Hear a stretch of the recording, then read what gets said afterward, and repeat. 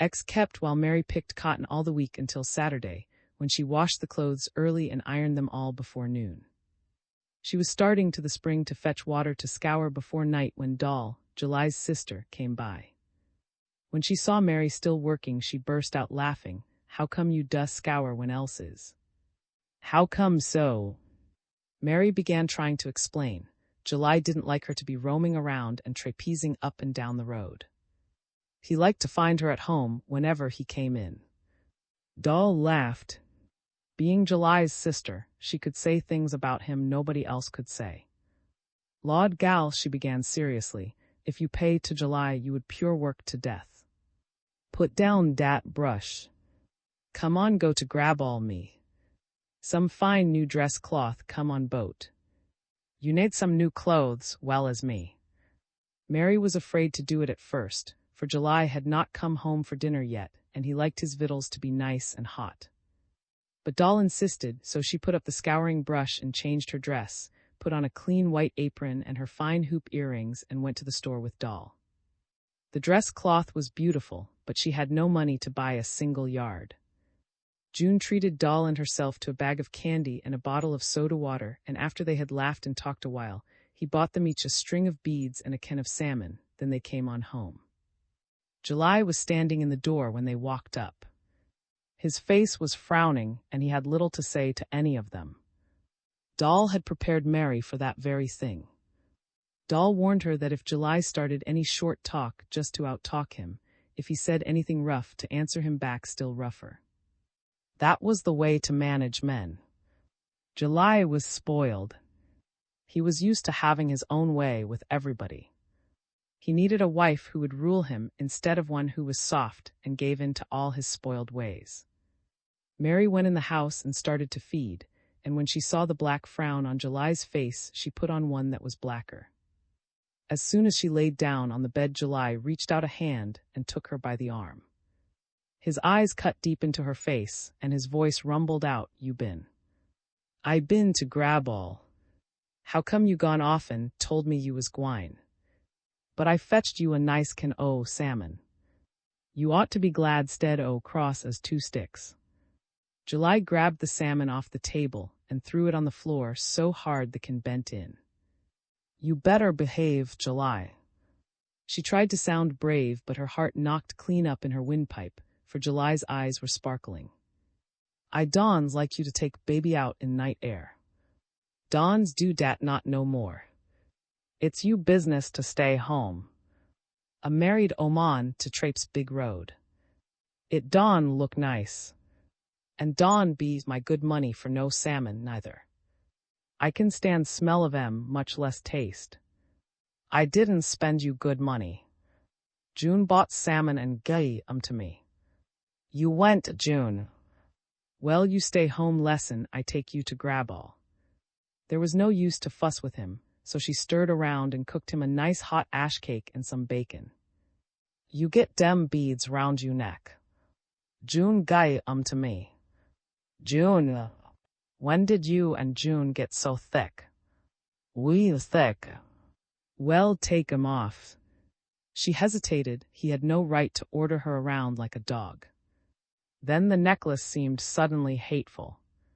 She unhooked it and started to throw it into the fire, but July stopped her. "Go put 'em in trunk and keep 'em in trunk lesson, I tell you to take 'em out." "Is you hear me?" If July would only have sat still long enough for her to talk to him, she could have made up with him, but as soon as he ate, he got his hat and left the house. Later on, when he came in and went to bed, she tried to talk, but he pretended he was asleep. Sunday morning he seemed more like himself, and then she tried to tell him she was still young and liked to go somewhere now and then, to meeting or to a supper or to grab all just for a little pleasure. He ought to be glad for her to go. As soon as she began to talk, he shut up as tight as a clam, and in a little while he got his hat and left. When night fell, Doll came by on her way to meeting, and Mary wrapped the baby up and went with her. She was not spying on July, for he had disappeared down the street going toward Cinder's house while she went in the other direction. No harm was in that. But when he came in late that night, with his eyes all hot and bloodshot, he ground his teeth together and asked, "Didn't I told you to stay home tonight?" She made herself stand up straight and look him in the eyes. "Here, July. No man can boss me around this way and work me to death." She spoke out boldly and tried to jerk herself loose from his grasp. "Ya da backjaw me." He pressed her. "Tell me dat." His head was bent so close his eyes were near to her face. "Show I'll backjaw you much as I please. Who is you to be so big anyhow?" The words were hardly off her lips when he gave her face a slap that laid her flat on the floor. She jumped up like a cat and hit him back, but she might as well have used her fist on iron. July's sinews were too tough to feel her blow. She reached up and tried to scratch his face, but he held her up off the floor with one hand, and with the other he laid licks on her that knocked the breath out of her and blistered her skin. She didn't know a man's hand could fall so heavy. Lord, those were awful licks. She saw stars and she couldn't suck in enough breath to yell for help. She had to think fast, for vexed as July was, he might kill her. Her body was stunned, but her wits were strangely sharpened. She lay flat on the floor without moving, and when she saw him looking down to see if she really was hurt very much, she began to cry. Not a loud grown woman's crying, but a poor little pitiful whining like a young baby too sick to live much longer. "Get up off dat floor, Mayi," July shouted, and she pretended to do her best, then fell back down like something hamstrung, crying weakly all the time. "What matter ails you?" He stormed. "My back broke," she whispered. "Broke in two, you done killed me, July." He jerked her up roughly and tried to make her stand on her feet, but her bones melted and fear shook her like a palsy. "Stand up. May. He tried to compel her, but she fell up against him, and with her arms around his neck, she sobbed against his breast. She could feel the blood beating in his heart and his breath was heaving hard, but his big arms went softly around her and he picked her up and carried her to the shed room and laid her on the bed. She shut her eyes and held her breath so July would think she had gone off in a trance. "May. Gal." He called her and felt for the pulse in her wrist. She waited a little before she answered feebly, "Is you call me, July," and put a blind hand out to feel for him. "My eyes is gone blind, July. Can see a bit. You done ruined me good. Great God, gals. I didn't mean to hurt you so bad. Me go for auntie." But she begged him not to leave her. She wanted him to stay by her. And he did, pleading with her to forgive him, promising her he would never do such a thing again. He was worried and fretted, so he forgot himself. After she was quiet and ready to sleep, he sat by the fire a long time, staring at it and studying.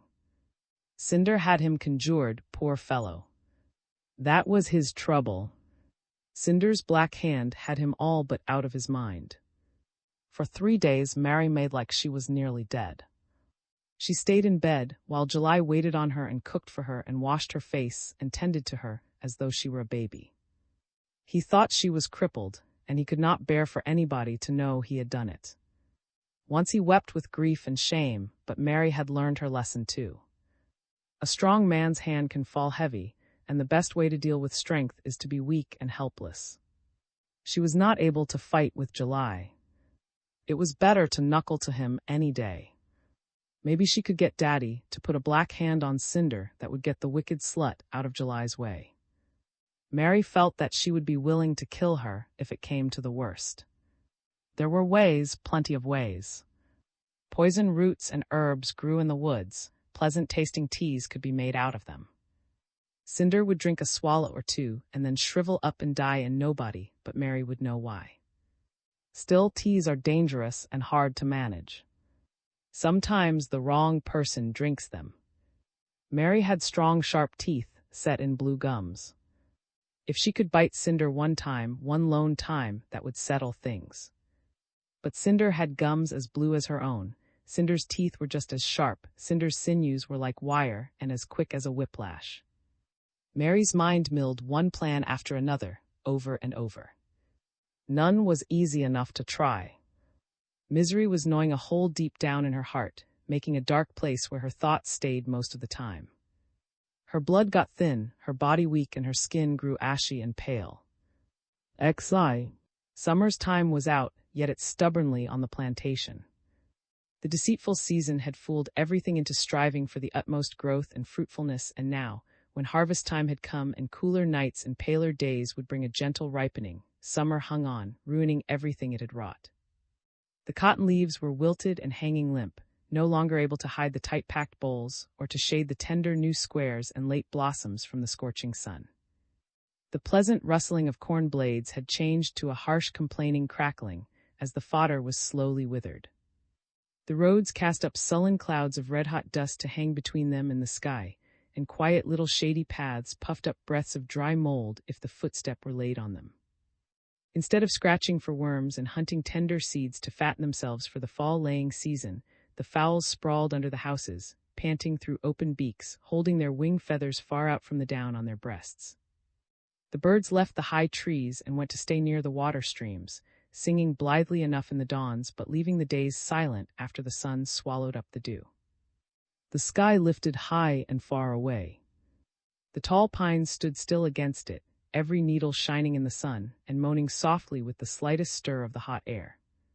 The old oaks shielding the cabin's roofs from the burning sun must have sunk their roots deep in the ground to reach moisture, for their leaves stayed glossy and green, and the long moss hanging from their branches kept its fresh grayness. The people in the quarters gave up sleeping in beds and spread quilts on the floors beside open doors and windows.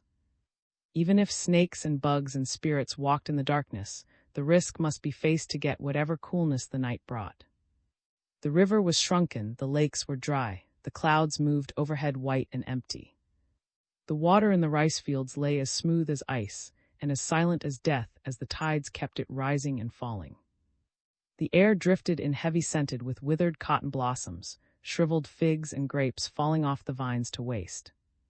Mary was unhappy, restless, disturbed, uncertain what to do.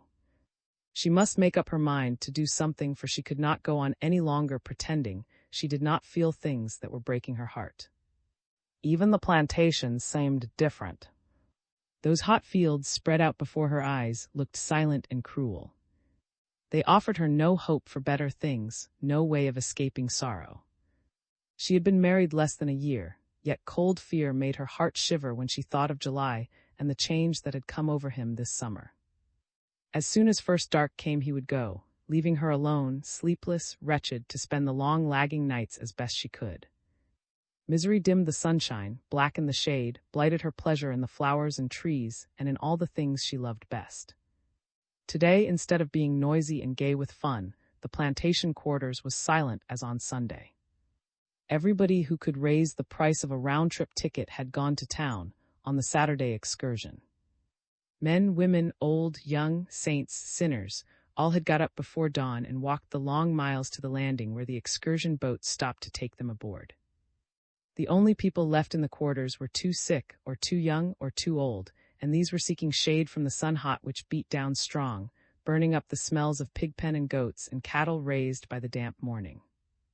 Mary sat alone by her cabin window, looking out across the fields where the cotton, only half gathered, hung dripping from the bolls. The long red road, bordered with tall blooming weeds and seeded grass heads, was empty.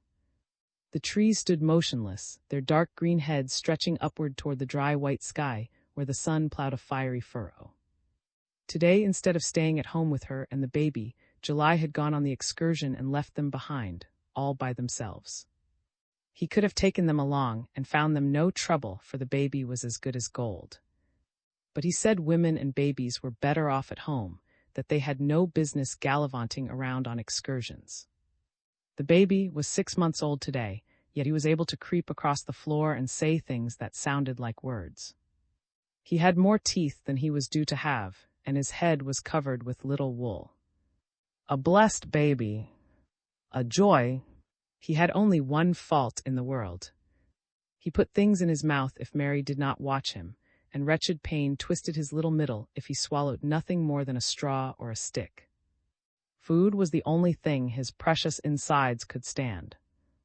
Thank God food agreed with him. Any kind of food. She had trained him from the very start to eat some of everything she ate. She took him right in her lap when she sat down with her victuals, and held his mouth close to her pan. When she took a big bite, she gave him a tiny taste. When she ate collard greens, he had a sip of the pot liquor. When she ate peas and rice, he had a spoonful of the good blue gravy. When she all but bit her fingers over catfish stew, he smacked his baby lips over a thread of the tender white meat, or sucked at a knot of the salt bacon. He never had colic from her breast milk or her food, for his insides were taught and trained to deal with strong things, with good full-flavored man rations. Had warned her at the very beginning of his life not to coddle and weaken him with sugar rags and sweetened water and hot milk tea, but to make him a real man and raise him hard, strong, tough, so he could grow up able and hot with life. When he first began crawling and went near the doorstep, she did not say a word, but let him fall down the steps and bump his head hard.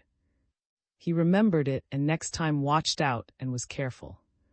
The first time he crawled near the hearth where the old fire burned day and night, sometimes slowly with a dull blue light, sometimes fast and bright, she left him alone and let him burn his hand.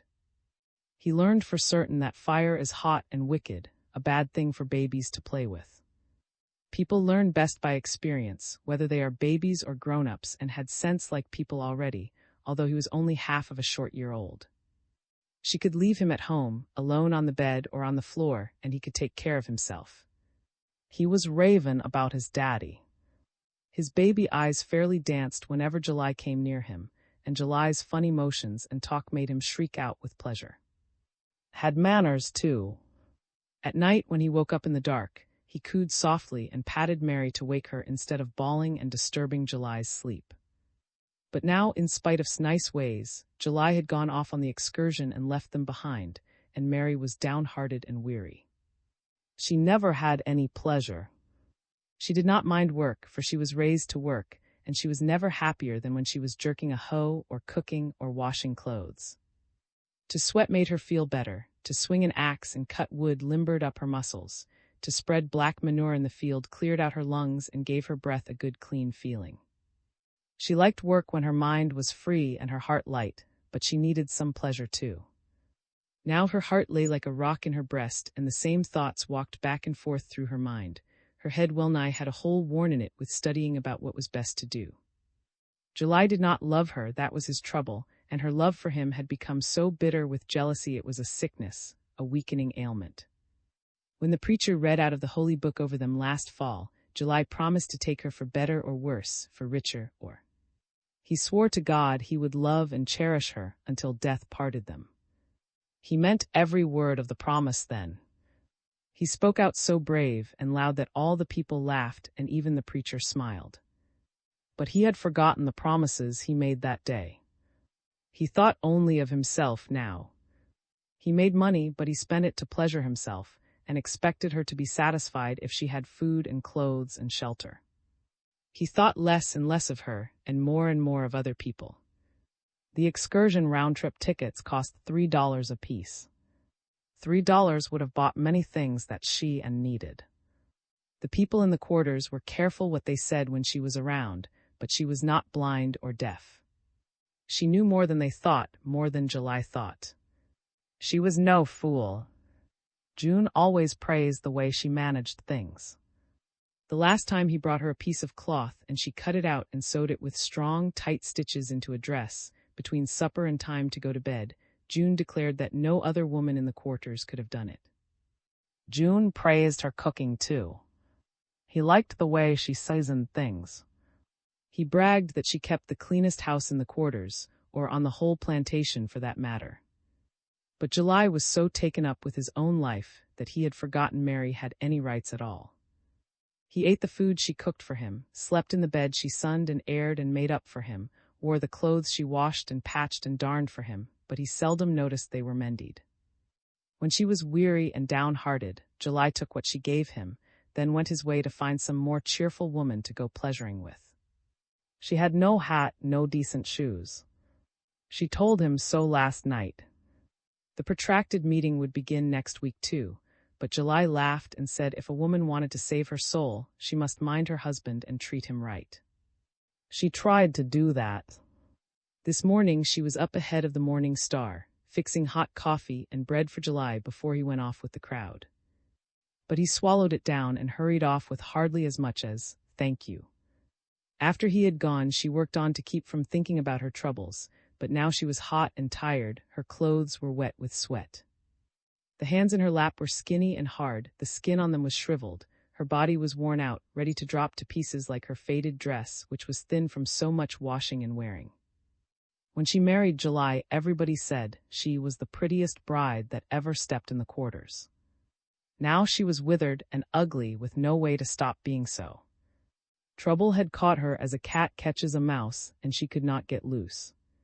She would as soon be dead as not, except for Baby, who could not be left alone in the world, for July would never bother with him. July, who was on his way to town now, laughing, talking, singing gay songs, eating bananas, drinking bottled soda water, having pleasure in the cool breeze on the river, while she was here, lonesome and downhearted and weary enough to die in this old empty tumble-down home, where every noise sounded hollow and strange. May Satan wring Cinder's stringy neck and break her back in two before he drops her into his bottomless pit. July would have stayed at home and been a good husband if Cinder had never come back to the plantation. Mary heard a hen's anxious clucking and baby chickens crying, then's voice asked softly, "Honey, is you?" She sat up quickly.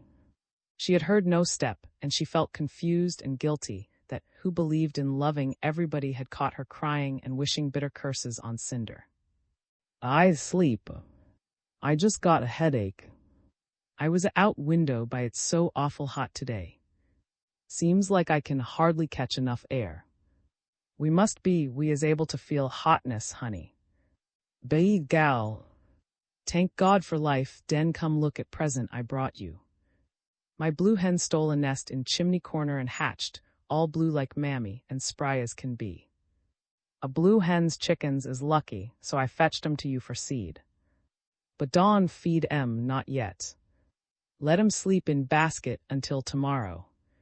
Put them down in a dark corner of the room and carefully covered them up. Then she sat down, took her pipe out of her apron pocket, and filled its small bowl with plug-cut tobacco. "Get a coal, daughter, and light my pipe.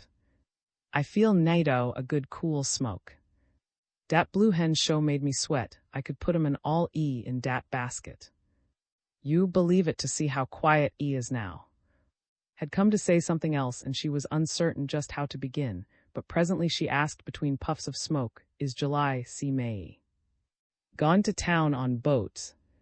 "On, is Cinder gone, I don't know, auntie." Smoked in silence, then she took her pipe out of her mouth and pressed the burning tobacco down.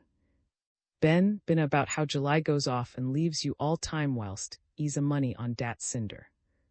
His eyes sent sidelong looks at Mary to see how these words were being taken. Mary hung her head at first, ashamed that they were so, and she could not deny a single word. "Ben talked it all over last night, and we done agree dat you don need to stay here July lesson you want to. You got a home right yonder me and, same as you had preacher ever read out book over you in July and made man and wife. If you want to come home, den you come. Me and will divide last crust o' bread we got you in, long as we live. You don have to stand mistreatment a day you want to. Not a day. You just say word, and we will help you move all you things right now." Mary's heart thumped with hollow, sickening licks. "Thank you kindly, auntie, but I can leave July.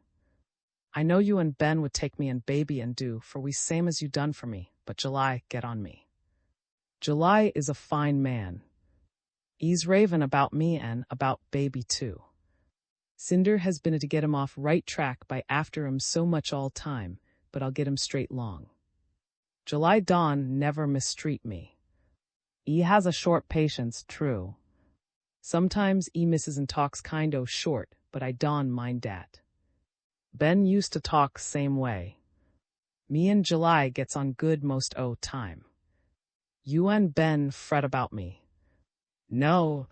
Once she had started defending her husband, Mary's words flowed on and on.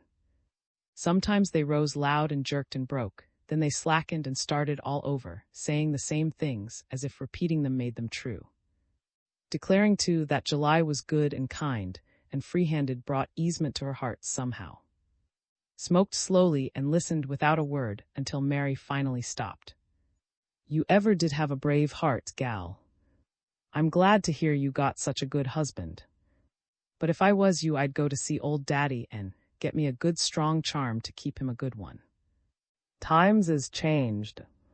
Women are like used to be. When I was young, a married man was a married man, and nobody didn't bother him. But days it don't matter if a man is married or single, women's dawn let 'em rest. No, God knows what world is a two." She sighed deep to think of how slack the ways of the women were. "You take my advice and go see Daddy, and get him to fix you a charm to keep July home. Daddy is a wise man. He knows black magic as well as white. He could gie you a charm so strong July never could leave you no more. Not long as he lives. Daddy's wise." Mary sat thinking, listening while told of the many ways in which Daddy had helped her. Once she had a pot that would not boil, and she took the contrary thing to Daddy. He gave it a good frailing with a stout hickory stick, and the pot had been the quickest one on her hearth to boil ever since. Once, when Ben's axe refused to cut straight, Daddy taught it to behave itself right. Everything gets out of order and gives trouble sometimes. Men and women and pots and pans and axes, everything needs to be ruled. The river flowed quietly and kindly now, but sometimes it got mean too, and overflowed and drowned out the crops and swallowed up men and their boats. Instead of giving rain to water the earth, the clouds held every drop so tight, not one can leak out. Sometimes they get cross and send down hail that breaks everything, and lightning to strike trees and houses and kill men and beasts. In the old days, all the people trusted to magic to rule the river and clouds and seasons as well as their tools and each other, but times have changed. Only Daddy, of all the old people left, knew any of the old secret ways. But he knew them well. He could fix July too. Mary admitted she had thought of going to Daddy, but she wondered if he could help her now since Cinder had him conjured. Declared that every ailment on earth has its cure, and sometimes the simplest things, such as river mud or the scale of a fish or the eye of a snake or the skin of a frog, even a hair or a toenail can work wonders. Daddy had always been kind to the most useless things and befriended them. In return, they worked for him. They told him where lost things were, what the past was, what things were to come. They trusted him and taught him all their own wisdom. He could fix Mary something that would not only keep July safe from Cinder and all other women, but would bind him to her forever. It would pay her to go and see the old man and tell him about her troubles. If she had stayed a good Christian girl, as she started out to be, then God might have listened to her prayers. But she sinned. She was a fallen member. She would have to depend on magic now, the only power that will work as well for a sinner as it does for a Christian. When Daddy did give her a charm, she must be mighty careful with it. Charms are strong things. Sometimes they miss and start up troubles of their own that are worse than the ones they are meant to cure. Daddy made a bad mistake one time himself when he fixed some kind of a root medicine to help his shortness of breath. Lord, that was a funny thing. Laughed so she could hardly tell how the old man came to her house late in the night one cold night last winter and tapped softly on the door. She jumped up quickly, for she thought some poor sick somebody had sent for her. But there stood old Daddy, shivering with cold but with his eyes hot and shining. He began whispering to her, so easy she could hardly make out what he said. He wanted to come in and spend the night with her. Think of that. Poor Daddy, already so old he could hardly walk, and all upset by a root tea he had made for himself. He almost cried when she told him to go on back home and sleep his misery off. Poor Daddy. He swore he had not thought on a woman for 20 years, but that root medicine he took for his shortness of breath was so awful strong. One dose had made him too restless to stay home. He had come all this way to ask her to do him a favor. She told the joke on him the next day, but Daddy did not seem to mind. Some men would have got vexed, but not Daddy. He laughed about it himself and said he thought he would have to get himself a wife. He was getting so young and spry. Didn't apple trees bloom in the fall sometimes? And didn't the book tell about an old woman named Sarah who bloomed in her old age? Maybe such things were not so uncommon after all. Charms and roots and teas are dangerous things if people don't use them exactly right. Mary would have to be careful when she got a charm, or it might do herself harm too. Mary's heart was so heavy she could hardly get up to go. If Cinder had July conjured, what good could any charm do? Sadness filled the world. The sunlight was pale. The trees sighed as the soft wind fluttered their leaves and stirred the hot grass blades. A rabbit peeped out from a briar patch with his scared eyes staring and his nostrils twitching. He must not cross the road in front of her now. Mary clapped her hands and shouted, "Get back," as loud as she could. Everything was against her.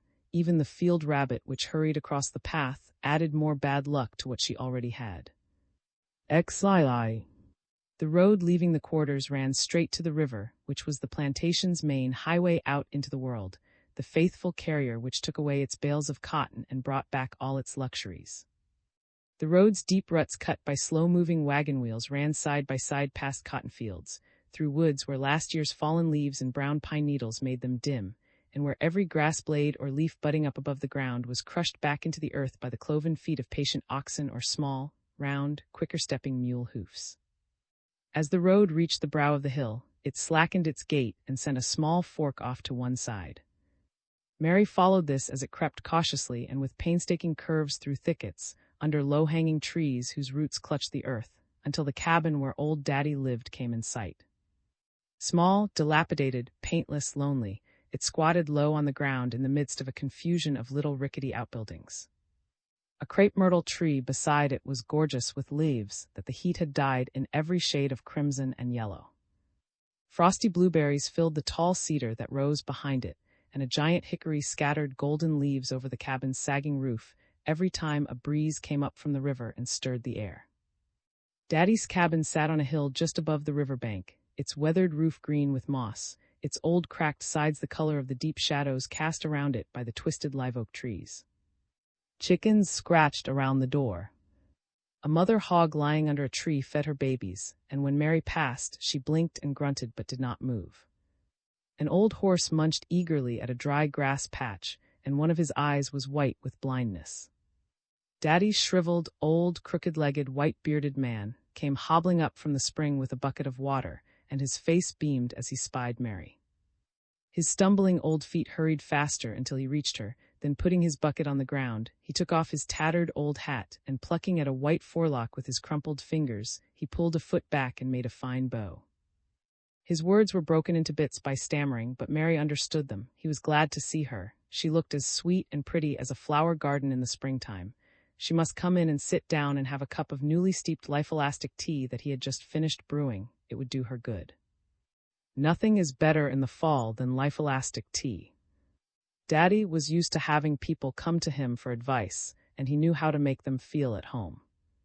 Mary had never been here before, but when she was a child, whenever she saw the old, white-haired, bent man passing the house, or in the woods digging roots, she always ran from him, and he would stop and laugh and shake his fist and cackle out, "You better run. If I catch you, I'll conjure you." And he looked so strange, with his black eyes shining under thick, white, bushy brows, she believed he would. His cabin's 2 rooms ran the length of the house with a low board wall between them, one for Daddy to sleep in and the other for him to work in. Mary sat down by the fireplace, whose hearth was filled with steaming pots. Strange smells rose. Medicine, charms, love, and hate potions all mixed their breaths together as they brewed side by side on the red coals. "Sight o' you face makes my eyeballs feel pure rich," Daddy greeted Mary. He poured her the drink, then he rubbed his knotted hands together and with a kind smile asked, "What you want, daughter?" There was no use to hesitate. She might as well talk right out. "I want a charm for July, Daddy. July's got a side gal." Daddy looked grave. "How long's you been married, honey?" "Me and him been married a year yet." "Who is side gal, daughter?" "Cinder." At this answer, he puckered up his lips and puffed out his cheeks.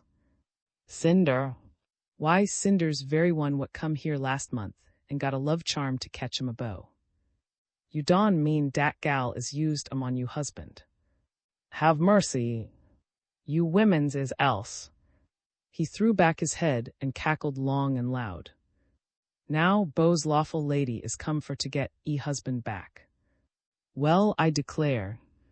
I got to make a charm to fight a charm. Black hand is got to squeeze black hand. Dat no easy ting, gal.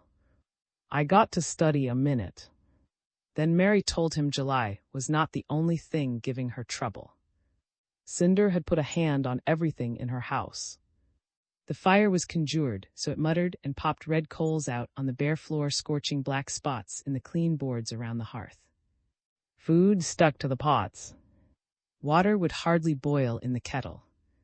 Wind flew down the chimney in hard gusts, driving smoke into the room and fanning up the ashes, scattering them in the victuals. Her baby was in mortal danger too, for he cried out in his sleep, frightened by evil things he saw in his dreams. I'd like to kill Cinder, Daddy kill 'em dead. If you'll gay me, I'll feed it to him till he is stone dead. Daddy shook his head kindly. No, honey, you wrong. To be trusted. Sometimes it works backwards as well as forwards. You might be one to dead. Good for you, neither. It'll you breast milk and make you baby sick. It's better to go easy conjure. You must stop and scared. Keep you belly full o' victuals, make you mouth smile, laugh and be merry if you can. Don never let people see you downhearted or a you head and sorrowful. Dat away. No.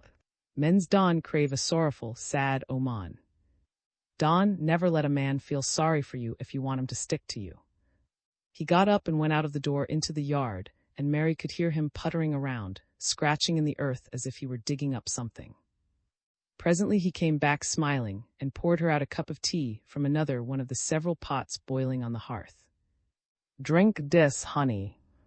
It'll do you all good whilst I fix you to try. If July conjured too bad already, one never get o spell will work on em. I never seen no man get loose from a oman what wears dis. It's powerfulest one I knows. Daddy took a needle and stuck the little finger on her right hand and took a drop of her blood on a wisp of cotton. You right hand is strong hand, honey, he said. It's hand what catches and holds. Then he took a bit of skin from her left heel. Dis is foot what walks fastest, honey. A bit of toenail from a toe on her left foot was added to one hair plucked from her left armpit as near to her heart as she could get it.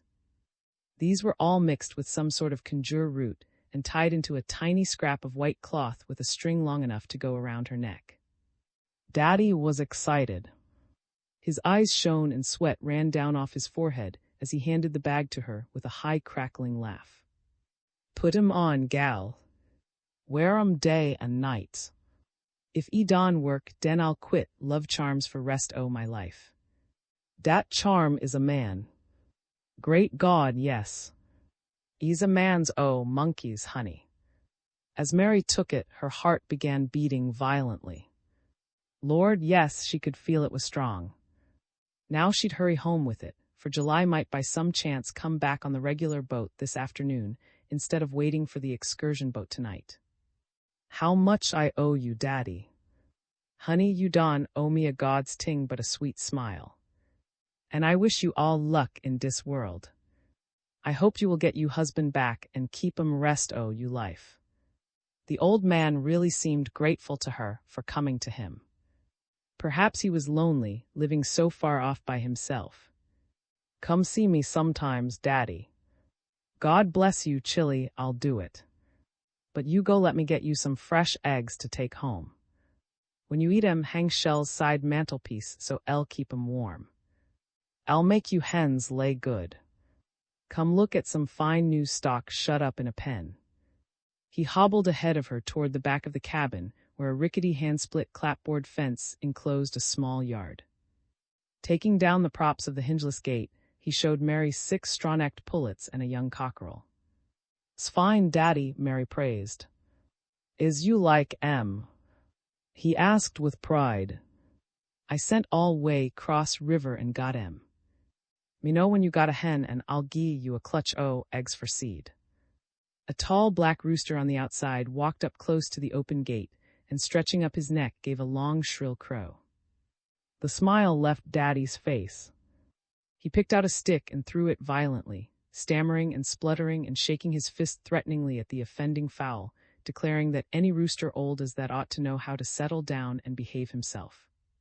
He had 10 grown hens running loose outside with him in the open yard, all he could say grace over to save his life. Yet instead of attending to his own business and helping those hens scratch and find worms for themselves and for the children they had for him, there he was, running up and down by that fence, peeping through the cracks at those pullets, calling them and making a big to-do, telling them to come see what a fine thing he had found for them to eat, talking all kinds of sweet-mouthed talk to them, until the fools had their combs all bloody from reaching their heads through the fence. They believed every word the scoundrel said. They had no sense at all. The rooster stood eyeing Daddy from a safe distance. When he flopped his wings and stretched his neck and gave a bold crow, Daddy laughed. I hear you, son. I hear how you sass me.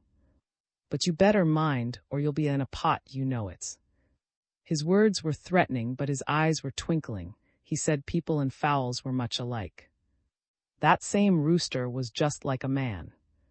A man may have the finest wife in the world, but just let a strange woman come around and smile at him a little, and he turns to a fool right away. He will start lying and doing everything he can to fool the strange woman into loving him, but as soon as she does, he will leave her and go trying to find some other new woman to fool. It is a hard thing to keep a man satisfied. A hard thing.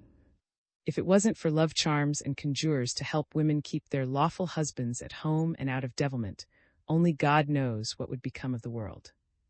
Is you husband today, daughter? Mary shook her head. July was gone on the excursion, and Cinder was with him. Daddy turned away and gazed at the rice fields that lay sunlit and still under a circle of soft blue sky. Po gal, I'm too sorry to see you But remember dis, as much good fish is in river as ever was caught out. July onlyest man in world. No, God made plenty just as good as him. Just as good. Dawn forget dats. A wild plum thicket full of reddening leaves stood close at the old man's elbow, and when he put out a hand to pat Mary's shoulder and emphasize what he was telling her, one of the slim, thorny switches reached out and caught his sleeve. He jerked quickly away from it. What you mean by picking at me? He asked it gruffly. I know what I'm a-tellin' dis gal. Then he snapped the branch off with his short, knotted fingers and twisted it between them until all its red leaves were gone, and its sharp thorns were left stark naked. I'm a-tellin' you what God loves, daughter, truth, pure truth. God made plenty o' men besides July. If dat charm Dawn fetch you husband back to you, you use it on somebody else. But I Dawn want nobody else, Daddy. Not nobody but July. Then Daddy cackled out merrily again, you's young, honey. You got much sense, but you'll learn better.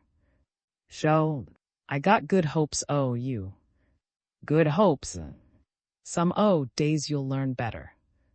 Daddy laughed, then wiped the tears out of his eyes. You can to nobody, honey, and nobody can to you. But, dat reason cry. You breath come and go mighty sweet when free, but you strive hold em. Den bitter. Xii. Saturday passed, then Sunday. All the excursion people were back home, except July and Cinder, and nobody knew what had become of them, or where they had gone. Mary was so miserable she scarcely knew what to do.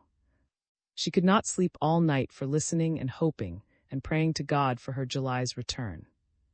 Maybe he got left and would get a boat from somebody and managed to row home up the river.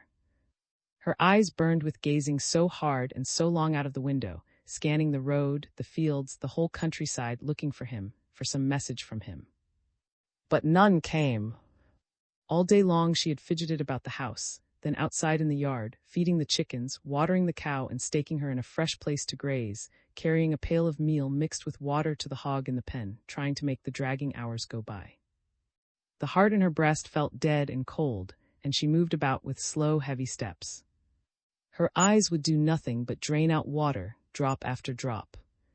Everybody else was stirring around talking about the trip to town yesterday, except herself and Ben, who sat out on the woodpile in the late afternoon sunshine, resting his chin in his hand, staring at the ground, thinking and thinking.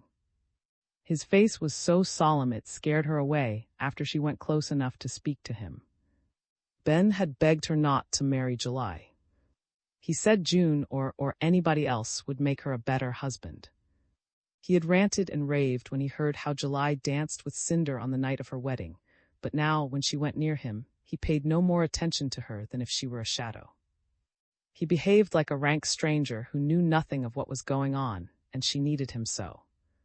He let her cut her own wood, not offering her as much as a splinter. But he knew. He could not fool her about that. He knew that July had gone off with Cinder and left her and all by themselves. The fire on the hearth had almost gone out, the room was dim, and she must get some wood to last for the night. Putting her apron over her head, she hurried across the yard to the woodpile. She called him low, "Please, cut me a wood for my fire. I got a stick yonder home." She turned her head away to hide the tears that gushed out of her eyes. "Is July?" He growled furiously. "God knows. July went off yesterday on excursion and never come home, not till yet." Grief melted all her pride and she sobbed out loud. "Is gwine to fetch 'em back?" He asked presently in a gruff tone. "I told you to leave dat no-count rascal alone. You listen at nobody. Not nobody's. You's made a hard bed for, now you got to lie in it." With each word he waxed crosser. She pleaded meekly, "Please, don't holler at me now. You and auntie and baby is all I got left in world. You would have you way. Now you want to be sorry you. You ought to be shame. I like a baby, stead glad to be dat low-lived scoundrel. What did you want anyhow? Didn't I disgrace you, married you? Tell me dat." He paused for Mary's answer, but she had become wordless. Her one thought was to get home before she fell dead of misery there on the woodpile, for the merciless words went clean through her heart, cutting off her breath, her strength, her courage, all her hope. The great crimson sun dropped behind the trees, black shadows came out from under the houses and stayed. Night was falling, red firelight twinkled out through the open doors and windows of the cabins up and down the street, but Mary's house was almost dark. She sat alone by the hearth where only a few embers glowed, bewildered, filled with unspeakable loneliness and grief. Was off with some sick person, slept, and she had no friend left to comfort her. A few people had come by to speak to her this morning, but she knew they had come to see how she took July's going, and she didn't encourage them to stay and talk. If she had the heart, she would go away and leave everything, everybody. She could find work of some kind in the town, and yet this was home. She had known no other place in her life. The very earth here was a part of herself, and it held her so fast she could never leave it, no matter what came. She must stay and face everything the best she could, as well as her misery would let her. The old cowbell began ringing for meeting time. Voices and footsteps passed her door. A sudden stumbling on the steps startled her. "Ben, is dat you?" she cried, fear jerking the words out of her mouth. "I cut you some nice wood, see May come, fetch it and do has it wet." He spoke gently, kindly, as if he had never said a harsh word to her in his life. "I'm so glad to see you, I'm lonesome, I'm most dead." She was not angry with him, for deep in her heart she knew was her faithful friend. Puffing and groaning with the effort to mount the steps, came inside. Sobs choked Mary, and her brain whirled dizzily. "Go get wood, gal. Me mend you fire.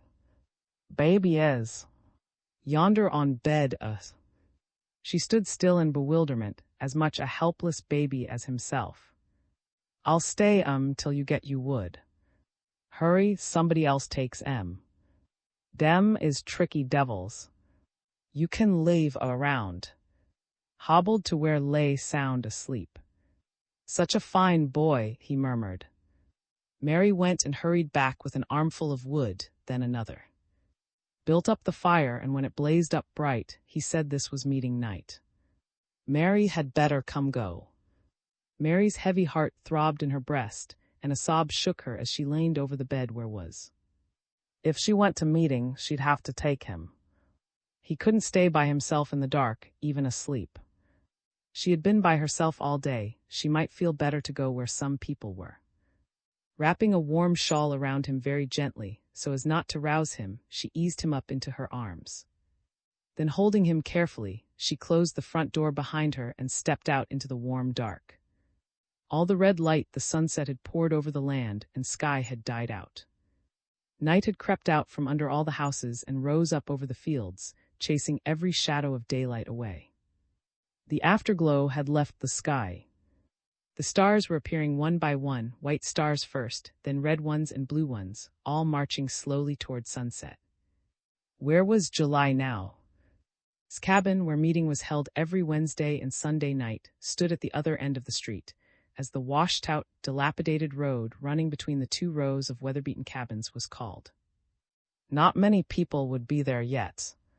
Only the old people, the good, earnest Christians, cared to be on time for the beginning of the prayer meeting. The young and the sinful preferred to linger on the doorsteps, chatting, laughing, smoking, talking over the pleasures of yesterday's excursion to town. As Mary passed them, she called out as cheerfully and pleasantly as she could, "How do?" But she knew that her lively tone fooled nobody. The answers came back at once, clear, warm, but pitying. "I well see May, how you?" With an undercurrent of murmurs, "Poor child. He's right now. July ought not to do him so. No, July is a heavy case." Then the kindly voices fell back into talk about the excursion to town. The same talk had run steadily through the whole day. That excursion yesterday was the best excursion ever run. The most orderly. Not a soul had been shot. Nobody got cut with a razor. The one man bent on starting a row got pushed clean off the boat. A good thing, too. Lord Town had a fine restaurant. The fish there tasted too good. A pity all the day had to be spent going and coming. Still, it was sweet riding. Yes, Lord. Such a pity July stayed in town with that black devil of a Cinder. But if he had come back, there would have been trouble. July always started a row or quarrel. A shower of hushes fell, for Mary was not yet out of hearing, and nobody would hurt her.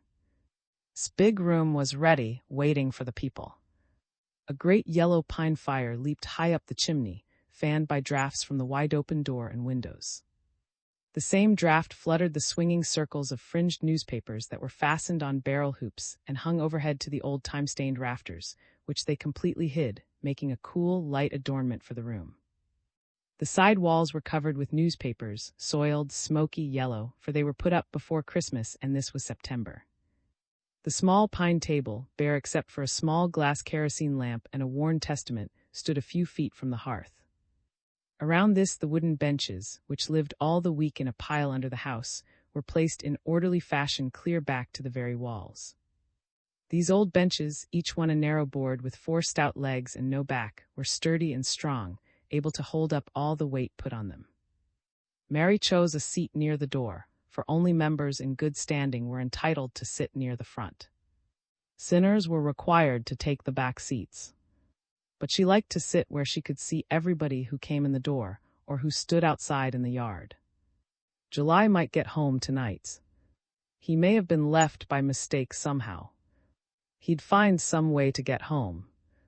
Cinder could not fool him off and make him forget all about her, and never. He knew Cinder and her tricky ways too well for that. Some of the old sisters sitting near the lamp and the Bible opened their eyes from praying and peered at Mary when she tipped in. "Good," they all said with a bow. "Good," she answered softly. Looked up again and cleared her throat. "How come you is so far back, honey? You could come up nigher to table. Could sit on front bench." Mary thought hard for an answer.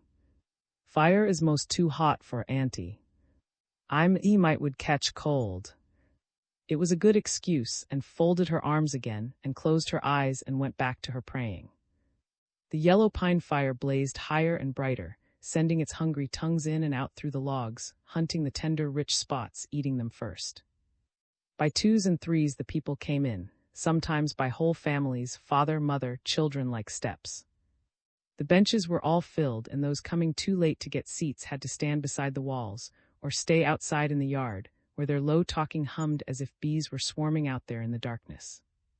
The firelight beamed on the women's Sunday hats and dresses, on the men's close-clipped heads, but the yellow lamplight stayed on the table, for its work was to show Brer D, the leader, how to read the fine print in the Testament, and to help him line out the hymns for the people to sing, 2 lines at a time.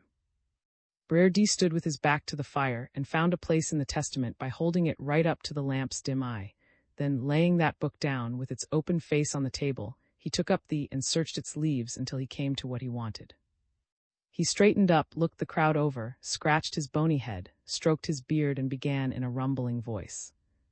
"Listen, whilst I line out hymn for all we to sing to praise, O God." A deep silence fell. Even the tiny babies in their mothers' arms, and the little children holding to grown people's knees, gazed at him with round eyes while he rolled out the musical words. "Guide me, O thou great Jehovah, pilgrim through this barren land." Brer D himself raised the tune, and all the people joined in singing to God, asking help of his mighty strength for their own weakness. As Mary sang, tears streamed out of her eyes and fell on the shawl around. She patted him softly, gently, while he slept peacefully through the great full-throated waves of sound. Where was her July now? Mary's heart ached bitterly. It lay heavy and slow-beating in her breast, weighing her whole body down. Brer D lined out the next 2 lines of the hymn. "I am weak, but thou art mighty, hold me with thy powerful hand." Mary sobbed as she sang. Sorrow had her weakened so her knees quivered with little weight. She who had been so strong a year ago, even a month ago, had become feeble and trembling in one short day and night of misery. God had forgotten her. Maybe he was vexed because she loved July too much. And to punish her, he had let Cinder take July away. He is a jealous God, with the power to give and take anything and everything. Said so, he could even take babies out of their mother's arms. This idea pierced her with a sharp pang, and her arms tightened on soft, yielding body, until he wriggled and squirmed and fretted out loud with discomfort. Mary patted him and rocked her body from side to side, putting him back to sleep.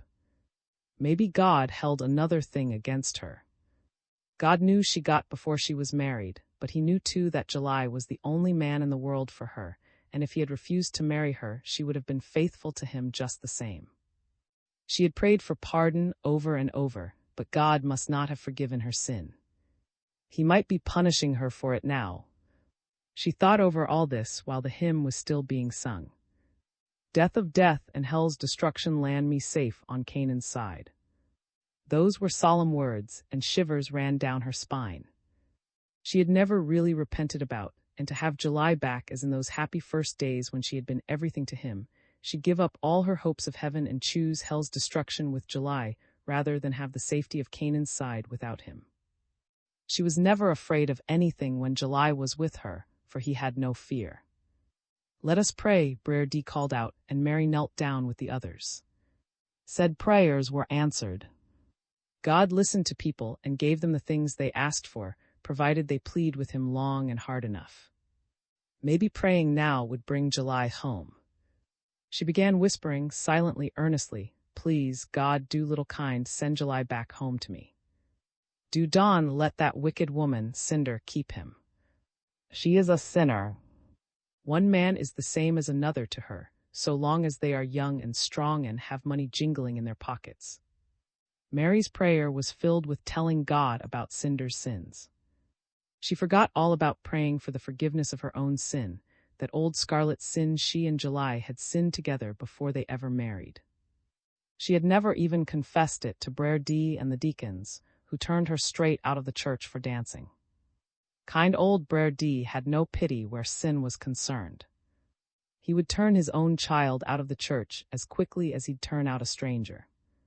He opened the worn Bible, and although the lamp was dim and smoky and blurred, and his eyes were not sharp and his lips stumbled badly over some of the long, hard words they tried to say, he still made enough of them plain to tell the story of Moses and Pharaoh, the wicked, powerful, heathen king who held the children of Israel in bondage.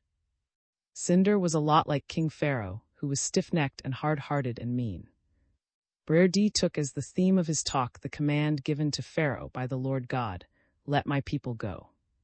He shouted as loud as he could, over and over the earnest, high-pitched, half-sung words, "Let my people go." The rhythm of the sentence, "Let my people go," shifted in Mary's ears into a call to Cinder away off in town, "Let my July go." A human voice could not go so far, but Brer D said the Holy Spirit was all-powerful. Time and distance were nothing to it, and it could reach to the ends of the earth. If that were true, the Holy Spirit might take her prayers right now, through the night, across all those miles of swamps and river and fields and forests clear to town to make Cinder let July go and to fetch him home too and her. Tears trickled down Mary's face as she tried to plead with God to send the Holy Spirit for July, but Brer D suddenly closed the book with a snap and called on the blacksmith to pray, since his own voice was too hoarse to say another word. The strain of trying to move sinful hearts to prayer and repentance had him spent and breathless, and the hot fire back of him had him wet with sweat.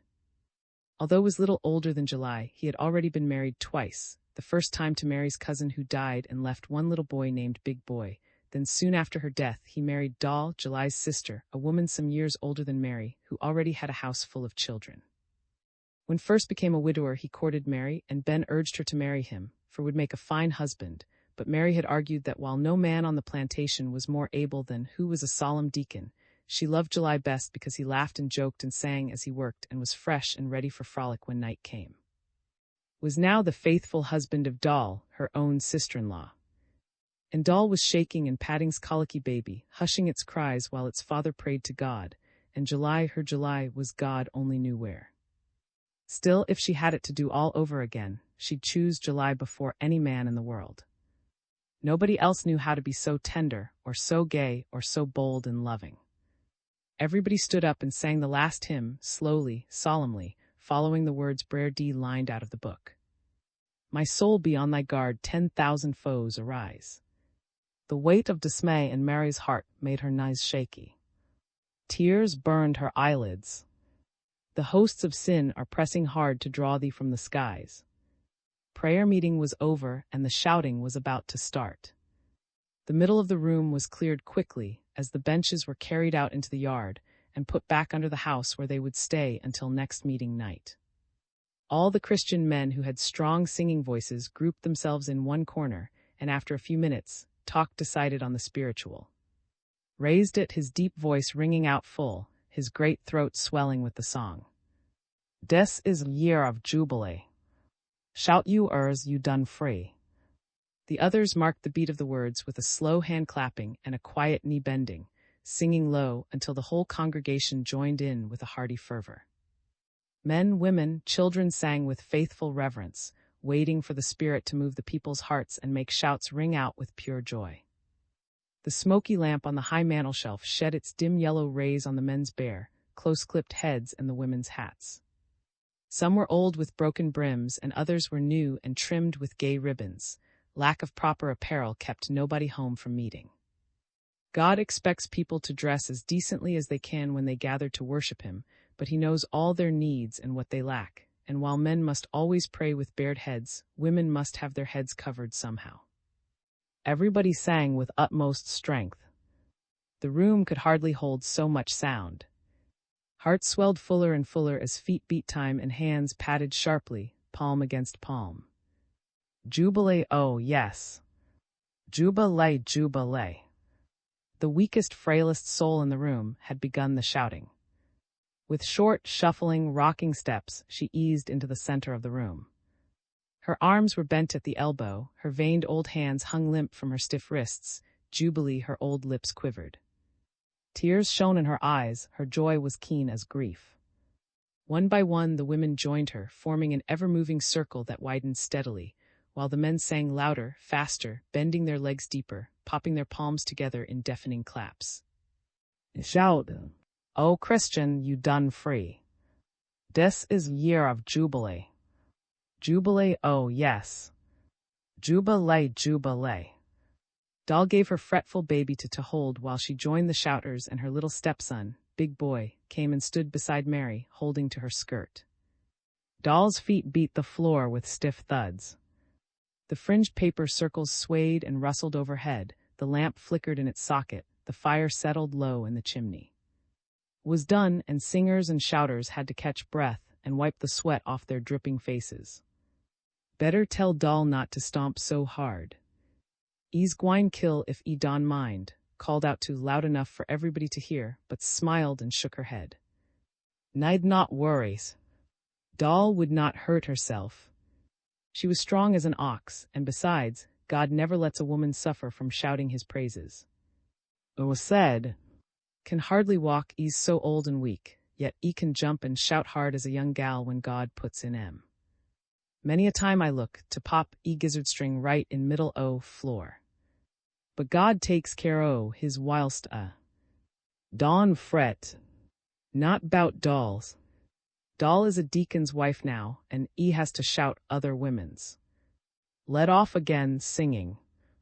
Wine and wine and wine, wine, wine, my lord. I'll sit in heaven 10,000 years a wine. Let me hold honey, and you go get in ring. I'll straighten out you back and make you feel a lot better. I'd be on floor myself if misery in my crippled knee would let go a minute. But it's got me hamstrung. I can hardly lift my right hand foot off ground." Mary shook her head no. She was too sad to rejoice. The low burning fire gave out less light than heat. His wet face shone, his eyes glowed, his whole body shook as his long arms, held now high, now low, hammered his hard palms together with terrible claps, beating time for the words of the spiritual which told about the joys of heaven, the fearsome horrors of hell. As his square jaws tightened, his strong white teeth bit the words into short cries which sprang out between his heavy lips. His heart was on fire, and its flame was spreading through the cabin. The women joined the singers, their high, thin, wailing notes shrill and fierce. "A wine." Children with bright, wide-open eyes stood closer to the walls so as not to be in the way and get their bare feet tramped on by the frenzied shouters. Hot breaths heaved in and out, painfully praising God, praying to him. "Glory to his name." "Amen. Praise him, sisters. Seek Jesus, sinners." "A wine." Hopped higher and higher, outshouting them all. Only Mary sat still, her eyes wandering now and then toward the door, looking, watching, hoping for July still. The happiness of the others drove her sad thoughts into a deeper gloom. She would have left the shouting, except that her own home was too lonely to bear. She sat listless, heedless of everything but her own dark thoughts, until the exhausted singers and the shouters stopped for good. XIV. Mating was over. The cabin was dim, the fire almost dead, the dim lamp sputtered out. Most of the crowd hurried out into the cool night. A few of them lingered outside around the doorstep, the men smoking, the women talking low. The street was full of happiness. Some of the people hummed snatches of hymn tunes as they walked home. Some of the sinners were whistling. A thin yellow moon had risen above the trees that rimmed the fields, and its light fell clear on the earth as Mary stepped carefully down the rickety steps out into the yard. Greeted her kindly, "You baby show is nice, see may I'll soon be too heavy for you to tote." "God sends strength every load," answered as she grunted and hobbled down the steps. "Wait, honey, wait on me. I want to walk a piece you. My leg will help to run some misery out my knee, den I can rest mo better tonight." Nothing but kindness of heart made her come along to keep Mary company. Her limping steps were uneven and slow as the two of them walked slowly down the street together. The road lay cool and white in the moonlight. A breeze sweet with honey from the September blossoms fanned Mary's face. A late courting mockingbird sang in a honeysuckle vine fit to split his throat. "Summer is over soon, winter is just round corner," called to him, but the bird sang more blithely than ever. Crickets chirred and chirred. Black moon shadows were dancing in Mary's yard, and their strange antics made her halt. She hated to step on moon shadows. "Honey, stop too. You get some clothes and come sleep to my house tonight. I satisfy you to stay home here all by." Mary shook her head and thanked the kind old soul. She had better stay home tonight. July might get a boat and paddle home up river. She'd hate for him not to find her at home and the house locked up. Caught in her breaths, she started to say something, then changed her mind. "Do like you think best, honey. Stay home if you want to. I'll come sleep here to be company for you." July wouldn't mind him, I know, as cripple as Poe is. "You feel so awful lonesome somebody to call on if you get in night." Mary said she had no extra bed, but declared that would not matter too. Mary could make him a pallet out of some quilts right down on the floor, and would sleep as sweet on them as he could on a feather bed. Would do anything for Mary, and the poor creature had little chance to do much outside of cutting wood. She waited until Mary had unlatched the door, and after laying on the bed, had blown the half-dead coals into a blaze for light. Then she called, "Good night, see May, God bless you," and limped away. Mary fixed the pallet and sat waiting on the doorstep for Ben. The night became still, the dark fields spread out in front were silent. Cabins far across them showed bright spots of firelight, where doors flung wide open to let out the heat matched, in size a great star shining toward sunset side. But they were dark red, while the star in the sky shone clear blue.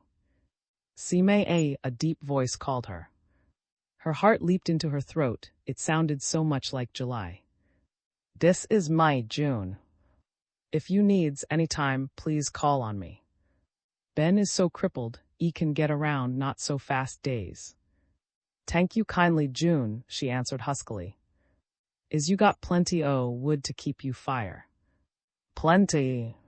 Ben cut 'em me." June was a sinner and he seldom went to meeting or church, but his heart was soft and kind. "Is I can do you?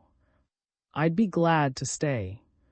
"No, Ben is gwine to stay me, but sit down till he comes." As he sat beside her, the narrow step creaked with his weight. He rested his arms on his knees, with his head hunched low between his big stooping shoulders. Mary couldn't talk, and they sat silent until June cleared his throat and shifted awkwardly. "I doubt if July is gwine to get away from Cinder any time soon, see May." Mary couldn't answer that, and presently he went on, "If I was you, I fret 'bout em. You don' have to need, you got plenty o' friends here to help you long."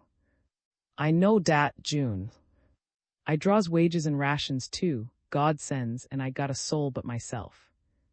I been given dem rations to Doll, but I'd sooner give 'em to you if you'll take 'em." "Thank you kindly, June." She wanted to cry, to tell June how her heart was pure sick. She wanted him to give her sympathy, but he was so steady, so clear-seeing she strove to be good-mannered. She slipped a hand through his big arm next to her and leaned her cheek against his shoulder, but June turned his face away and moved his body uneasily. The clear moonlight showed Ben coming down the street, half squatting as he walked, leaning on his stick. June got to his feet. "I'll be gwine now. Good night, June." "Thank you. You welcome, see May." She could feel the powerful muscles in his arms bulging as they both went gently around her. "Good night," he whispered. "Good night, June," she whispered back. When Ben was fixed for the night on his pallet of quilts, Mary went to bed, but she lay awake and sobbed softly so could not hear her, and the baby would not waken. Sleep did not come until long after the cock crowed for midnight, and it left with the first crowing for dawn. Got up early and had the fire burning, the kettle boiling, everything ready for Mary to cook breakfast. He moved softly, but when he took down the door bar to go, she called to him, "Stay, eat breakfast me. I'll cook 'em in no time." Her limbs were shaky, her hands trembled weakly, her feet were heavy weights, but she put on her garments as fast as she could. Then she mixed meal and cold water together, added boiling water and stirred it carefully and let it cook gently into smooth white mush, while fried slices of fat meat and made sweetened water with molasses. Then they sat down to eat. "Was happy?" He jumped and crowed and cooed, and tried to hurry Mary, who blew on each spoonful of food to cool it before she put it into his greedy little mouth. Stared at his pan of food or at the fire, saying almost nothing, and Mary didn't utter a word. She kept at the mush and milk, feeding, but eating almost nothing herself. Then Ben turned on her and put a big slice of meat on her pan, and in a gruff, ugly voice began scolding her. She must eat and not act like a foolish child. Already her cheeks were hollow and her skin ashy. What was July that she should grieve after him so? Nothing but a trifling low-down scoundrel, a worthless hound, yet she went on over his leaving, weeping in the night, hardly sleeping, not even wrapping her hair yesterday and it a Sunday, as if July were next to Jesus himself. She was a fool, a silly fool. She was lucky to be rid of him. His eyes snapped, his words crackled, but Mary made no answer. When had spoken gently to her last night, it made her cry. She could bear scolding better than pity and tenderness. Lighted his pipe and hobbled away, promising to come back tonight after supper. When he had gone, Mary scoured the pots and pans and straightened up the cabin, but every little while she went to the window and gazed toward the road that lead from the landing. Maybe July would come. The days dragged slowly by, their mild sunshine pale to Mary's eyes.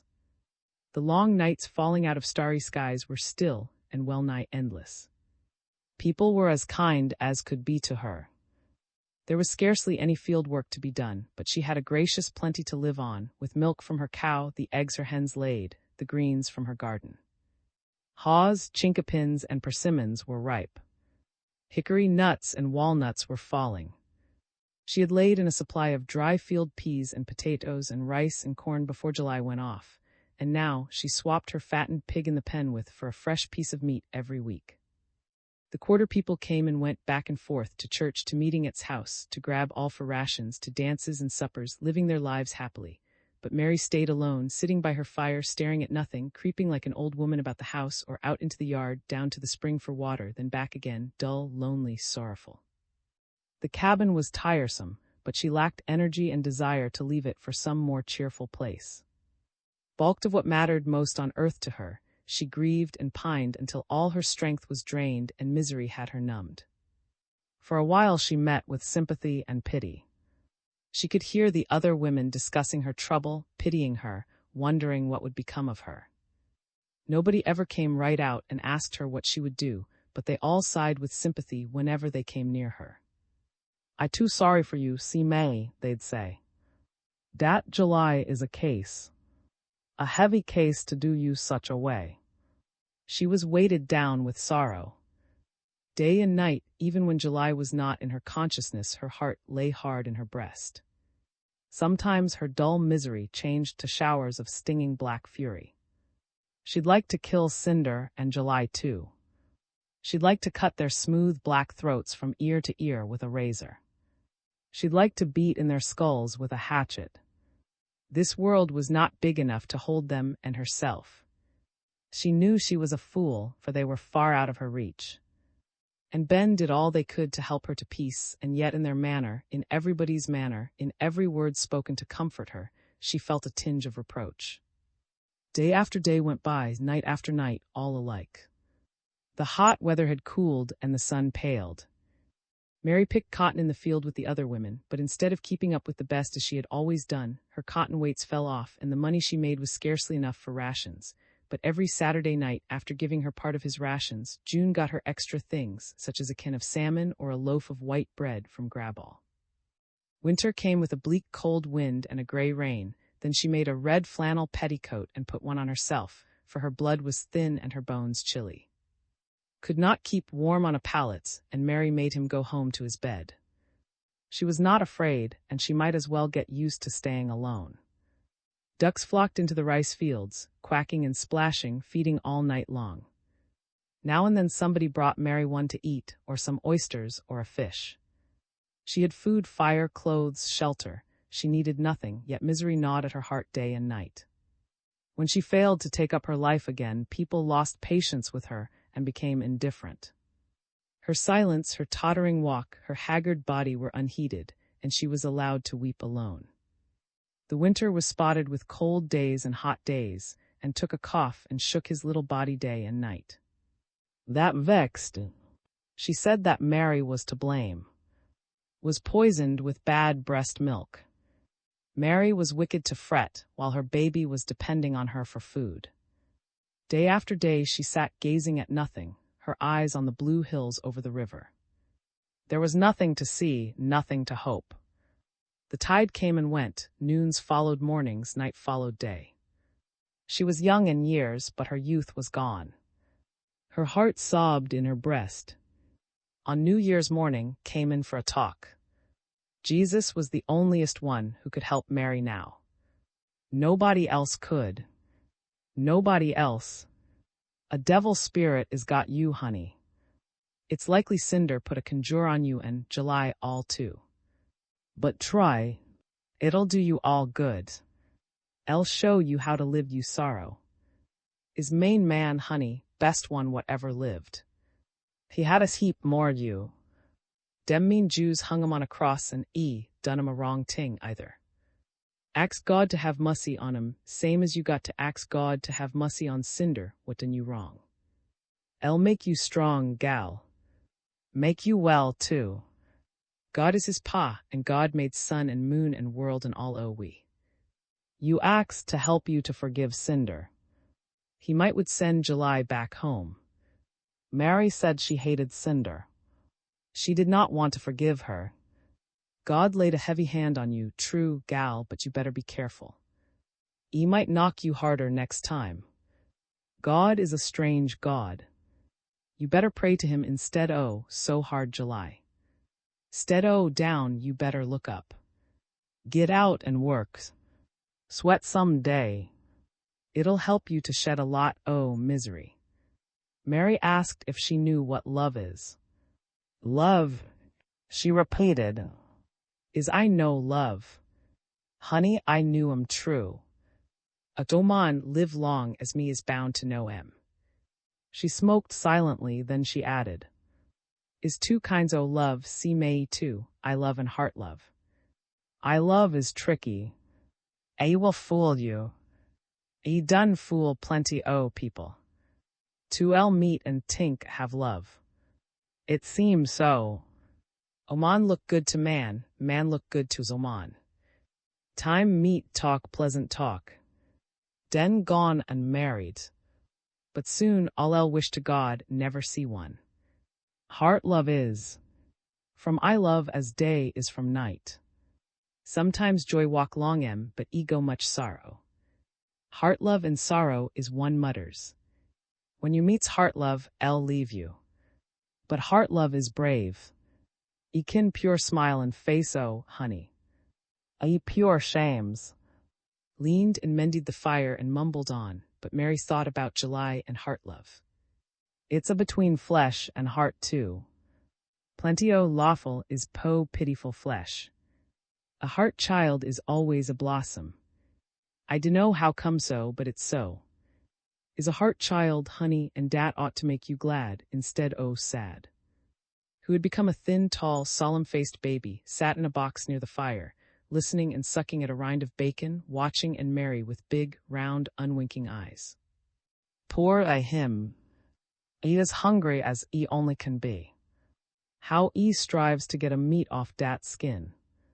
I declare to God, it pure hurts me to my heart to see how dat child is gone back.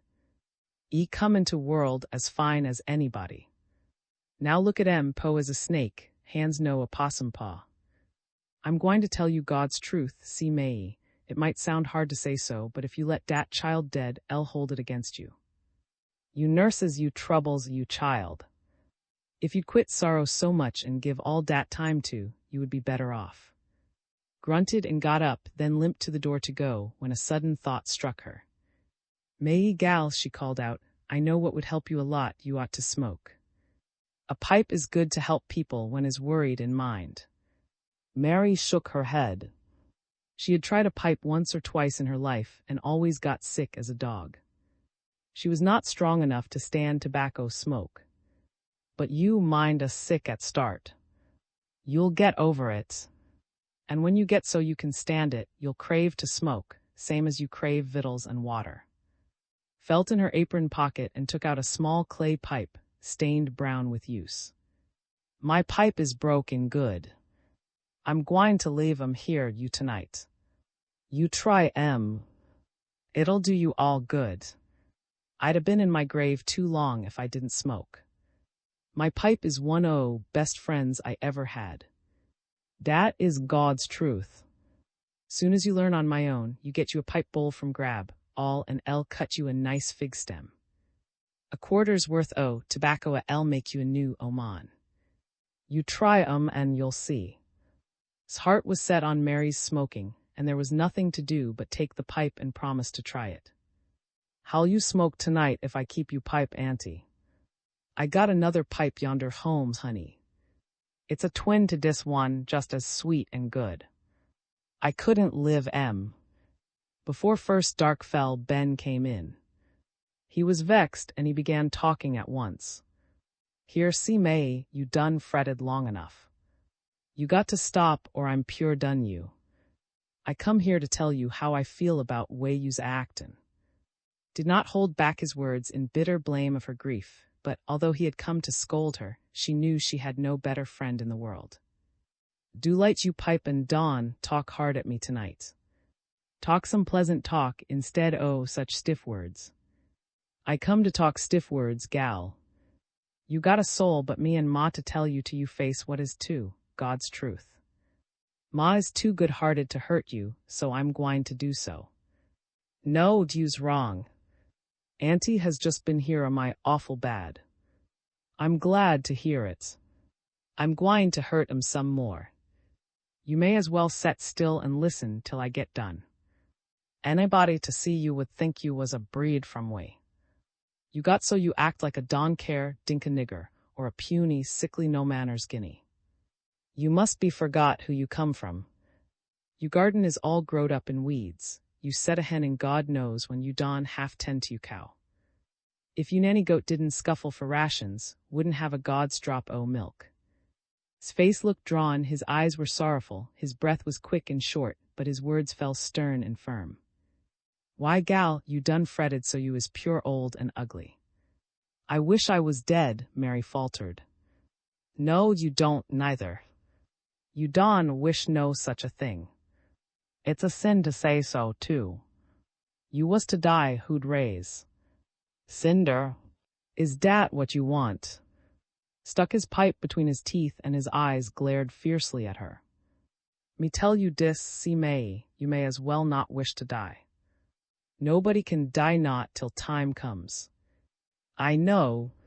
One time when I was so I couldn't stand to live no longer, I dressed up in my Sunday clothes and went away down yonder in dem thickest pine woods.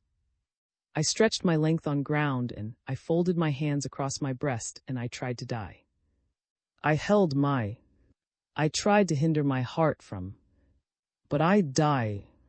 I looked straight up at sun and I begged God to strike me dead. Den I wallowed all over ground and I prayed to take me. I pure sweated, but it didn't do me no good. I'd die. I got up and come on back home, and I've been here ever since. It no use to be to die. We got to stay here till our time is out. And whilst we are, we may as well try to act. Mary tried to nod her head. Ben was right. She knew that. You hold up you head, gal, and quitta you feet. God's sake wash you face and wrap you hair nice and put on a clean dress and apron. Yesterday's sun is set, see May last year's rain is dry. It's better to let old sorrows sleep and tink on what's a tomorrow. Plenty o' tomorrows is ahead o' you.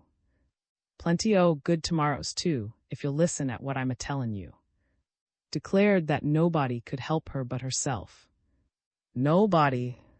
She was wasting her life, losing her friends and her health and everything else she had left. Even if July had tricked her and broken her heart, she was not the first woman to have her heart broken by a low-down man. She would not be the last, either. The best thing she could do was to put July clean out of her mind, to forget him. Yes, forget him. Looked straight at her without flinching, and when the tears flowed out of her eyes, he did not soften his voice one whit. When he had finished, he smiled a one-sided smile and said very kindly, "Now, see May, I'm a done talk man. I hope I wasted my breath." Mary tried to smile and to sound brave as she answered, "No, you wasted em. I know good and well all you say is God's truth. I know I right. I'm gwine to learn to smoke. Auntie left her pipe here for me to learn how to smoke on. E said would help me to stop so and downhearted. Show E will if you learn how to smoke right and not careless and wrong," declared heartily. "Me fill you pipe now and show you how." A draught from the door took the smoke from his pipe and swept it up the chimney as he filled his mother, for Mary, packing moist plug-cut tobacco into its small bowl, pinch by pinch. He laid a tiny coal on it and, putting the stem in his mouth, pulled until the crumbs of tobacco glowed, and he puffed out a mouthful of strong, sweet smoke. He explained that most people burn up tobacco in a pipe and call it smoking. Smoking a pipe is not child's play. There is a right way and a wrong way to do it. His old grandfather, Daddy Champagne, dead long years ago, taught him how to smoke. Young people used to listen at what the old people tried to teach them. He had listened and learned how to smoke. Puffing fast or drawing hard burns the tobacco and gives little comfort. Mary must pull with a steady, slow breath and puff the smoke out gently. That's the way. One good pipeful of plug-cut tobacco ought to last the best part of an hour. Maybe more. Mary sat on the cabin doorstep to breathe some fresh air and steady her dizzy head long after Ben had hobbled away. The sun had set and the dusk lay deep around her. The great dark red field was blurred, and the cabins far across it showed bright spots of firelight from doors flung wide open to let out the heat, for the night was warm, and within them the big chimneys held hot blazing fires that cooked supper. The air was filled with the cool scent of the frosty earth. Most of the day sounds were stilled, and night voices took their places. A partridge lost from its covey whistled anxiously, and its mates called back swift, heartening notes. Little Nan, the mother of 2 newborn kids, bleated low warning boss to her children, who had skipped away from where she was tethered to the crepe myrtle tree for the night. A screech owl began a mournful song. A bad luck sound. Mary got up quickly and put the shovel in the fire to stop it. People have to rule owls. She would learn to rule herself and her failings, too. She would not let another tear fall out of her eyes. XV. By the time spring came, the big field was plowed and ready for planting. Time was passing, the years were hastening by. 1 short year ago was not in the world, and now he could crawl all over the room and go wherever he chose, pulling up to chairs and standing alone. Some day would be as old as Ben. Then a day would come when he must pass on, and other people would live in this old house, while she would be lying yonder in the graveyard where the pines rose tall and dark over graves that sheltered so many homeless bones. A soft blue haze covered everything. When the wind blew in sharp gusts, old dead leaves heaped in low places or caught in dead grasses, crackled and shivered, then whirled out into open spaces. Tree branches moaned and shook their swollen buds as the air swished through them. Only the haze lay quiet and still over the land. The wind couldn't move it at all. Said that God is a spirit, a hard thing to understand. God in the sky, God up in heaven, God everywhere in the world. A man and a mule crossing the field looked like 2 black specks creeping along no bigger than ants. Maybe to God up there all people look like ants crawling around on the earth. Said that God is the life of everything. Every grass blade is his child, every grain of sand is in his care, the same as the sun and moon and clouds are. The trees and flowers and birds and beasts have spirits the same as people, they can do wrong or right. Every field has a spirit that will make generous crops for the people who work well and wisely. The careless and ignorant invite misfortune, and even the dumb earth will work evil things against the wicked. Walked up and found Mary sitting alone in the dusk. "Get up off steps, gal," she cautioned. "You to set still when whippoorwills Whippoorwill's a bad luck bird. See May when you hear you must go inside house. Night air good know how. Night air or neither." And honey, the old woman went on, dis is Wednesday night. Night. I want you to come go too. Dawn last long. Do come go, honey. I want to see you pray so bad.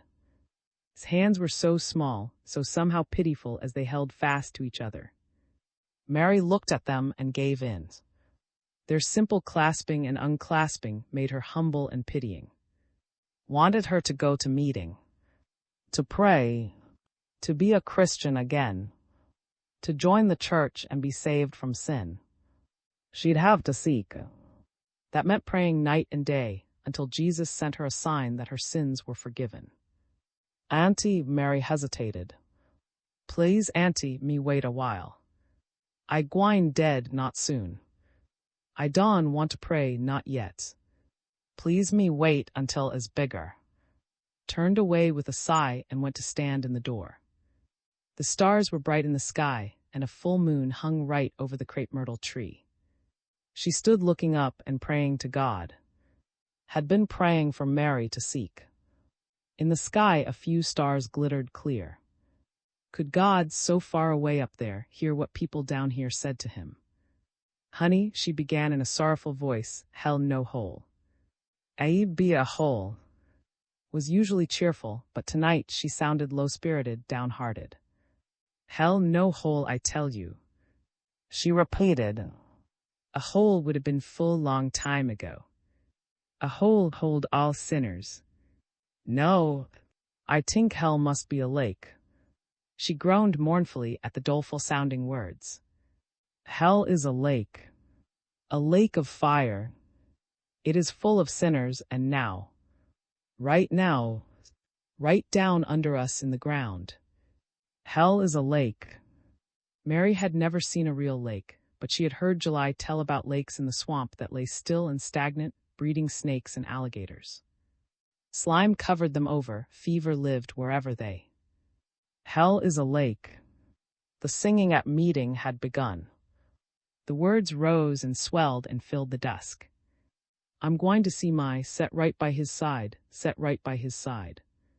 It was beautiful singing, and Mary's heart beat with the rhythm. Singing always stirred something inside her, and now she shut her eyes to listen better. I'm going to see my set right by his side, set right by his side. Hobbled away singing. Set right by his side. Mary had seen pictures of Jesus. Why would want to sit always right by his side? A warm, strong hand closed over one of Mary, and June sang softly, set right by his side, set right by his side. Then he sat beside Mary and whispered that the night was too shiny and beautiful to waste. Mary laughed, but her heart began pounding in her breast in a funny sort of way. The cabin door was open, and all inside was still. Was sound asleep. As they sat on the steps, an earth-scented breeze rose from the fresh-plowed field and floated over them. White gardenias thick on the bush by the door made spots of clean, dim light. June picked one and smelled it, then handed it to Mary. It was sweet, too heavy sweet, but Mary said nothing, for her fast, beating heart held her breathless. XVI. With each morning the sun rose earlier, a great shining blossom that moved across the sky, making the day warmer and brighter. All the cabin doors and windows were flung wide open at dawn to let in the light and air. The men laughed and talked on their way to work. As soon as the women finished their household tasks, they sat on the doorsteps in the sunshine, sewing, gossiping, their eyes taking account of everything, their tongues scattering truthful news along with bits of scandal. Sunshine is good for everything, and even the tiny babies were brought out to enjoy it as soon as the early morning chill was out of the air. When Mary finished her work, she went outside too and sat on her doorstep, sewing pieces of cloth into a frock for who had every garment he had. With the spring he had taken on new life, and he never could get enough goat's milk and pot liquor. His cheeks were rounding out, and his legs were getting strong, thank God. He could run a little, and he never tired of playing with the children who gathered every day at his house. The oats were heading out. The water boy, starting out on his lazy way to the spring to get water for the plowman, cut a buck and wing step, then beat thudding measures on the bottom of his empty bucket. A tiny wren perched on a twig of the crepe myrtle tree sang a few blithe notes that were so full, so beautiful, that Mary's heart thrilled to its happiness. She turned her head slowly and sat hardly breathing so as not to frighten the shy thing away as she watched its small brown throat swell and throb with the song. Its round, beady, black eyes shone and sparkled with joy as they cast quickly this way and that, looking for the knothole in the tree where it built its nest last year. When a blue darter hawk, with a shrill cry and a flight like a thin gray shadow, hid in some of the trees nearby, the wren quickly fluttered away for safety. All the little chickens scattered as the hens in the yard began cackling out terrified warnings, but the red rooster walked boldly up to the doorstep and facing Mary crowed fit to split his throat. Somebody was coming. There was not a bite to eat in the house. Mary put down her sewing and, taking some eggs from the basket on the safe, began mixing a sweetened bread. She put it into the three-legged oven on the hearth to bake. Then she took the empty eggshells and strung them and hung them up beside the chimney in the place of the old ones which she threw into the fire. "You time is out," she told the old shells. "But you done you work good. Hens is a fine. I'm much obliged to you." She stood watching the bread rise and brown, and her eyes fell on her love charm lying on the mantel. She had never worn it, although Daddy had made it strong so that it could not fail. Good old Daddy. He was a kind old man, even if he did work black magic. The red rooster would not stop crowing. Somebody was coming. Sure enough, yonder was June, dressed in his best clothes, coming on the path across the field. When he came in, Mary saw that his face was as long and solemn as Brer D's. "What matter ail you, June?" she asked. "How come you look so mournful?" "I is mournful. How come you is all dressed up in you Sunday clothes and it in middle of week?" He sat down on the steps in the sunshine and, taking out his plug of tobacco, cut himself a chew. June would take his time in face of a house afire. Presently he spat far out to one side, then he answered her question. He was tired of living here in the quarters. He had no home of his own. Doll fed him well and washed his clothes and patched them and did all she could to make him contented, but he was not satisfied in his mind. He was going away and find work yonder in town or somewhere. Two slim young girls passed by, going to the field to set out sweet potato slips. Their skirts were tied high around their hips, old floppy straw hats shaded their eyes, and their low words were followed by laughter as they glanced at June. "How you do, see May?" "How you do, June?" they called out, then walked on with long, easy swinging steps, their bare feet making hardly a sound. How happy they were! They were young and strong and well. Field work was easy to their sinewy bodies. Stooping, bending over hour after hour was nothing at all to them. They were as busy with life as the bees with spring blossoms. They could work all day, then dance and sing all night, for their hearts were light and their bodies full of hot red blood. June's eyes followed them out of sight. "Plenty o' gals in quarters, June. You marry one and settle down and have a home o'd you own, 'stead o' with Doll." June chewed on, then he turned and looked full in Mary's eyes. "I'd been a married and settled down long time ago if I could 'a' had my way. But July got my gal." He spat and sighed deep. "What is done is done. Nobody can change 'em. I'm gwine off on boat dis. I'm gwine to some far country where I don know nobody. You must be well, June. You must eat heavy you breakfast to talk such a sad talk." "I hardly eat no breakfast. I's had a bit o' appetite here lately. How about a piece o' hot sweetened bread? E's just ready to come out oven." She hurried to the hearth and broke him a piece of the bread, then she reached up on the mantel and took down the love charm. She could not let June go off and leave her. Should she touch him with it or hold it in her hand? To be certain, she would do both. Holding the tiny bag tight, she rested her fingers on his shoulder. "June," she said in a voice that was husky and low, "please don go. Seems like if you was to leave home, I hardly stand it." June turned and looked at her. His mouth was too full to speak, The yellow crumbs were all over his lips, but as soon as he could swallow, he burst out. "Why, see, May, I didn't know you would take it so hard. Christ's sake, pure water in you eyes." Mary smiled and shook her head. "No, you don't see no water in my eyes. I'm done quit, But I show would wallow all over ground and bawl like a stuck hog if you was to go off and leave me in. Den I'll stay, see May, I didn't know you'd feel so bad about my." That was all. June showed no sign that he had been conjured, but she had done it with her eyes wide open, knowing June, knowing what it all might come to. He showed that the conjure rag had laid its heavy spell on him without tarrying. The red rooster stepped out in front of the steps and called the hens to make haste and come see some fine tasty thing he had found. Mary knew he was fooling them, playing a trick on them.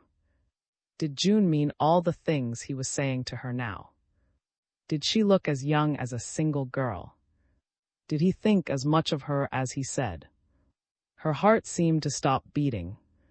Her breath was cut off. She could not answer him a single word. XVII. The next Christmas Day found Mary with Seraphine, a tiny baby girl, in her arms. Mary herself was a new creature. Her heart was light, her eyes sparkled, and her laughter rang out as gaily as anybody's.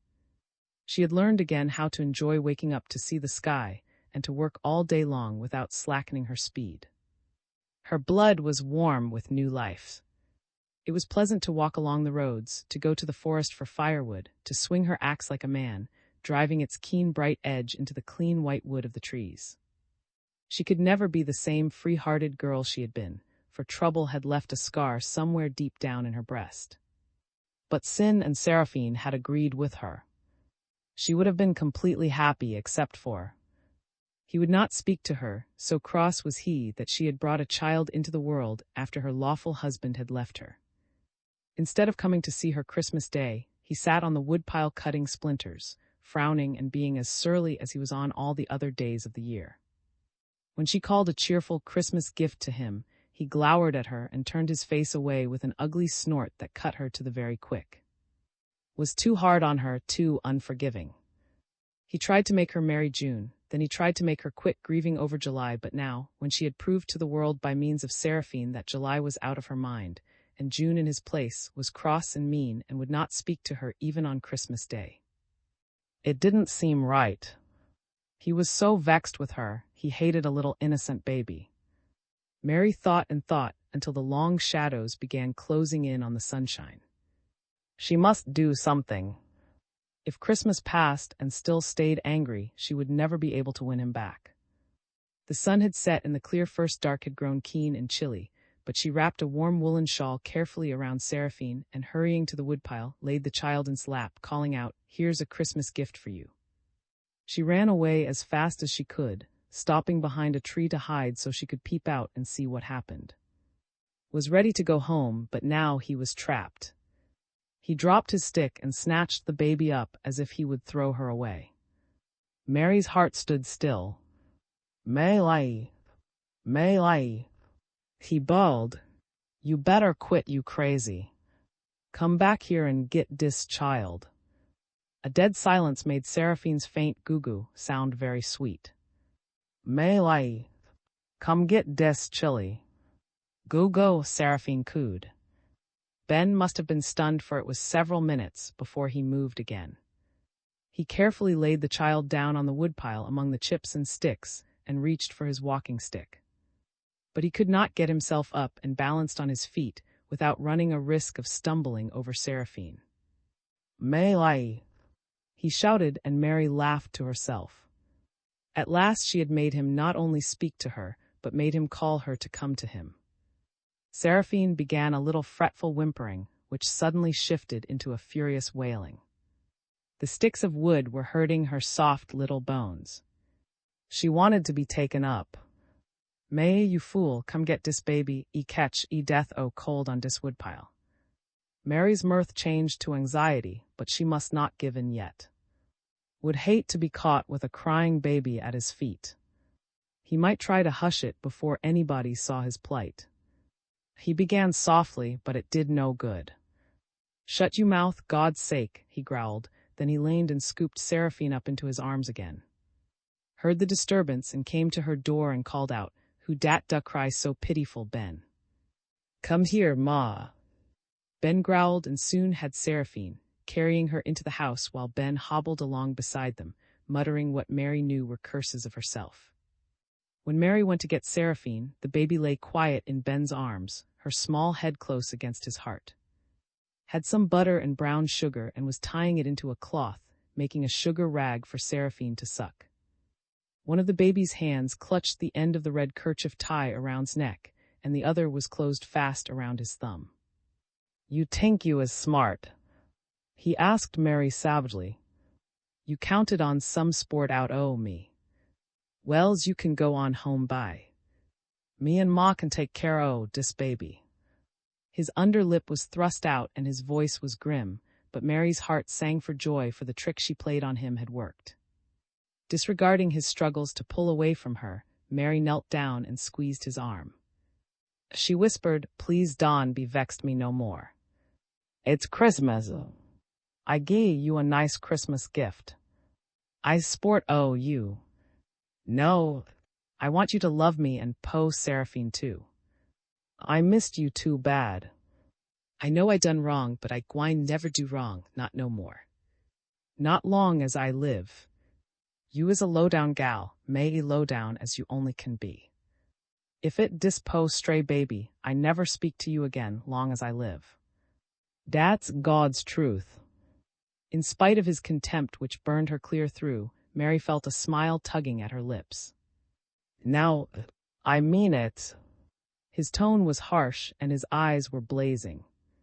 Yet she caught a glimmer of the old kindliness she had known all her life. "Smile at me one time, just by its Christmas Day." Turned his face away and gazed into the fire that glowed scarlet as her sin.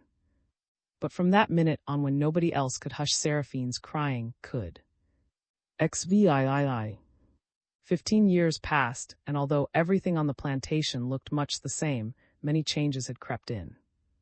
The pots on Mary's hearth were always full, the pig pen always kept a shoat fattening on the scraps of food that were left, a flock of hens with red ripe combs clucked and cackled around her door, and greens kept her vegetable garden lively. Food was plentiful, and everybody in her house had plenty to eat. But the old house itself needed help, and June was not there to fix it. The old rock pillars were crumbling, and they let the solid weight of the building's square body lay to one side. The front door sagged and scraped on the floor, the board window blinds drooped on their hinges, one-sided and out of shape.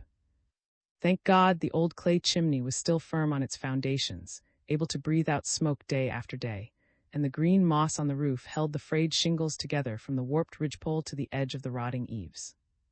Food was plentiful, but money was scarce, for the cotton fields, which had always provided enough for outside needs, were cursed with the most terrible pest the plantation had ever known. The cotton stalks grew taller than they ever had done, their leaves stayed green through the worst droughts, but they made no fruit, for they fed multitudes of boll weevils from the first warm days of the spring until a killing frost came. Then the moss on the old oak trees made warm, pleasant beds to keep the pests safe through the winter.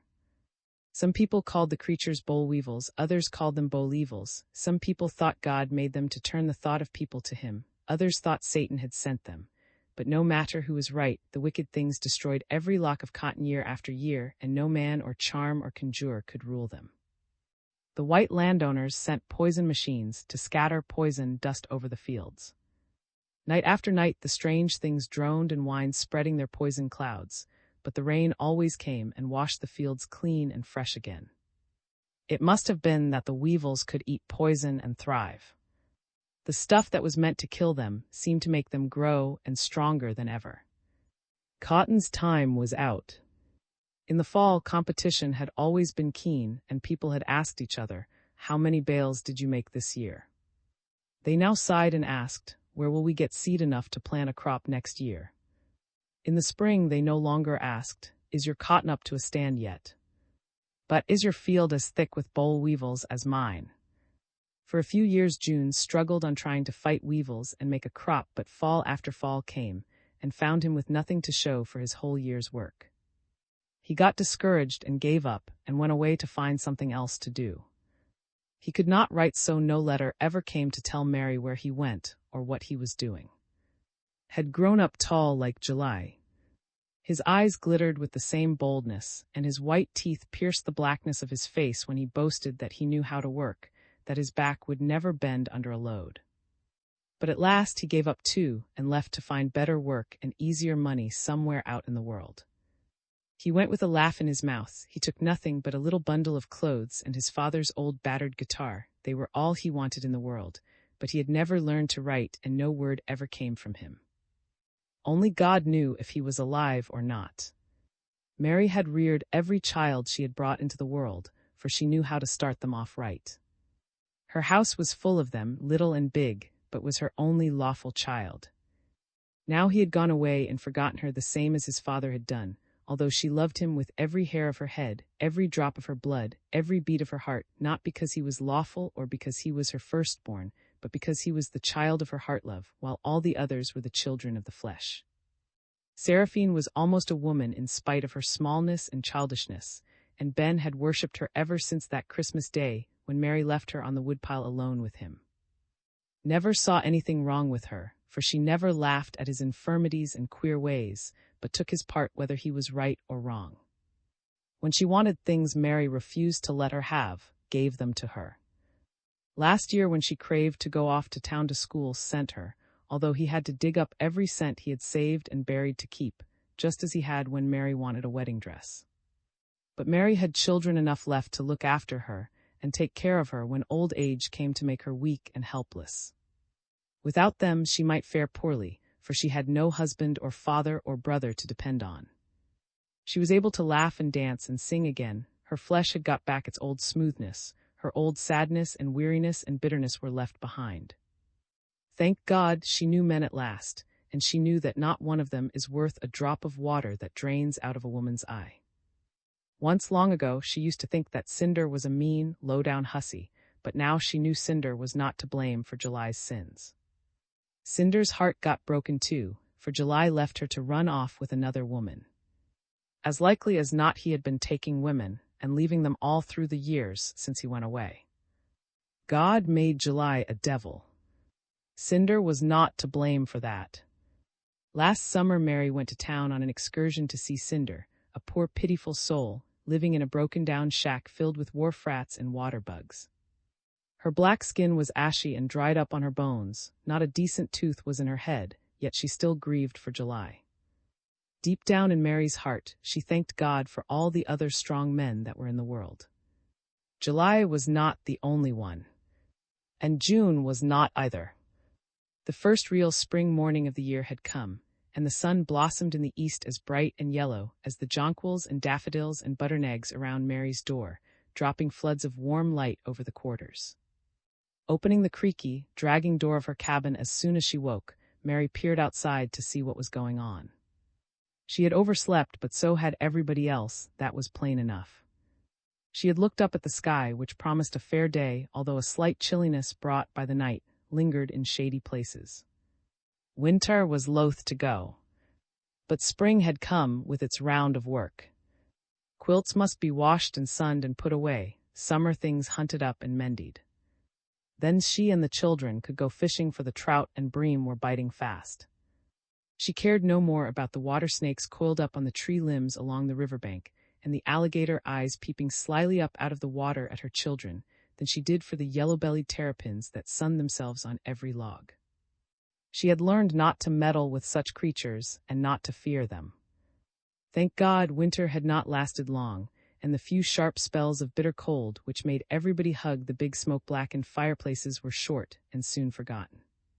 Summer would soon be here with blazing hot days and still hot nights. Field work would soon keep the clear salty sweat dripping off her hot face, and every thread of her clothing drenched from the skin out, for times had changed. Boll weevils had come and would eat up the cotton unless it was worked fast. But sweating is good. Out of doors is good. The old moss-hung oaks, towering and spreading with full-bodied strength, were so full of new life that drops of sap were falling like rain from their tasseled, new-leaved branches and wasting on the ground. Life runs so thick inside them, they become wasteful and careless and extravagant. The moss on them sheltered the boll weevils all winter, giving warmth to the plantation's worst enemy. The widespread fields waiting to be plowed and planted held grass and weed seeds that would sprout and grow among the planted crops. Plows and hoes would have to work from dawn until dusk to keep them from binding their strong roots around the cotton and corn and choking the life out of the crops. Plants have sap, boll weevils, and people have blood. Summer makes both run hot and free. Winter makes them run slow and cold, but thank God winter's time was out. A free school opened a week ago. Another new thing. It began at 9, and if wanted to go, she must hurry up breakfast and let him start, for the walk was long now that he had only one leg to go on. A great fire soon leaped joyously up the chimney. The ashes roasted the potatoes, the skillet fried the breakfast meat, the three-legged spider baked the bread. Then Mary woke up the children and put them to work, from the oldest one at home to the yearling baby who strove to put on his one lone garment without help. 2 of them ran to the spring for water, 2 went to the woodpile for wood, 1 went with Mary to the cow pen to mind the calf and hold the cow's tail while she milked and keep it from switching her face when it strove to brush the stinging flies away. Her sinewy hands squeezed 2 swift streams of milk into her pail, and the foam rose high. Inside the cabin, pots and pans and dishes clattered, water splashed, children laughed. Thank God they were able to help themselves. She had trained, and Seraphine, her 2 oldest, and they had trained the others. Even the baby could dress himself.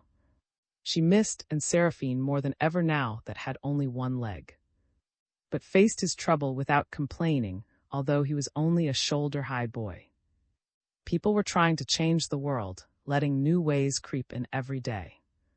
Except for that newfangled hay press, would have his 2 good legs today. But the poor little fellow had so much curiosity about everything.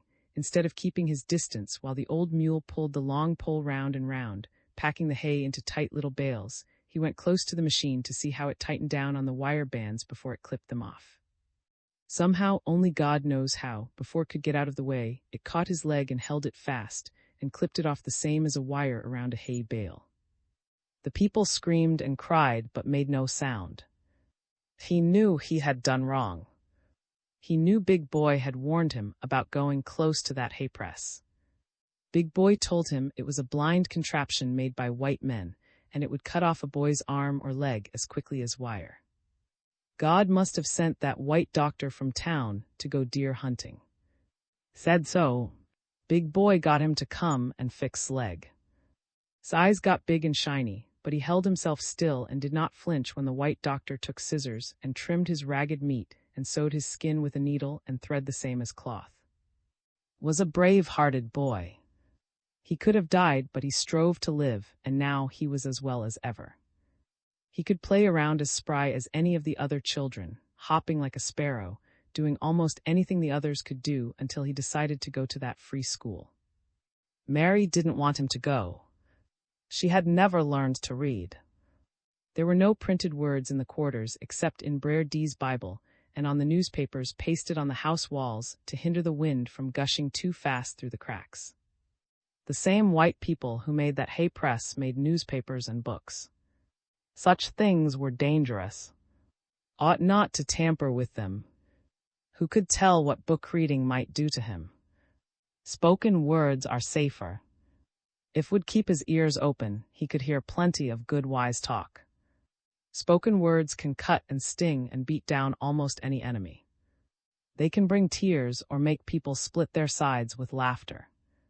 Instead of reading all the time out of books and papers covered with printed words, he would do better to learn how to read other things: sunrises, moons, sunsets, clouds and stars, faces and eyes. Everything has its way of speaking and telling things worth knowing. Even the little grass blades have their way of saying things as plain as words when human lips let them fall. Book learning takes people's minds off more important things. The faithful old superstitions, the choice bits of wisdom passed down by word of mouth ever since the first slaves were brought here to live, were never written down in any books. Big Boy and Ben sided with. They told Mary to let him learn to read and write too, for could never farm.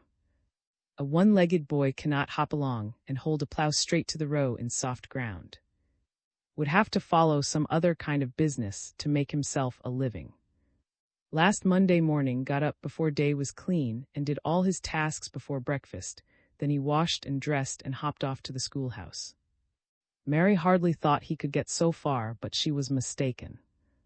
The next morning he started out just as brave as ever, hopping off gaily and laughing with happiness to be going. The children could not leave him then. He hopped too high and too fast. But he came home in the evening hopping slowly, wearily. Hopping up 2 long hills was a hard task for his one little leg. The hills fagged him out on the way home. He couldn't hop high enough to make any progress up them. Poor little faithful. Money was scarce and crutches would cost cold hard dollars, but must have a pair. Brer D could make heavy crutches for grown men or for old slow-moving people, but needed a light pair that would help push him up the hill and not weight him down, or hold him back and hamper him. Big Boy's father had sharp tools and a good head. He might make crutches that would fetch him home as joyful in the evening as he was when he started off in the morning. But she hated to ask any favor of, for he was the deacon who was hardest on her, always the main one to say she was pure Scarlet and not fit ever to have been a member of the church. XIX. Peach buds were swelling, trees were in bloom, birds chirped around them, but Mary and crippled Ben sat on the woodpile talking so earnestly she completely forgot to enjoy the morning's bright sunshine. Misery filled his dull, red-rimmed eyes. His high-pitched outbursts of fury were pitiful. Mary begged him to be quiet, not to make himself sick. Ranting could do no good in the world. What was done was done. Ben was raving against all the preachers and church deacons in the whole world, cursing them, hoping they would have to hop in perdition's hottest flames until that fire itself froze stiff. They did a low-down trick when they turned him out of the church yesterday.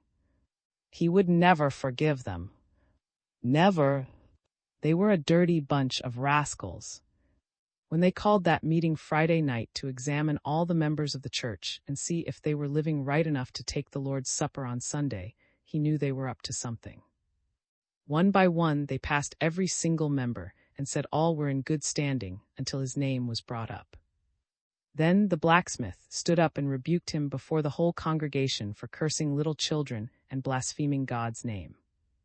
Did not tell the people that the children were his and Doll's no-mannered bunch, or how those children tormented him every day God sent. Never meddled the pesky black devils. He never meddled anybody. He spent his days sitting here on the woodpile cutting tough pine stumps into light wood splinters for everybody in the quarters who needed them. No day passed without one of those same children coming for some of his nice, fat pine splinters.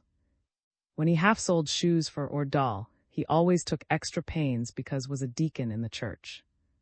Yet those children discounted him and plagued him and laughed at him because he couldn't run them down and catch them and beat hell out of them. Had no right to be to him. Not a bit. He told right to his big black face what he was, too. Then all the other deacons sided with against him and said he was too sinful to be a church member. Sunday, yesterday, right before the whole congregation at Heaven's Gate Church, read his name out, and the damned fat black pastor stood up in the pulpit and told him to get on his knees and pray until he got forgiveness. It was a sin and a shame. A piece of low-down meanness. Had broken down and cried. He could hear her crying in the night last night, crying all by herself, begging God to forgive him and have mercy on him, when he had not done a thing but tell what God himself loves, the truth. Those children were devils. Everybody in the quarters knew it. And Doll knew it too. But I hear say you got so vexed you cussed all deacons right in Friday night. Mary said it kindly, gently, but Ben was struck all but dumb with fresh rage. No, I cussed 'em. Whoever say I cussed all deacons Friday night, whoever say a ting is a. Ben's voice was too hoarse to be shrill, and it broke into a fierce squeak. Mary put her hand on his shoulder and patted it. Hush, hush. You a soul but now. Not a soul. You has talked enough ugly talk dis to send you to hell. God's sake, stop it. You's a fallen member now, but don't fret about it. Deacons gwine put you back you was. Do keep quiet. When you get ready, you can pray and seek and find peace and church again. If I was you, I let my mind run on no more. You leave 'em to God and doll. I'll keep 'em humble enough. Poor pitiful. Mary felt like crying herself to see how hurt he was, yet his curses were funny enough to make a dog laugh. But I've been to blame, see May, Ben heaved. Sin dolls makes game o' me all time. Dawn never stop. Very next time does it I'm gwine to brain 'em dis same axe. His brawny fingers twisted around the axe handle and squeezed it viciously, but Mary laughed cheerfully. Hush, you hurt a flea, much less brains. You know dat. Nobody got a better heart dan you, even if you does cuss awful bad sometimes. But you must quit about what you can help. How nice sun is up yonder in sky, a day most as warm as summer. Thank God for life. Dat's way to do. Quit you on, so till you's all but fool in head. I don see how auntie stands to put up you. Ma slept none, not since Friday night, Ben said. And I slept none neither. All 'cause dem devil deacons is a bunch o' fools, but a lot o' dirty low down. If you don shut you mout, I gwine to leave you. I come all way out here to make some nice pleasant talk and cheer you up and all, but I see you gwine to listen to me. I got too much to do yonder home to waste my good time, a crazy man like you. I'm done weary at blaspheme. Sometimes God strikes people dead for blaspheme. If death was to hit you now, and catch you dat tumble talkin' you mout, you'd go as straight to hell as a martin to his gourd. You must be forgot how awful hell is. I'm glad deacons got dat picture o' Satan and all down below here next Friday night, so you can see good how bad hell is. Ben's being turned out of the church was not anything new, but for him to take it so hard certainly was. He had never been so upset before. He was more upset than he ought to be, as many times as he had experienced falling from grace. He must be worried because the picture that was going to be shown Friday night at the church was a picture of hell, real hell, just as it was in truth. Mary had not gone to church yesterday, but everybody who went was full of the news. A picture of hell was coming up on Friday's boat so all the people could see what sinners had to meet when they died. Reverend said nobody living could understand how hot hell really is, but this picture would give them some kind of idea. Although Mary had not gone inside Heaven's Gate Church for years, she was going to stand outside and look through a window and get some idea of how hell looked. She said, I come here to say, me and you go look at picture o' hell. I don't want to see 'em, Ben growled. I got no money to spend on no picture o' hell. I'll see hell soon enough. I got money, I'll pay you way. Gwine charge much if we stand outside and look at 'em through window. Ben shook his head. His eyes were hard, his mouth was tortured and bitter. Mary turned her eyes from his unhappy face to the quiet sky, where a cloudless spring sun shone white, casting a bright sheen on his black skin and deepening the lines of his haggard face. God's throne was somewhere beyond that dazzling light. Mary's keen eyes searched the brightness and the blue sky all around it, but no sign of the great I Am or his angels could be seen anywhere at all. Only a lone buzzard borne on rigid wings sailed slowly about between the earth and heaven. As Mary watched him, his shadow floated silently down the quarter street, then veered toward the woodpile. She got hurriedly to her feet. That shadow must not come too near to her now. Lord, no. Look out.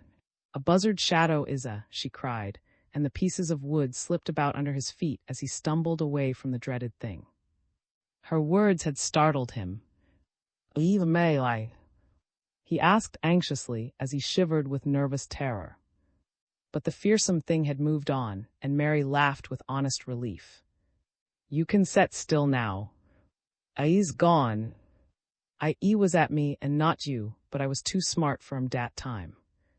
Too smart, thank God. I show hates to see a buzzard shadow. I rather be close to a buzzard Seth, you. Reflected and shook his head gloomily. Either one was poor company for people. She took a long deep breath and stretched, then yawned as her bare feet sought a firmer footing on the woodpile. I got to go. Soon as I cook a pot o' peas and rice for dinner, I'm gwine to see and ax 'em to make some crutches for. You let walk crutches made, see may. I can stand for to make 'em. You go get Brer D to make 'em, not. Brer D can make crutches for old people, but would be too heavy for a boy. I want to get some light ones, so he can hop along to school fast as other can walk and hop along joyful too. Pulled his ragged old hat farther down over his eyes. I've been crippled all my life, but I rather drag myself on my belly like a snake and eat dirt, dan to walk on any crutches ever made. Gods, how I hate 'em. And he spat far to show how much. God's sake, hush. Auntie can stand people to talk ugly talk. Specially about. Auntie thinks comes next to own Seth. When his breast began making a queer husky sound and heaving in jerks, Mary thought such hard talking had shut off his wind, for he was weakened down with worry and vexation. But when a big round bright drop of water fell through the air, she knew he was crying. Ben, of all people in the whole world. She had never seen him shed a tear before. She shook his arm. If you cry here on dis woodpile today, I'll lay down on ground and holler same like a dog. God's sake, stop. Cuss all you want to, be mean much as you please, but don't cry. I can stand to see you cry. For a minute, Ben could not control his sobbing. Then Mary whispered that all the church members would be peeping out of their doors at him, and they would be so glad to see his sorrow they would jump up and crack their heels together with joy. Ben dropped the axe and glared at her. Eyes about a fallen member. No, he bawled, I'm a because you don mind way done me. Scarlet sister Mary, Julia Peterkin. I, the black people who live in the quarters at Blue Brook Plantation, believe they are far the best black people living on the whole neck, as they call that long, narrow, rich strip of land lying between the sea on one side and the river with its swamps and deserted rice fields on the other. They are no Guinea Negroes with thick lips and wide noses and low ways, or Dinkas with skulls and gray-tinged skin betraying their mean blood. They are Gullas with tall, straight bodies and high heads filled with sense. Since the first days of slavery, they have been the best of field workers. They make fine mechanics and body servants for their masters. Their preachers and conjure doctors have always known many things besides how to save men's lives and souls. The old owners of Blue Brook must have been careful to buy slaves that were perfect, for they built up a strain of intelligent, upstanding human beings, just as they bred racehorses and hunting dogs that could not be excelled. The slaves destined to be skilled laborers were sent across the sea to learn their trades from the best workmen in the world, and the house and body servants came into close contact with masters and mistresses who were ladies and in not common white trash or poor buckras. When the war between the states freed them and broke up the old plantation system, the black people lived on in the old plantation quarters, shifting for themselves and eking out a living as best they could. The lack of roads and bridges afforded them little contact with the outside world, and so instead of going away to seek new fortunes, new advantages, easier work, and more money, they kept faithful to the old life, contented with old ways and beliefs, holding fast to old traditions and superstitions. When their time is out and death takes their souls back to their Maker, their bodies are laid with those others lying so thick in the old graveyard that room can scarcely be found for another resting place. The world made by the old plantation is drawn to a simple pattern. The loamy red fields are bordered by quiet woodlands. A cluster of ancient cabins near the river is sheltered by a grove of giant moss-hung live oaks. A great empty big house, once the proud home of the plantation masters, is now an old crumbling shell with broken chimneys and a rotting roof.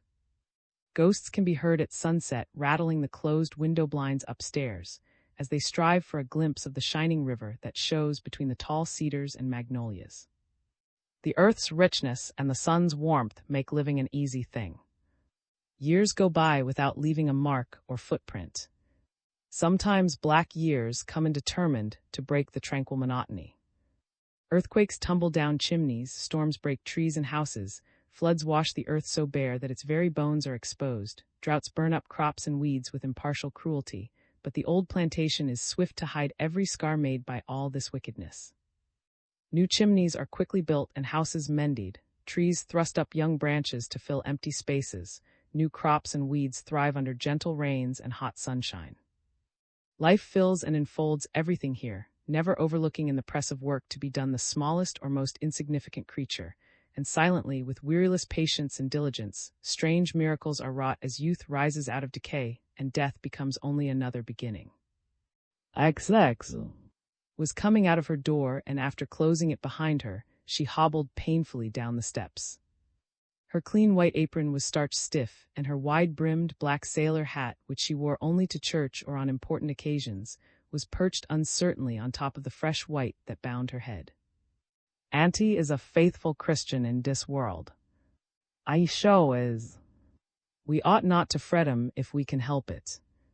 Neither me's neither you. Ma's done too old to be all time gwine round for people. E ought to let somebody else do 'em now." Ben sniffled and wiped his eyes and nose on his ragged coat sleeve. Mary laughed. "Nobody gwine have none now. Auntie is gwine to school today." "School?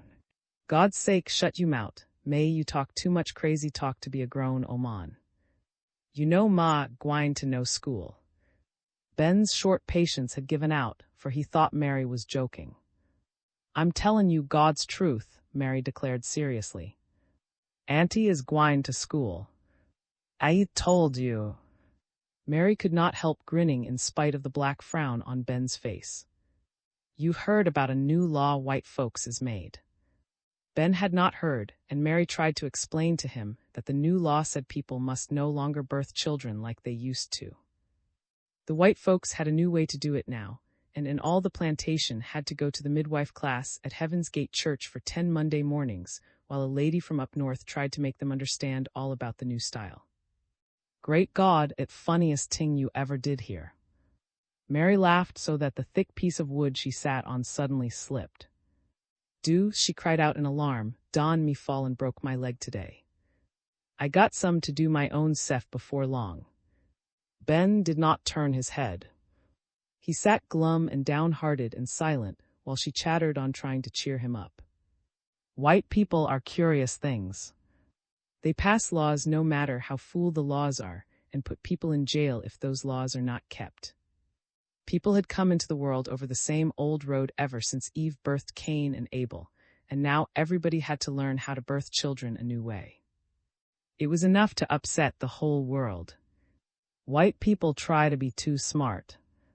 If they keep on messing in God's business and trying to change things from the way He meant them to be, the first thing they knew, He would get cross and make Judgment Day wipe the whole world clean of them. It would be too late then for them to cry and holler and be sorry. They ought to be careful with their laws and projects. The old way to birth children has its drawbacks, but it is plenty good enough. They had better leave it alone. How you get into world dis new way?" she asked presently. Ben didn't know. He didn't care. All the children in the world could die and go to hell so far as he was concerned. These damned children were the cause of all his troubles, the cause of his getting turned out of the church yesterday. They teased him, tormented him, made their dogs nip at his heels. The dirty, low-down, pot-bellied Ben spluttered with such fury Mary laid her hand on his arm. "Hush. Don cuss now. I'll hear you, and it hurts her awful bad when you have sin. Look at em. Poor old soul, along. I don't see how e can walk all way to Heaven's Gate Church dat cripple knee so. What you talk 'bout?" Called cheerfully to them. I hearied Mary's mout all way down street, and I said to dat gal show must be a good dis. I been to cheer Ben up some, but I can do 'em so save my life. You better take 'em you to school at Heaven's Gate and train 'em to be a midwife. Ben would make such a fine one. E would scare women so bad, crack teeth, to holler. Before Ben could retort, held up her stick and shook it at Mary. Shut you mout, gal. Dat no decent talk for you to talk.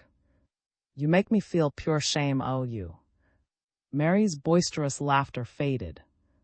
I was just a auntie. I hurts not for gold. He knows I'm just a him. I know, honey, but you must have respect for mid too. Dat is business. You to make sport of it. You crack a joke 'bout death, see may you sensible. You better quit you wicked ways. You joke about when you got to face 'em, soon as dis same moon changes. Mary became serious. I'm sorry, auntie, I gwine joke 'bout 'em no more. I was just a fool to make laugh. E was so awful doleful. Shook her head sadly. Ought to look doleful. E don't need to laugh. E needs to pray and ask God to give 'em long patience, den e be so quick to get vexed and cuss. Short L make anybody have sin. But gal, if I was wicked as you and as show hell as you is, I stop day or night. Not me. This stern talk hurt, for Mary loved dearly and liked to win her praise. You is too hard on me, auntie. You makes me feel awful downhearted. Honey changed to a gentle tone. I don't aim to talk hard at you, but when I look at you so, I feel dat sorry you I could cry. Sorry for me, auntie. How come so? I'm heavy true, but I'm well. I don't mean to brag, but a baby no trouble to me. It don't even gie me a backache. My has plenty to eat and wear, cuts wood to keep my fire day and night.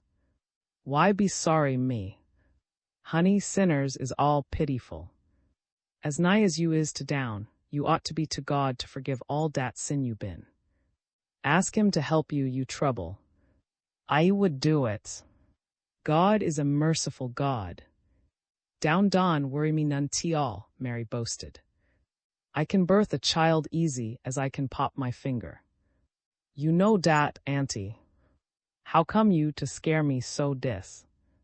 I to scare you, gal, but nobody, God, knows what's ahead o' you. Nobody. And when a oman turns e back on God and like you done, who you gwine to pray to when you needs help. God's got power to turn dat same child upside down right now. Den you would be in trouble, true. And who'd you pray to? Dawn bragged too fast, gal.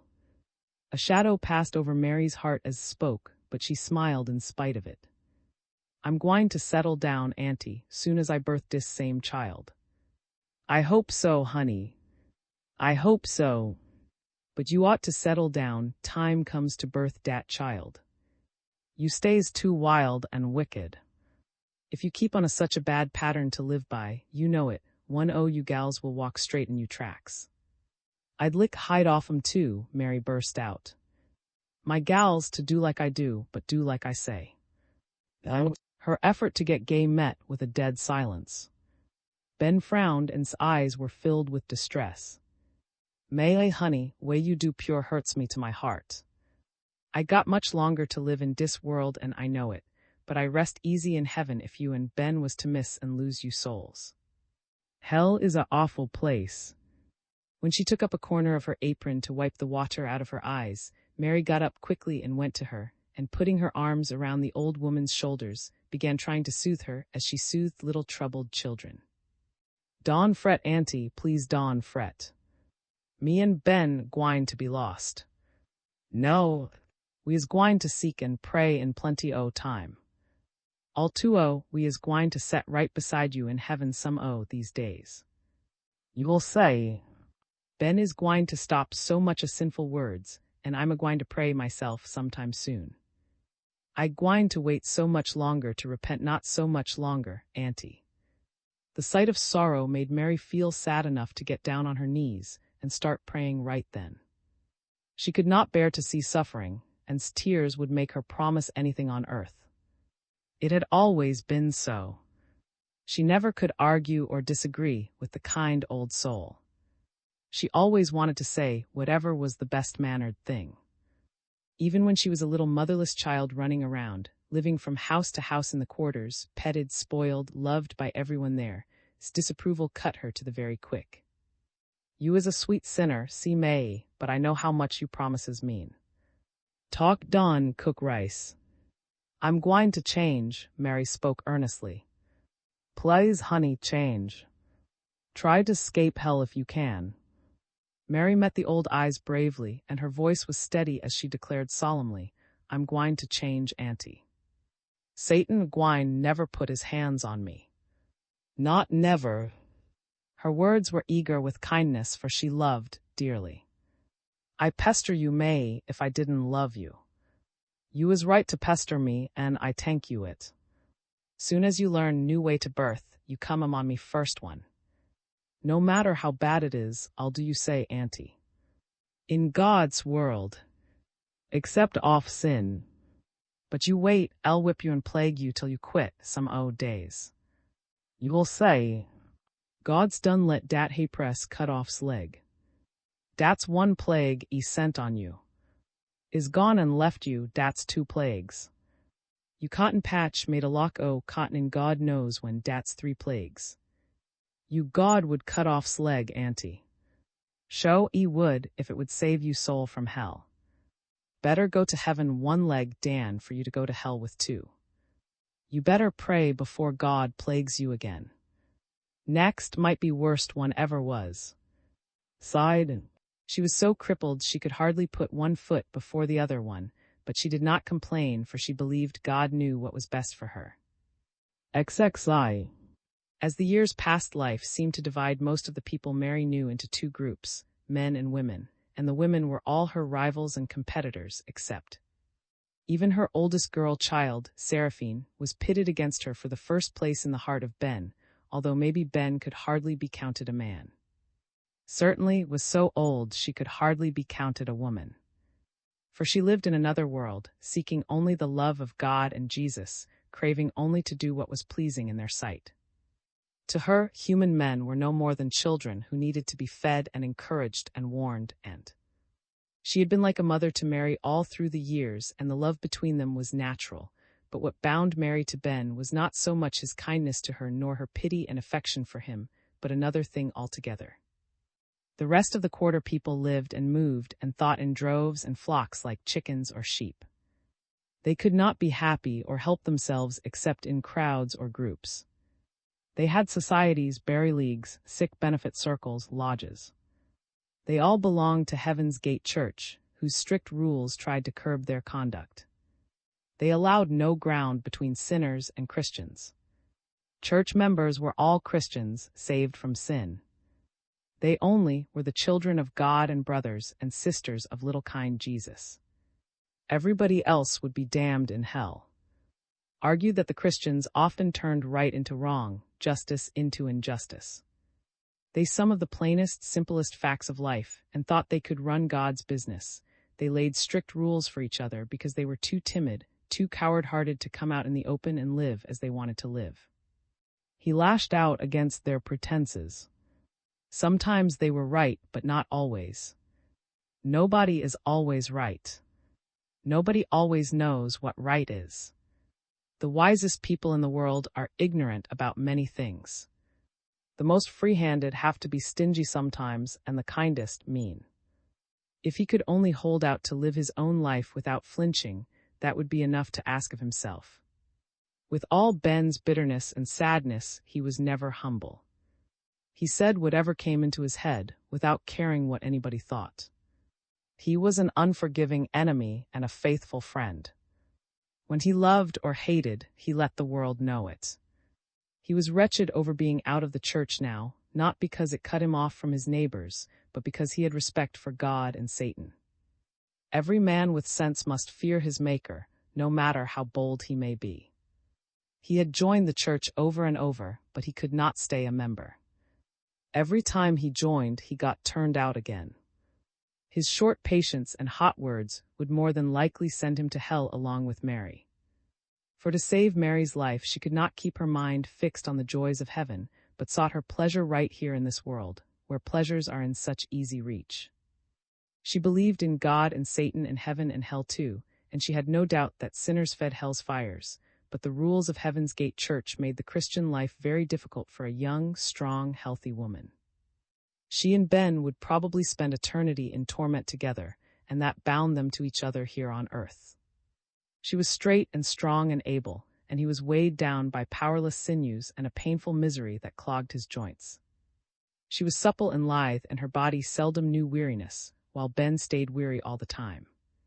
Her feet stepped lightly through the years, and his legs had to walk, half squatting slowly, following the long stout stick his hands used to guide them.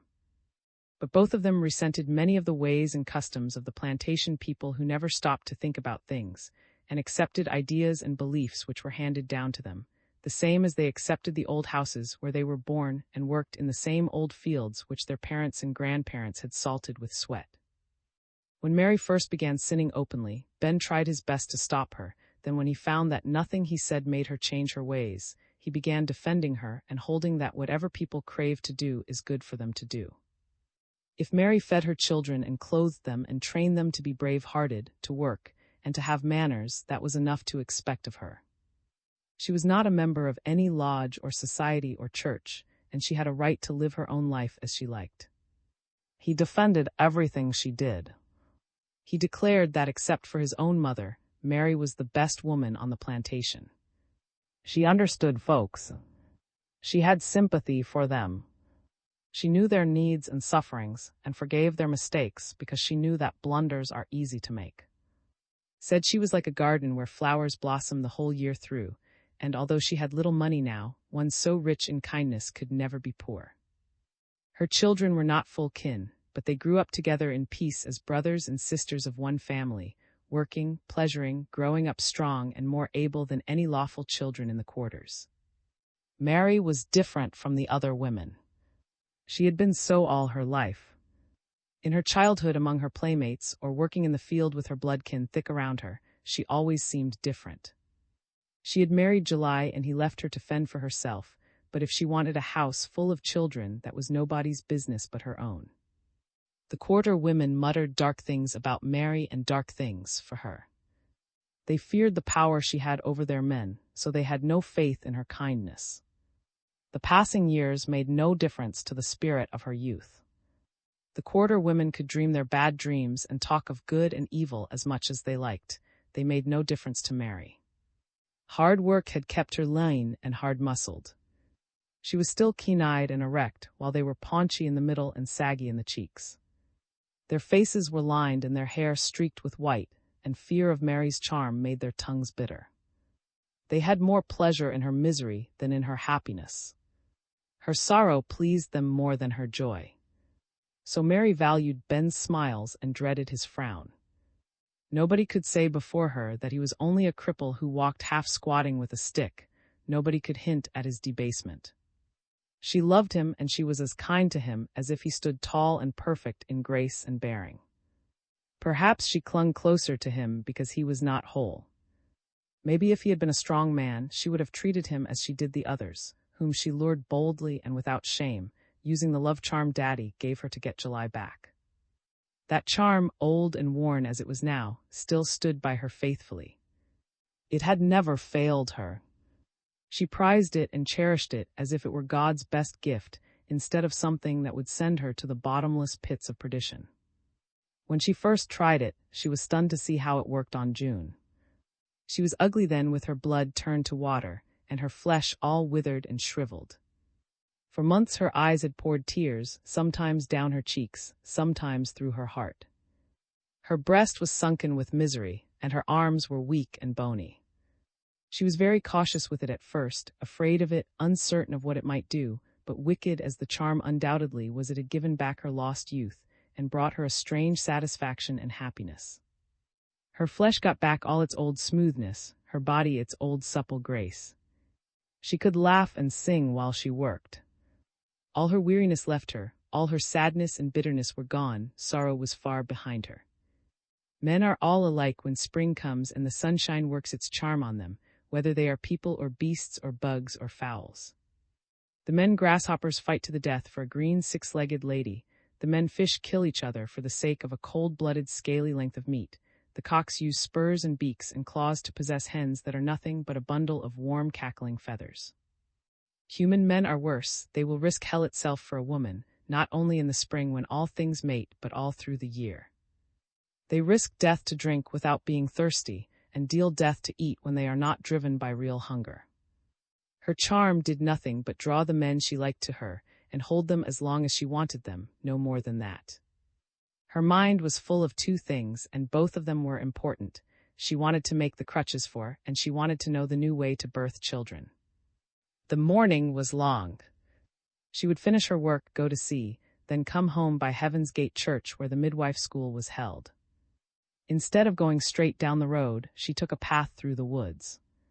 Everything seemed silent and still, but little by little many sounds fell on her ears. Water trickled, leaves rustled, birds chirruped over their nest building. A lizard slipped under a root to hide, a snake writhed swiftly across her path, then out of sight. The forest was the oldest thing on the plantation, except the earth itself.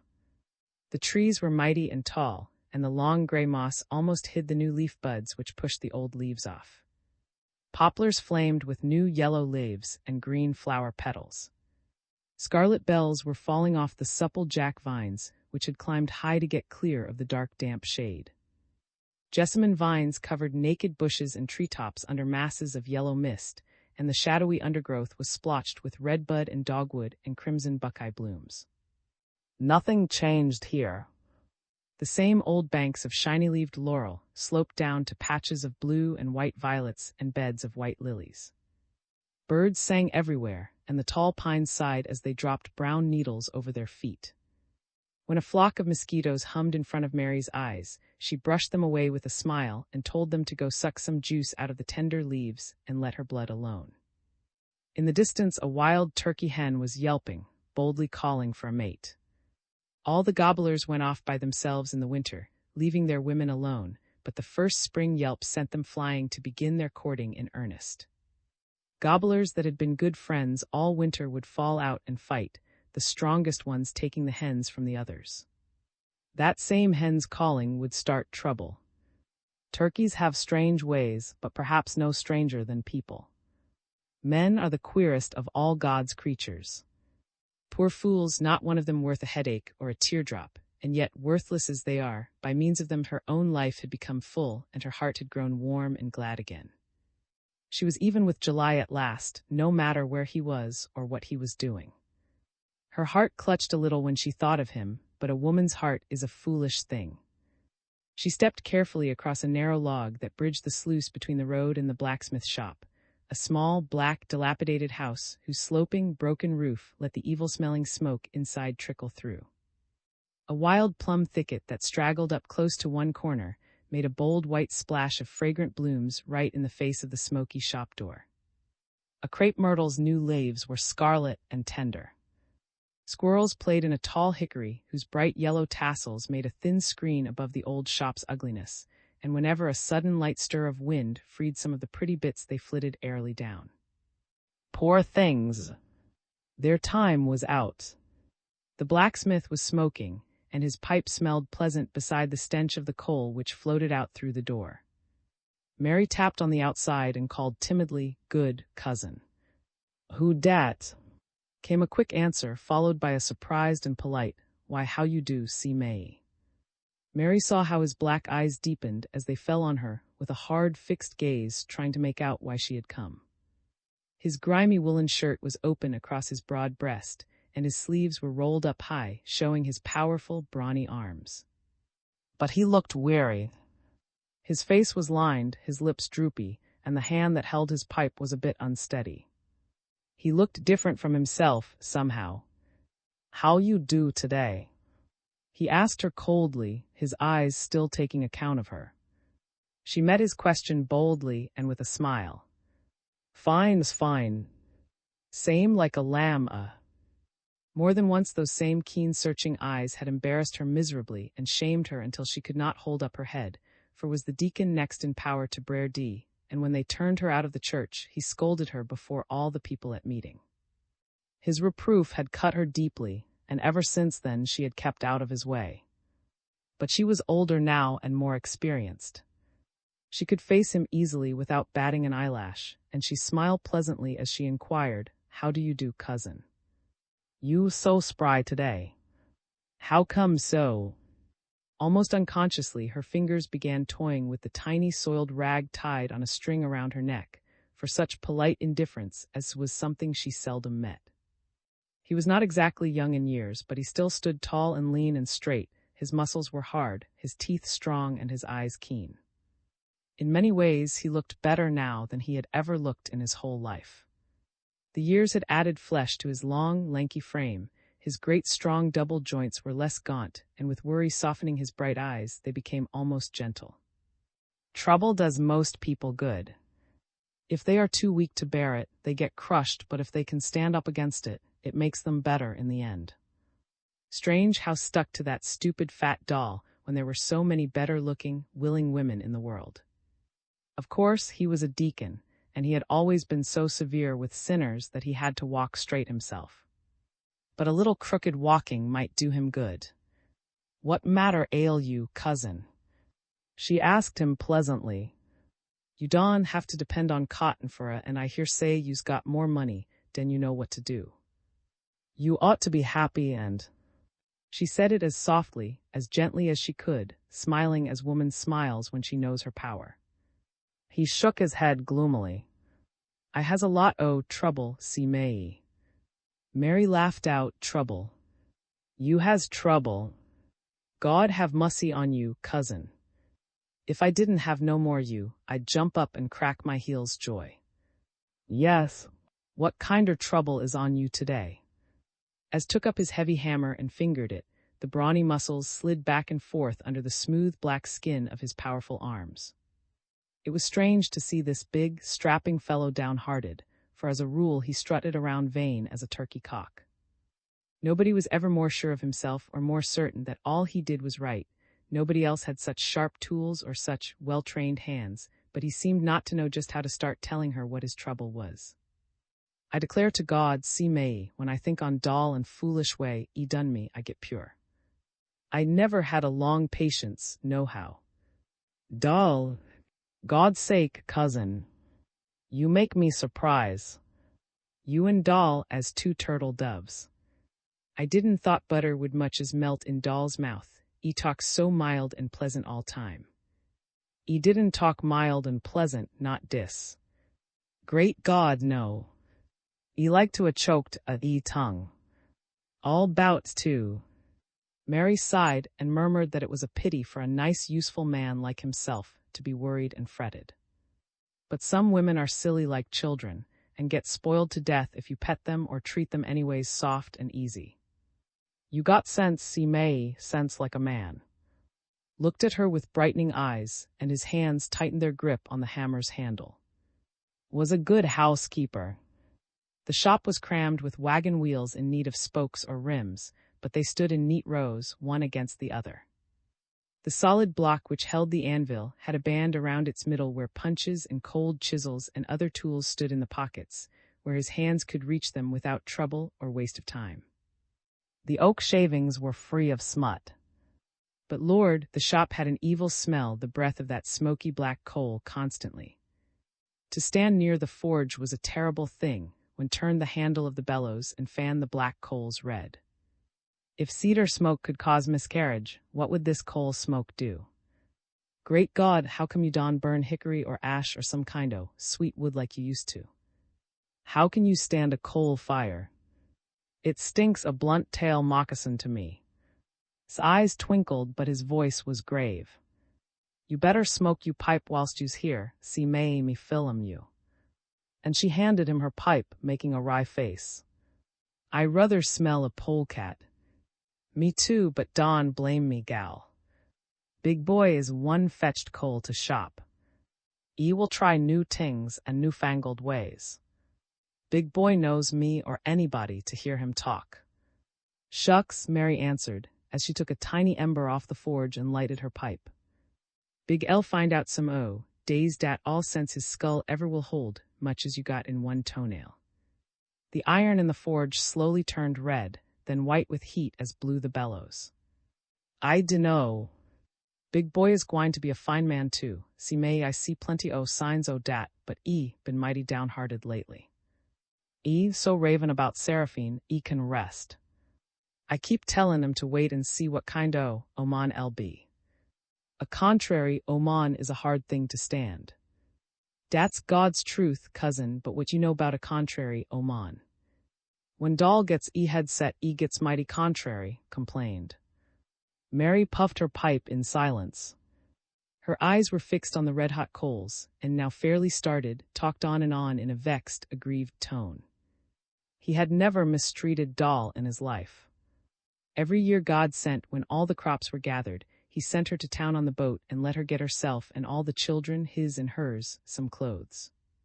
She always had shoes to wear on Sundays. She always had a nice hat. He never had stinted her. He made money, but she spent it as freely as water. He had never been hard on her in any way. He provided well for her and encouraged her to pleasure herself as much as any Christian woman ought to do. He never said a word when she stayed all day at a quilting, or when she marched around the fire half the night at suppers. Paused for breath, and Mary put in, "You show has been a good husband, cousin. Everybody on whole plantation knows dat. I ever did say doll is luckiest Oman I ever seen. E got finest man ever was for a husband, a lot o' nice, a good home and clothes and plenty to eat. What more could heart wish? Doll must be gone out head if satisfy all dat." His eyes narrowed at the last words, and he shook his head. Doll was not satisfied. That was the whole trouble. Nobody could please her. The angel Gabriel could not please her. Instead of being satisfied with being a high-up church member and a deacon's wife, Doll was raven to join the Berry League. She talked about it day and night.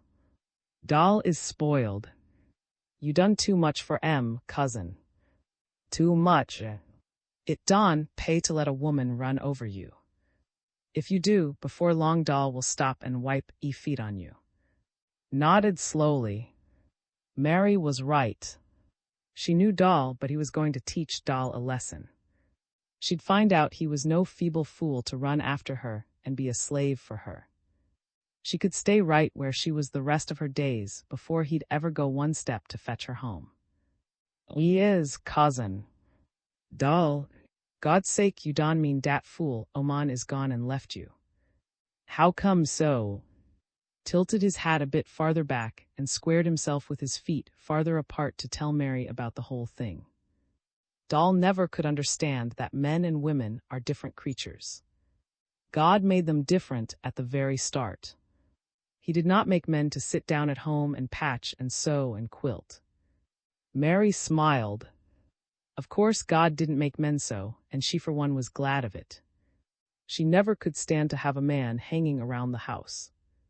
Men had business to be out working and doing what men were meant to do. So Doll couldn't see it that way, not that he ever craved running around day or night. When the crops were growing and the grass growing with them, he stayed right in the field behind his plow, keeping them clean. But when his potatoes were all dug and banked, his peas picked, his corn gathered and put in the barn, his cane ground and made into molasses, he got tired sitting at home every night from first dark until time to go to bed with nobody to talk to but Doll and the children. The nights were too long. One winter night was as long as 3 June nights. Doll could sleep from first dark until sunrise, but if he went to bed early, he couldn't sleep until daybreak to save his life.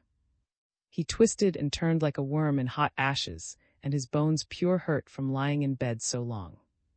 Sometimes he walked out at night and visited the neighbors, but here lately Doll began sticking out her mouth and complaining of being lonesome. Last night she got so vexed she wouldn't talk to him at all. She just swelled up like a toadfish and sat and looked at the fire without cracking her teeth. This morning she looked so mean and cross he asked her what ailed her. At first she would not answer him, but after a while she said she was tired of the way he ran around at night. What she said was not so bad as the way she said it. Doll knew he did not run around at nights. She was vexed because he would not go buy her an automobile. She rode in one last summer when she went to town on the excursion, and she had not given him any peace since then. The ugly, old, worn-out, second-hand thing would cost as much as his whole sharecrop of cotton would make in 5 years. It was fit for nothing but to run into the first ditch it saw and break her neck or her insides. Money burned Doll.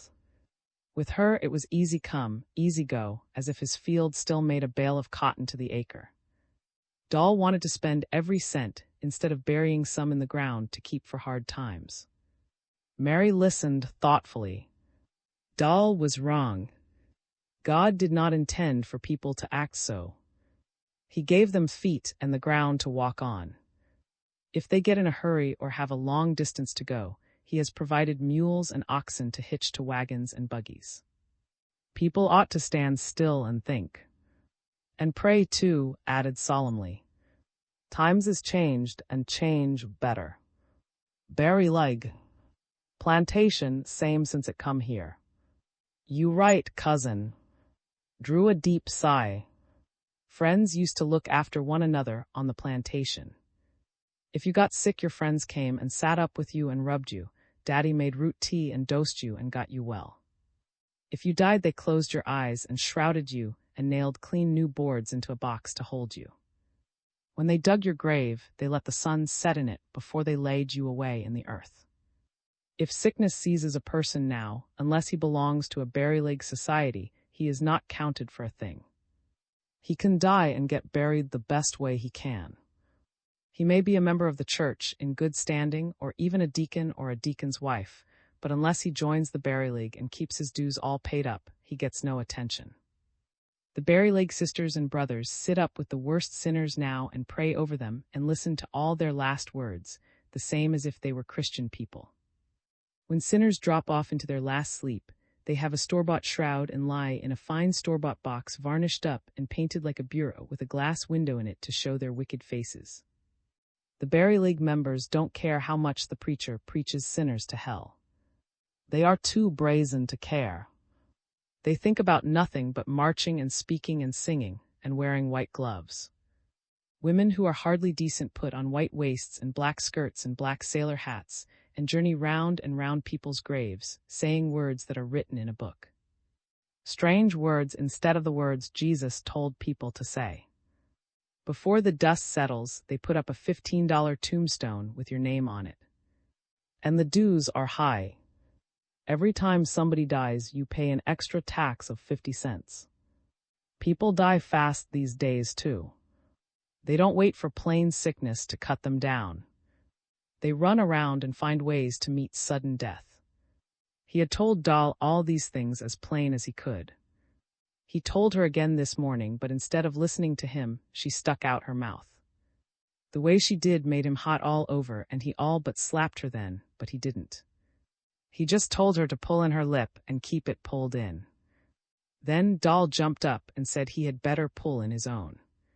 He, her lawful husband, and a deacon in the church too, had to take such slack talk as that from Doll. Mary turned aside to smile, but she made her voice sound as kind as she could. It must have been hard for you to take it, cousin. Mighty hard. All this you tell me show makes me surprise. Doll got sense I thought he had. Not by a long shot. But wait, he hadn't told her all yet. Doll got so vexed with him, she bawled out loud enough for everybody a mile off to hear, and she the wife of a deacon in Heaven's Gate Church. Then, and he hated to tell this, but Doll cursed him for a stingy old fool. The words didn't have a chance to get cold off her tongue before he hauled off and slapped her dumb. No woman has a right to call a man such a thing, even if she is married to him. No woman could call him so and not get her face slapped good and hard, free-handed as he was. But Lord, the devil was turned loose then. Words ran out of Doll's mouth faster than water runs down the gully after rain. She screamed and hollered and carried on until she was too hoarse to whisper. Nobody could stop her or do a thing with her. The more she talked, the more she said. When she ran into the shed room, he paid no heed to her until he heard a strange fuss.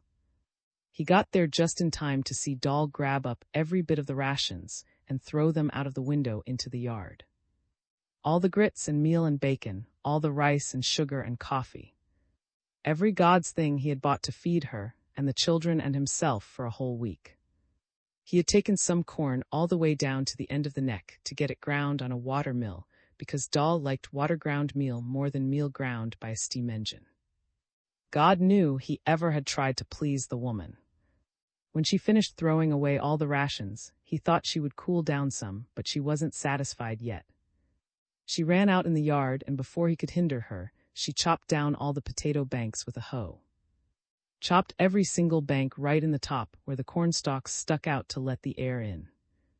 Then she flew to the woodpile and got the axe and gave the big iron washpot one awful lick. The poor thing pure bellowed when the axe hit it, for a great hole broke in its side. Mary was shocked sure enough now. Best washpot on dis whole place, cousin. I declare to God I too hate it myself. I was to borrow dat pot next time I kill a hog. How's Doll gwine to boil clothes now? How e gwine to try out lard? Grunted. Doll would never wash any more clothes for him in this world or kill another hog out of his pen, for when she had done all that devilment she left and only God knew where she went. But she could stay right there until Gabriel blew his trumpet for all he cared. He'd never ask her to come back. Never as long as he was in his right mind. Mary listened, puffing at her pipe now and then, thinking the matter over. Was wrong. Men's is different from women's, cousin, but all we has two minds. Agreed it was so. I got two, you got two, and Doll's got two. Started to speak, but she stopped him. Wait a minute, cousin, used to own Doll's got two minds same as you. He was. One o' Doll's minds is good and sensible, other is. Perhaps so. All whilst you was to me, a-tellin' me 'bout Doll, all two o' my minds was. One mind say Doll is a mean man, other mind say Doll is a po pitiful. E can stand for to go off to see anybody else after dark. My first mind say tell to Don never fool Doll not no more, but my second mind say tell God's sake go hitch up a mule and wagon and fetch Doll back home. Doll's a down the road you right dis minute, cousin. Time Doll sees a dust, a heart jumps inside breast a dat dust is you. His eyes widened and he stopped quite still to think it over. See may you's a good oman. You got a good heart, even if you is sinner God ever made. Mary grinned. I so wicked, cousin, neither so good. You's a man and I's a oman.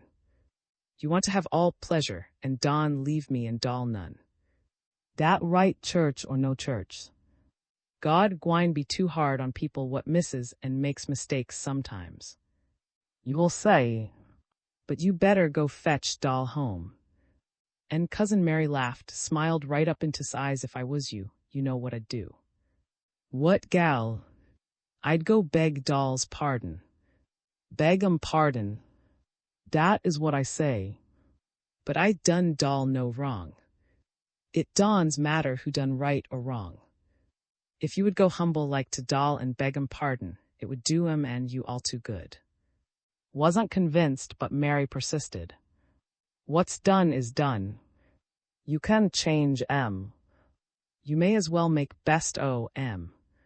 Stayed dumb as a clam. You must be forgot how you licked Doll on you night, cousin. I didn't lick 'em so much. I was just know I was gwine to rule 'em. Dat was all. Den why Don's you rule 'em if you know how. Times is changed, see may women's is changed too. Nobody can rule a oman by 'em days. Hides is pure tough. A leather strap can sweeten 'em now. Did not see that Mary covered up a smile under her hand, for he was making her a comfortable seat by turning upside down a broken washtub, which was waiting to have a new band put around it. He began bending a steel rod into a smooth, strong link, and Mary drew her skirts to one side for the sparks flew wildly about under the beating of the heavy hammer.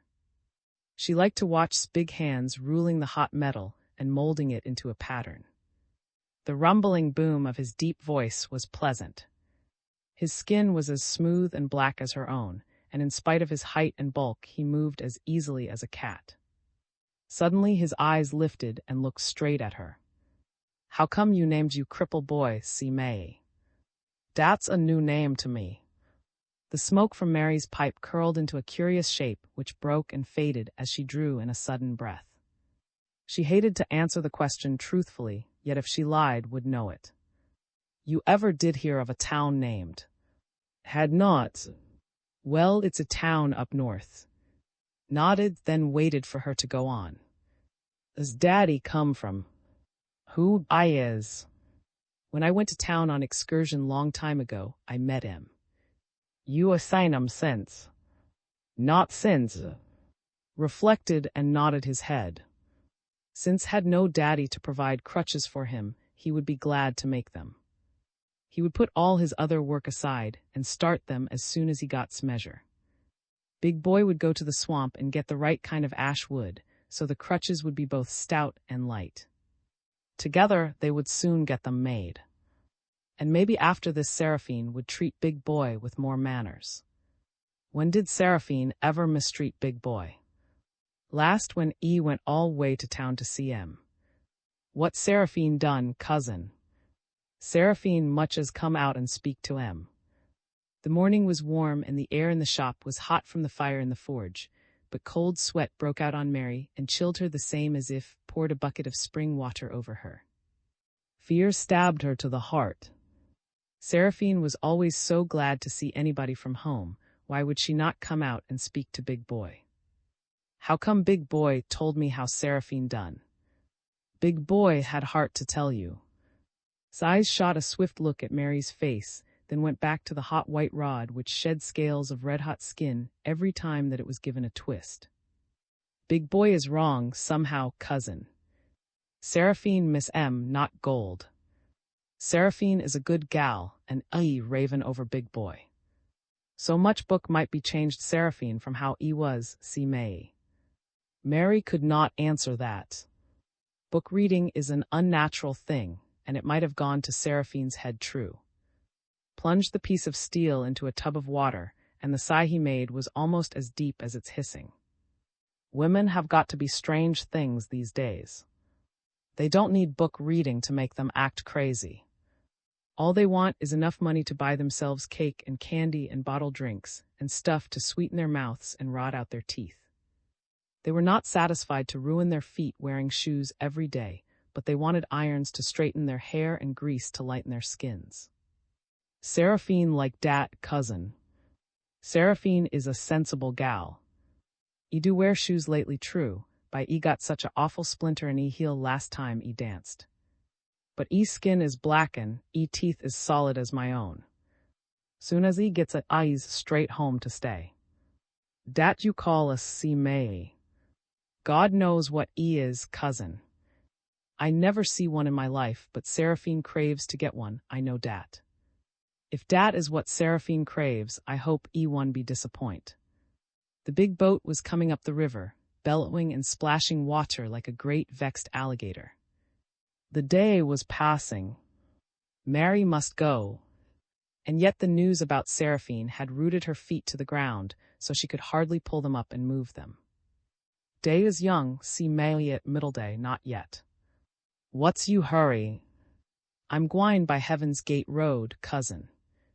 Dat's a long ways home. Is you to Heaven's Gate Friday night? I might. I certain. You better come see place you is gwine some days. Who am I? Me? Mary laughed. Lawd, cousin, when you gets to heaven I'm gwine to be for you, ready to set right by you side. I hope so. I hope you will, gal. The cool air outside was full of delicious scents, which were all the more pleasant after the horrid smell of shop with its black coal smoke. Mary sniffed it, then breathed it in deep before she started walking swiftly on the road leading toward Heaven's Gate Church.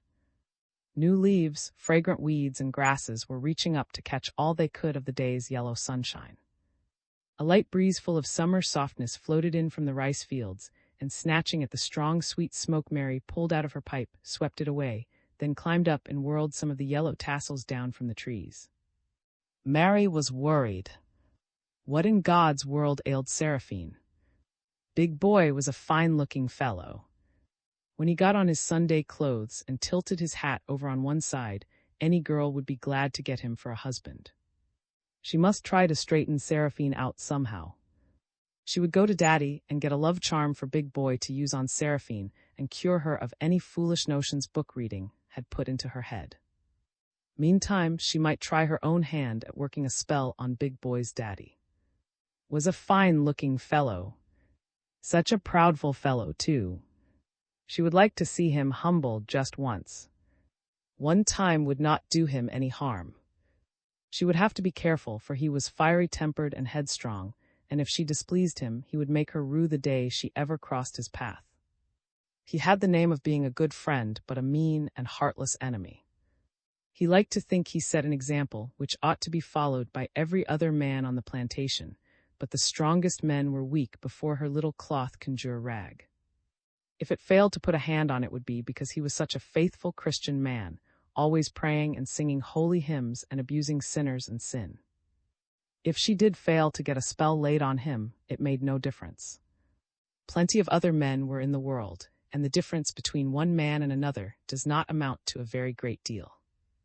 There had been a few men she preferred to all the rest for a day or a week, some as long as a year, because they were kinder or stronger or maybe weaker, and more in need of what she had to give, but not one of them had ever satisfied her long at a time. Not one, although she had always picked the best. Men are too much alike, with ways too much the same. None is worth keeping, none worth a tear, and still each one is a little different from the rest, just different enough to make him worth finding out. Everybody has a selfness that makes the root of his life and being. If getting men, taking them from their rightful owners, had been hard work, she would never have bothered about it, but it was such an easy thing. All she had to do was call them with a look, or a smile, or the wave of a hand. Sometimes with no more than a glance. Whichever man she wanted came running, whether he was old or young, sinner or church member. All she had to do was to wear that little charm on a string around her neck, as it was today. Most of the women who had grown up in the quarters with her were fat and logy or skinny and sharp. Thank God she had kept supple and young. The years had been easy on the others and hard on her, but toil and carrying heavy loads had hardened her sinews and lengthened her wind and kept her body line and slim. She could swing an axe and cut the toughest wood for hours at a time without a taint of weariness. She could jerk a hoe day after day through the hottest sunshine. She could pick cotton with the best and come home at night as cheerful and fresh as when she waked at dawn. Thank God! Instead of going straight into the big road, she chose to leave that at one side for a narrow path which made a shortcut through the neighboring woods, where everything was silent and still. Hardly a leaf or blade of grass trembled as they reached up to catch the light, and forest shadows made a dark veil across the damp earth. Mary walked on, fast at first, then more slowly, for she had 2 heavy loads to carry this morning, her unborn child and her heart full of fear that something had gone wrong with Seraphine. Poor little girl! How little she knew now of life, of people, of her own self for that matter. The tall old trees let no sunshine fall on the path, and only a narrow strip of sky showed overhead. The earth smelled moldy under the trees. The road gave a narrow white glimpse of the big house at the end of the long avenue. Whenever she wanted to be by herself a while, in some quiet place so she could think, she went and sat on one of the old stone benches in the weed-grown flower garden. Nobody would disturb her. The great silent house looked grand and solemn, with its high gray roof and tall red chimneys. She had a timid feeling when she walked near it or sat alone in the garden, lest a ghost of somebody who once lived there, a servant or one of the fine white ladies, should call out to her and ask her what she wanted. The plantation owners had lived there many a year, ruling the land and the tides in the rice fields as firmly as they ruled the black people whom they bought, and sold as freely as they did the mules which slept in the great open stables and ate out of long wooden troughs. Black people used to make up a part of the plantation's wealth, the same as the carriage and saddle horses with their well-rubbed, shining hides. They were valued according to their strength and sense. The weak and stupid were sold. Only the best were kept. A good thing. Mary could see it now. The white people were gone. The forest had taken back many of their fields, the river had swallowed their rice fields, but the black people were used to hardship and they lived on here and throve. Her mother had been born here and her grandmother, and all the other women before them, right on back to the first ones, who were brought long ago up the river from the town, where a slave market gave them and other black people to the rice and cotton fields. She had got her health and strength and vigor from them. The same old cabins housed them. The same old fields had taken their days. Sunshine and work, darkness and rest, that was all they had, and there would be nothing else in the world today if a body did not stop to pleasure a little now and then. Yet work is good and sunshine is good, even when its scorching heat burns backs and the soles of bare feet. It freshens weakness and brings back strength, and the field which takes time and labor gives back pay enough to make life pleasant. A crooked old rose tree had covered its knotted black limbs with red blossoms which were sweet with honey. Bees hummed eagerly over them, then settled on them, searching them, walking through them with bold brown legs, shattering them and scattering them on the ground. Bees don't mind if they hurt rose blossoms, for when those blossoms fell, they'd go somewhere else to find honey. Mary sighed. She loved the sunshine.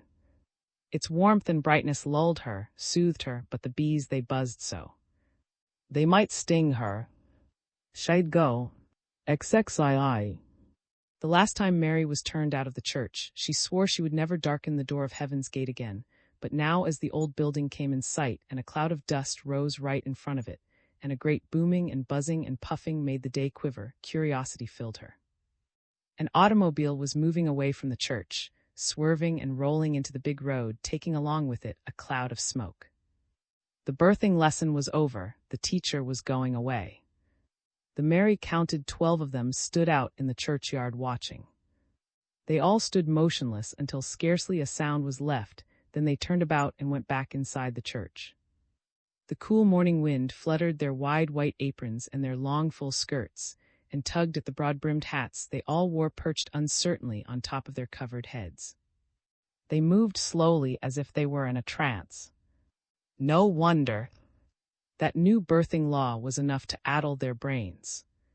Through the open church door, Mary could see them all chattering at once, bobbing their heads until their hats threatened to topple off into their laps. Only sat still and silent with her old head bowed. She shook it slowly now and then as the others discussed something earnestly. They were arguing with her, that was plain, but she was holding out firm. Mary was no midwife and she had no intention of ever being one, but the church is a public place, and if the door is left wide open, anybody has a right to walk in and sit down to rest. And if there is a new and easy way to birth children, surely nobody had a better right than she to find out how it was done, whether she it or not. 12 women were already in the church, she made 13. It was a risk to go in. Mary stepped silently inside the door, then halted a minute to let her heart slow down a little, for a delicious suspense which was almost like fear had it thumping hard in her breast. Her wind was short, her breathing hurried, and her blood running fast and hot.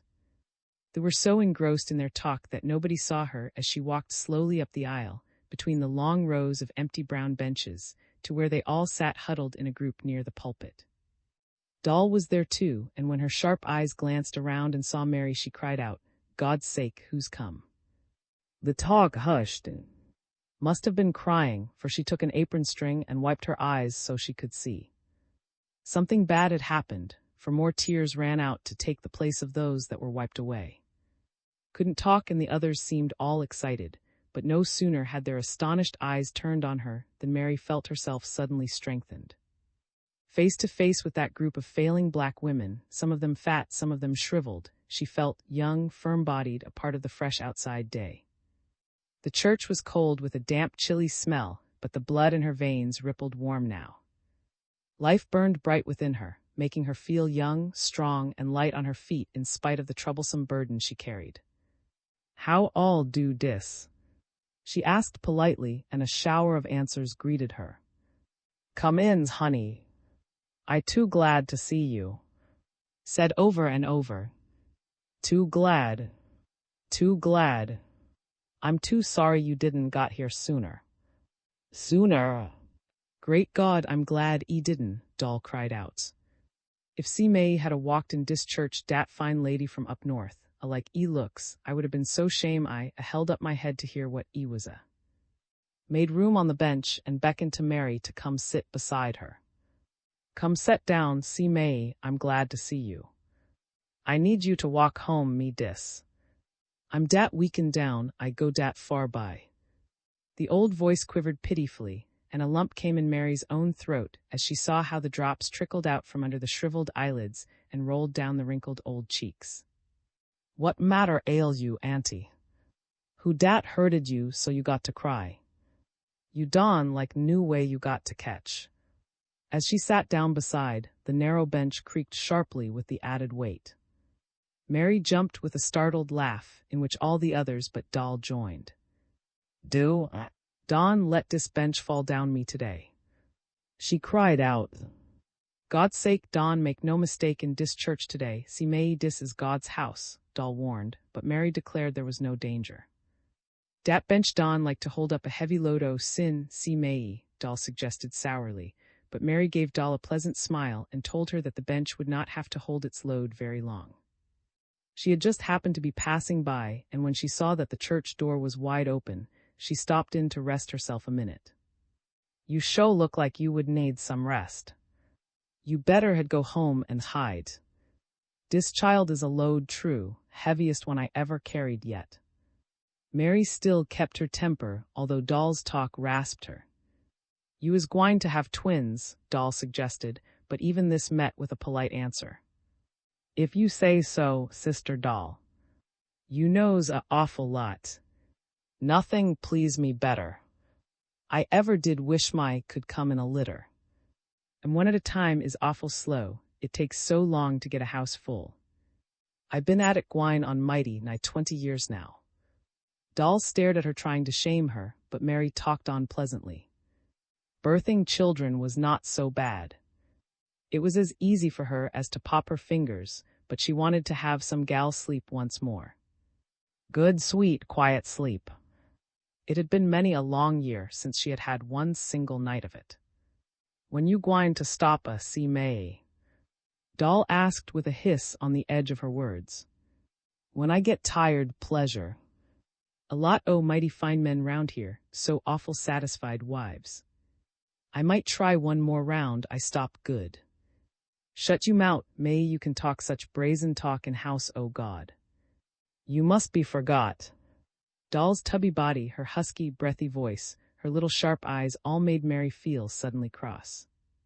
"When did God you to run his house, Doll?" she snapped out before she knew it. Doll answered that she would rather live without a drop of bacon grease for her bread or a speck of molasses for sweetened water than to be like Mary with a pack of men forever at her heels, and bringing a poor little fatherless child into the world every other year God sent.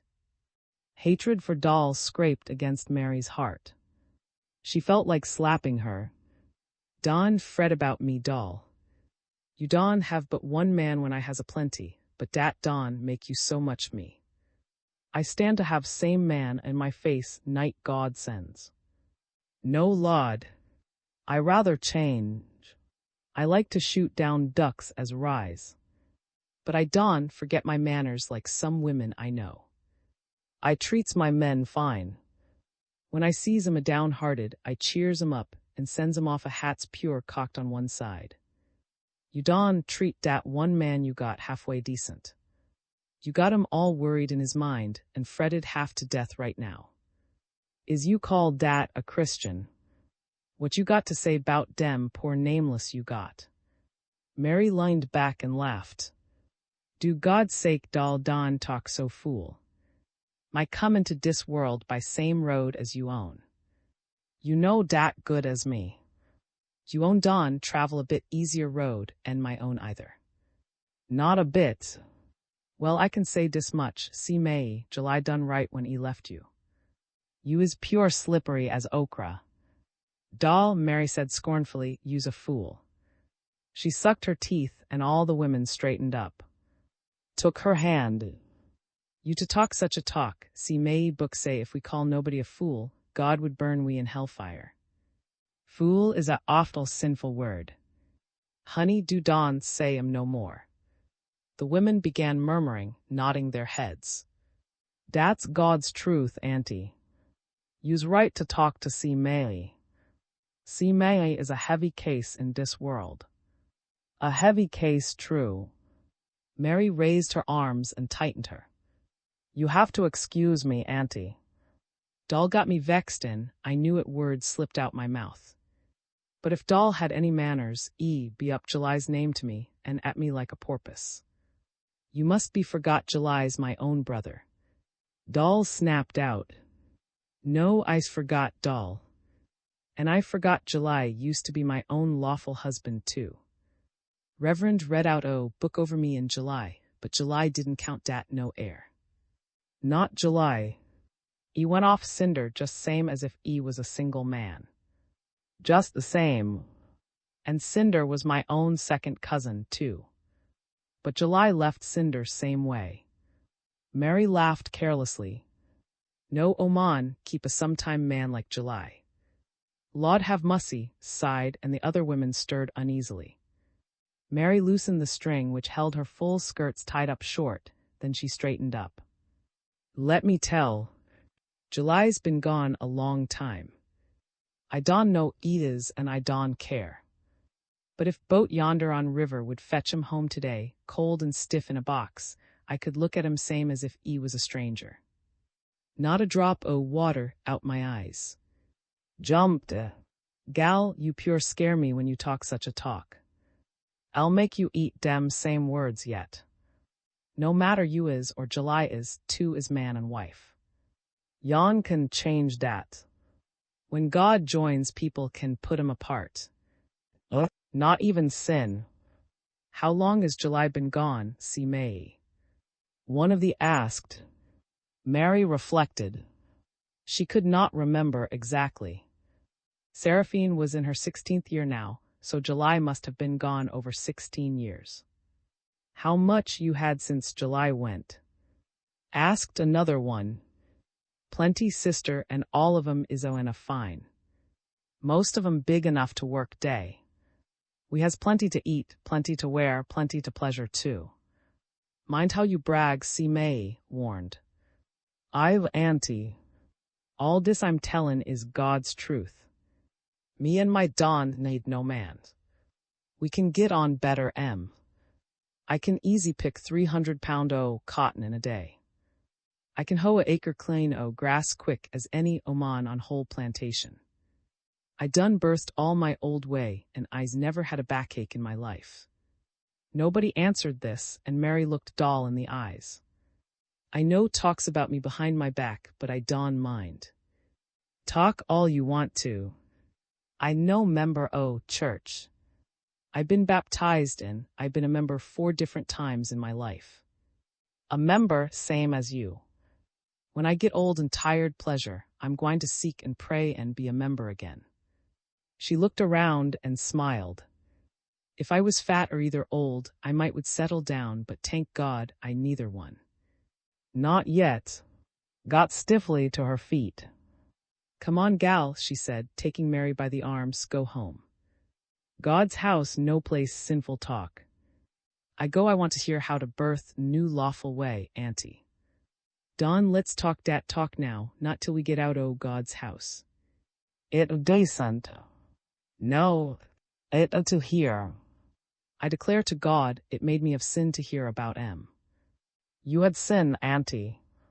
I bet you sinned not in 40 years. Mary could not help laughing, but looked very sad. You's wrong, honey, I sins all time. Every breath I breathe, every word I say is a sin. Dat's how come I have to pray so much and ask him up yonder to help me be faithful and hold out to end. She wiped her eyes and got to her feet. Mary took her arm, and together they went down the aisle and down the steps of Heaven's Gate Church. The misery in Snee was much worse since she heard the indecent things the white people wanted them to do when they caught children. You ought to sit down at home, Auntie, and let misery rest. Shook her head. Sitting still was the worst thing for it. She needed to stir around. A bed or a chair will trick you if you stay still on them long at a time. They will draw out your strength and leave you weak as water. A hot earthworm poultice would help her to shed the misery. It always helped her. When she got home, she would brew some green walnut tea and get to pour it on the ground near Ben's woodpile where the worms were thick. They'd rise up and he could get her a plenty for a poultice. Earthworms are fine things to run out pains and miseries. Thank God for making plenty of them. Tell me what lady said, auntie. I kins talk dat talk, honey. No, but I'll tell you dis much, lady had a razor He took him out and showed him right in house, oh God. Say all must carry razors. Great God! Dat is one sinful oman in dis world. Honey, I hate to say a harm word, but dat oman decent to come in a church. XXIII. On Friday, Mary was washing clothes at the spring. The tubs were set close beside a tree whose shade was thick that morning, but the sun had crept around and was shining hot and bright on her back. She was wet through with sweat, but she made up her mind not to stop until she was through. She might not get to wash for herself again soon. Her time was getting short. The next change in the moon might be the time. Surely she could not go much longer. This was the heaviest child she had ever carried, somehow the strongest one, too. She raised herself from bending over the tubs, straightened her back, and with a smile patted her distended body and said gently, "You tired." "I tired, too. Me most ready, though. Po, I same tings ready you. You don know dat, but it's so. Po ting, shut up and dark, you soon gwine get you work finished, too soon, same as me." With a heavy sigh, she rolled her sleeves a little higher and bent over the tubs again. She did not hear steps behind her, and when Big Boy spoke to her, she turned with a start. "God, how you scared me," she said with a laugh. "How you do, son?" "Oh, I'm well. See, May Pa sent me to ax if you didn't want to go to Heaven's Gate Church tonight." Mary straightened up and looked at him with a grin. "How come sent me a answer like dat? He knows I'm gwine. I pure want to see picture o' hell. I'm ravin' to see hell. Well, Pa tell me to say we got a automobile now, so you could have buggy to ride in if Ben would go long you to drive mule. Pa say it might do you good to ride out." Mary looked at Big Boy and smiled. "Tell you Daddy I'm much obliged. I will ride, I will," she said slowly. "But how come you's in such a hurry, son? Stay a while and talk me and tell me what you see in town." But Big Boy hurried away. When the buggy with Mary and Ben reached the church, a large crowd was already gathered there. People were thick in the churchyard, and all the doors and windows were jammed. The Berry League had turned out, and the members were marching and singing until the picture was ready to show. Solemn black faces dripping with sweat were wiped with sleeves to keep from soiling the white gloves that covered the awkward, unaccustomed hands. A dark cloud looming in the west, hiding the sky, was cleft at frequent intervals by sharp zigzag lightning. "Lawd, it's gwine to storm," Mary murmured nervously, and whispered that he ever had heard when a Christian was buried, rain always fell in the grave. Maybe all this marching and singing by the Berry League was stirring up the clouds and making them think somebody was dead. "No, no," Mary replied scornfully. "I seen rain fall plenty o' time in a sinner grave when nobody a sound. Clouds can see and hear like people." Did not argue the question. "'S mule," she said. "'S hitch to dis. 'S too close to hitch to a big tree. 'S get out. Mind o' mons. Dawn trip. I don't want to happen here dis night. Great God! What you would do?" Both of them laughed behind their hands at the thought of Mary's tripping as they joined a crowd near a window. "How you all dis?" they asked. "I wells how you?" came many answers. The Berry Leg marchers were moving toward the church door. "Better hurry," Mary whispered as she watched the black, swift-moving cloud. As she spoke, a blinding flash of lightning was followed by a deafening crash of thunder. The singing marchers moved faster. Reverend walked bareheaded at the head of them, and his hymn book was open, ready to begin the service. Mary was glad to see coming toward them with his hand reaching out to shake theirs and a pleasant smile on his face. "I'm glad to see is come out tonight. Mighty glad. I saved 2 good places for you to sit. Come right on inside church. Big boy is on all 2 until you get." Went in first, Mary next, and followed them down the aisle right to the Amen corner where their seats were. Mary could see that the whole congregation was amazed. The berry-legged people who were marching in stared so hard at her that they almost forgot to sing. Some of them tripped and stumbled, so surprised were they to see Ben and herself, the 2 toughest sinners in the whole country, escorted in by. A great white cloth was stretched in front of the pulpit, and Reverend took his place in front of that to read out of the book how Scarlet's sins could be made white as snow. It was a beautiful reading, and with the lightning flashing and the thunder crashing outside, it sounded so solemn it reached clear down to the bottom of Mary's heart.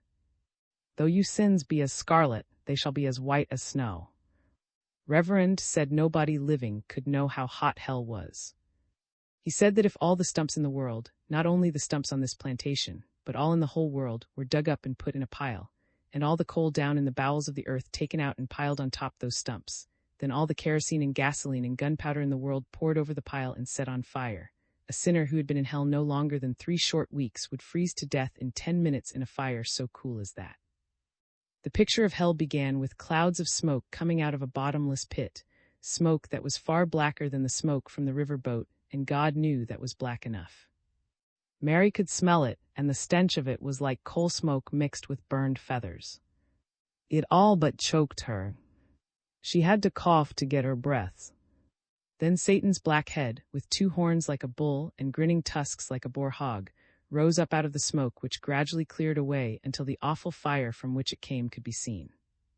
Hundreds of devils smaller than Satan, and all of them with horns and long forked tails, danced around in front of the fire waving their pitchforks and making horrible faces at each other. Mary was almost afraid to look at them for fear she might mark her child on them, and yet she could not pull her eyes away. As the poor pitiful sinners were dropped down, one at a time, through the mouth of hell, the devils took them up on their pitchforks and stuck them down in the fire and burned them until they turned to little black creatures no bigger than hop-toads. They hopped and hopped around in the fire until Mary was so sorry for them she wanted to cry. All her life she had heard that sinners had to hop in hell, but she had never understood how awful it was until now. When the people in the church saw all those terrible things, the women began screaming. Some of them fainted, and some of them went off into trances. The men were kept busy holding them and trying to comfort them. Mary was scared half to death herself, and she might have fainted too, but Doll, who had a seat not very far from her, began carrying on so, jumping up and down and shouting for help, that Mary felt she must help Big Boy try to keep the woman from dying, for paid her no attention at all. If the hell part of the picture had not been cut off then, to show a picture of Jesus, only God himself knows what might have happened.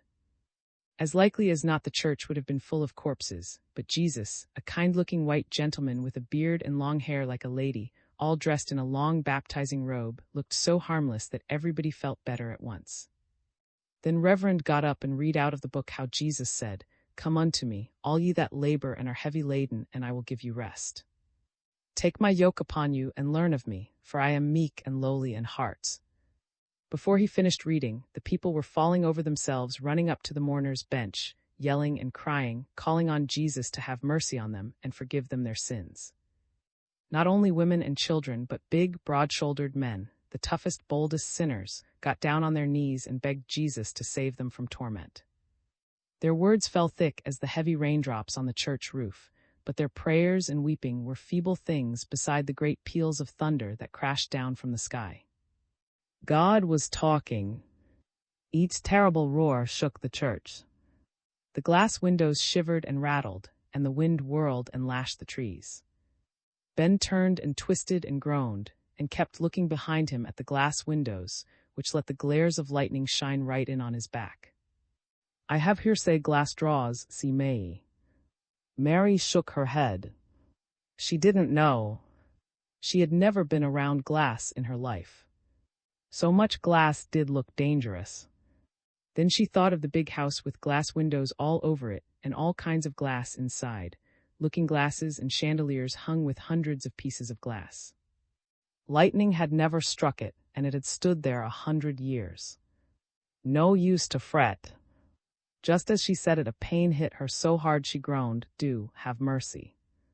She sat still for it to pass off, but a trembling seized her. She could not keep still. "I got to go home," did not understand her. "Home? I tell you I got to go home." She tried to stand up, but pulled her back. "Pray right here, see may you'll get trampled on show as you try to get to dat mourner's bench. People's gone crazy. I gwine to no mourner's bench, I gwine home. As you can go home in dis storm, see may sit down and try to keep still, God's sake. Don't talk to me 'bout still. Oh Lord, do help me go home, Lord. Oh Lord, what am I gwine do?" Reverend was bending over the sinners, urging them to pray harder, to be like Jacob and wrestle with God until he forgave them and put his sweet peace in their hearts. The whole congregation was in a stir, singing, wailing, and weeping. Mary called Big Boy to come help her get out. She yelled at the top of her voice, but she could not make him hear her. Thank God heard. "You want to go up to mourner's bench, see May?" "No, I want to go home. God's sake, take me home. Able to make dat slow old mule hurry. Somebody's got to go long me." Held to his stick, ready to follow in the path which cleared through the jam. Had forgotten his hatred for, and the strong man was very gentle as he helped the crippled sinner down the aisle, then down the church steps into the black wet night. Mary did not wait for them, but ran through the rain, to the buggy which the flashes of lightning helped her to find in the confusion of vehicles around it. "Do hurry, Lord's sake," she called to the two men who were coming behind her as fast as feet could possibly shuffle along. The mule's head was finally turned toward home, and the buggy wheels rolled in the water-filled road. Mary tried not to moan, not to rock her body back and forth. "Beat mule, make 'em step more." Frailed the mule's haunches as hard as he could, but the beast's feet were hampered by floods of water and his eyes blinded by sheets of rain. "Don fret 'bout mule, see May, you hold on to dat child till we get you home. It is so far now." Spoke kindly but was wretched. "Great God, see May," he cried, "you can turn 'em loose in dis buggy." Mary had to laugh with at's terror. "I tried to get you to go auntie to midwife class last Monday, and you wouldn't do it. You better had. Den you be so scared now. XXIV. Lord, we had a time," Mary said too when all was over. Then she looked at her two newborn sons and said gently, "Dat picture oh hell scared me so bad I wait for moon to change. And pain hit me so hard, I pray not to save my life." No, did not go to bed but sat by the fire and smoked. She never slept in any bed but her own. Whenever she stayed from home at night, she sat by the fire and nodded and smoked without even taking off her shoes. Mary and the newborn babies were in the big room bed. Mary was too tired even to talk to Seraphine, who had unexpectedly come to the landing on the boat that afternoon, but could not get home until after the storm. Was for the girl to find Mary like this. She had been away with fine town people trying to make something of herself, while her mother lived in sin. Mary ought to quit her ways. She had a daughter almost grown now. Talked until the storm had passed and the night was still. She sat close to the hearth, for the rain had chilled the air and the flickering fire gave out a grateful warmth.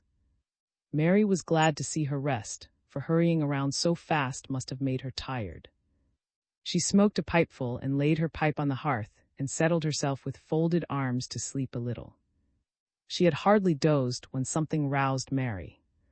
She opened her eyes and peered through the dim light at her two babies. They were sound asleep. They did not move the slightest bit. Yet she heard a baby's faint cry. She called, who hurried to the bed and leaned over and looked. Both the babies were asleep. Sound asleep. But she certainly had heard a baby's voice. One had waked her. A dream, maybe. Laughed and went back to her chair by the fire.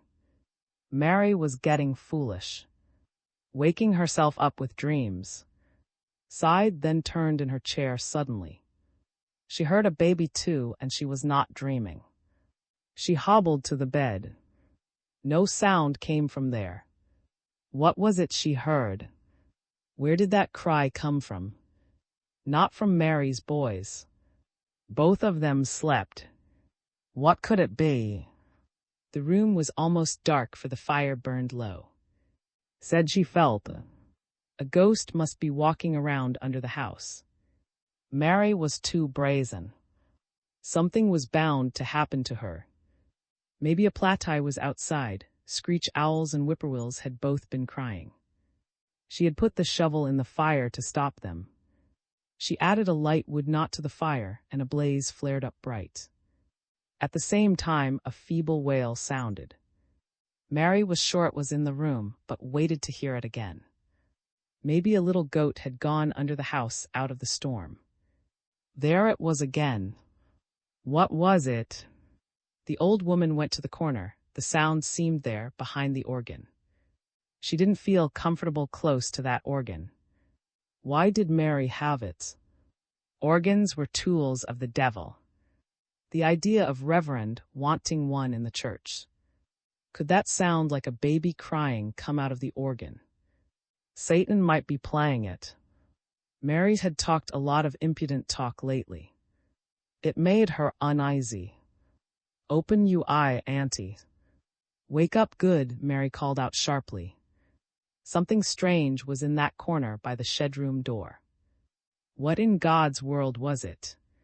Where did it come from? Open you eyes and look good, auntie. Lined and picked up something, then she hurried to the fire with it. She broke into a laugh. Great God! What is this? You come gal. You most scared too. God bless you. Lemme you up and get you warm. Po ting. You mos froze. Mary jumped up out of the bed herself. God's sake, auntie, who had dat baby? God knows, gal, I found him in corner behind organ. I's most fries too. Mary took the child in her hands. The two women looked at each other. Both were perplexed. Whose child was this girl child? May you reckon you could have had dis chili and didn't know? Suggested. Do, auntie. Mary laughed. Now how could dat be? Den who dat fetch 'em here? I been all years. I know I's never caught one off naked flow in my life. Who dat put 'em on flow? Must be somebody. I know I's me's. No, when I birth, I know it. You had auntie. Shut you mout see may don gi me none o' you slack talk. No, whose baby is dis? Whose? I declare to God, auntie, e's my own. I'd be shamed to own if e was. And no, 3 no worse dan 2. E's a fine child, auntie. Better put him close to my own and get him warm get to him up in. Mary lay back down and covered her up with the 3 babies. Mary never had seen 3 babies but once before, and one of those was a little runty thing. All 3 of these were fine big children. Auntie, go in shed room and see if Seraphine is wake, Mary whispered. Lord, I been forgot 'bout said with a wise smile. She opened the shed room door. It was too dark to see much, but she called, Is all sleep in here? There was no answer. Wake 'em up, Mary said. You must wake up, Seraphine called, but nobody stirred or answered. Everybody was sound asleep, Seraphine and all of the rest. Try Seraphine one mo time, Mary directed. If e don make answer, I'm going to get out of dis bed and e one never forget whilst e lives. When I say get up, I mean get up. Oh, you hear you mammy say, e gwine lick you. Wake up, Seraphine. Wake up.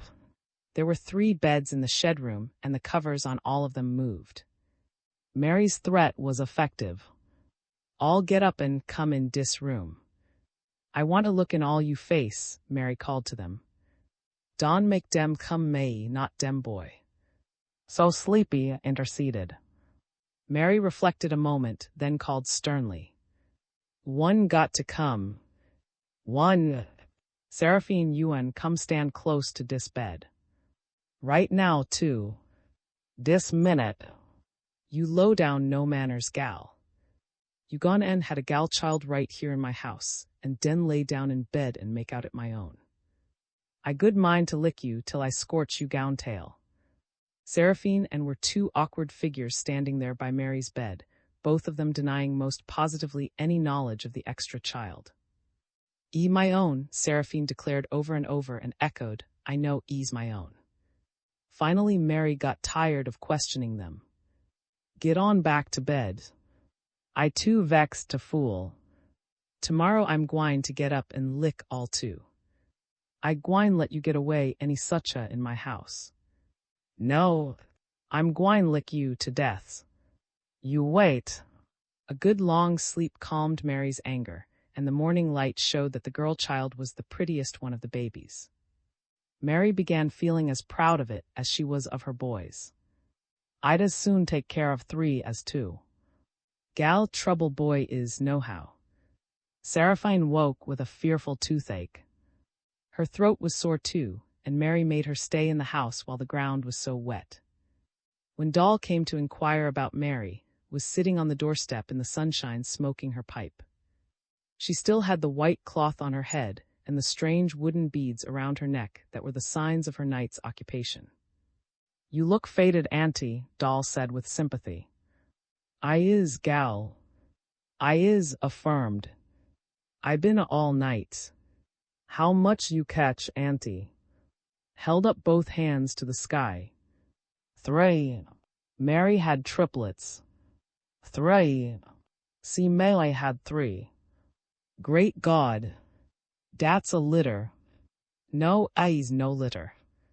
I is triplets. Plenty o' people has triplets. I used to wish I could have 'em myself. Can I look at 'em, Auntie? Not today, honey, see May is now. E's weary by E had a long hard task last night. XXV.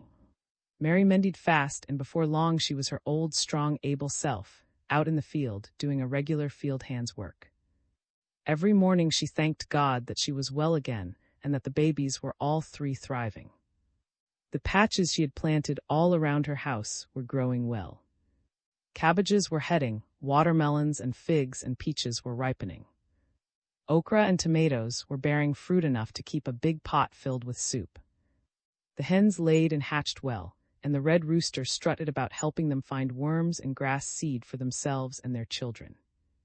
Blossomed by the front doorstep, a morning glory vine had climbed clear up over the shedroom door and held it fast with curly green fingers. Everything went well except Seraphine, who stayed weary and thin and down in the heart. Mary tried to cheer her up to make her eat, but all her coaxing and cooking did the girl little good, until Mary took her away off in the woods one morning and talked seriously to her. As they sat on the ground under the tall pines, Mary said that fretting was worse than sickness to thin your blood and dry up your flesh. If she had missed and made a mistake one time, that was not so bad. Everybody makes mistakes, that is no disgrace. Not a soul in the whole world but knew that the nice little girl baby was not Mary's own.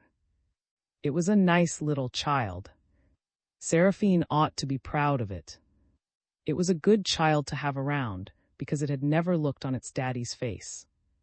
That very thing gave it the power to cure sickness, not only things like fevers and rheumatism and thrash in babies' mouths, but all kinds of bad ailments like swelling and breaking-outs on your skin.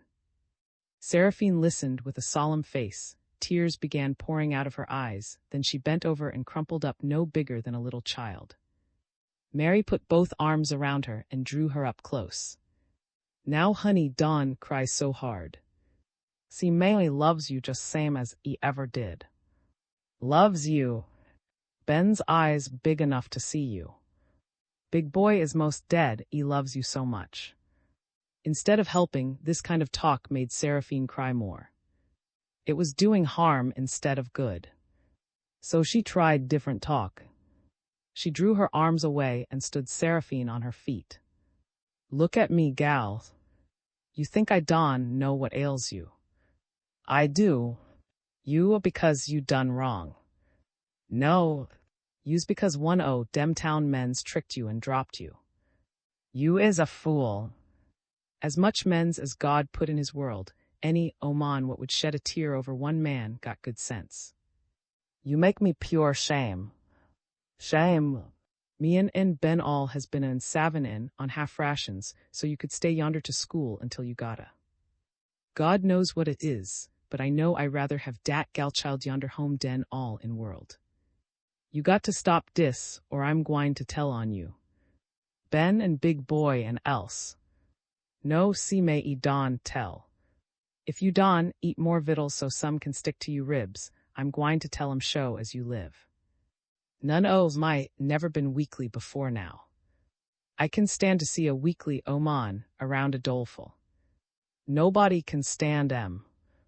If you want people to hate sight o' you, stay weakly. Mary smiled and softened her voice. Listen, gal, if you wants men's to be ravin' 'bout you, don never gie 'em a chance to feel sorry you. You better listen to me, and eat a plenty and get fat and sassy again. Soon as cot pickin' time comes and I get some money ahead, I'll buy you a hat and a dress and some shoes and pay you way on boat to town. You go let dat man what fooled you see how you forgot 'em. You go look 'em straight in eye, suck you teeth at 'em, den walk off and leave 'em. Walk off proudful. Strut.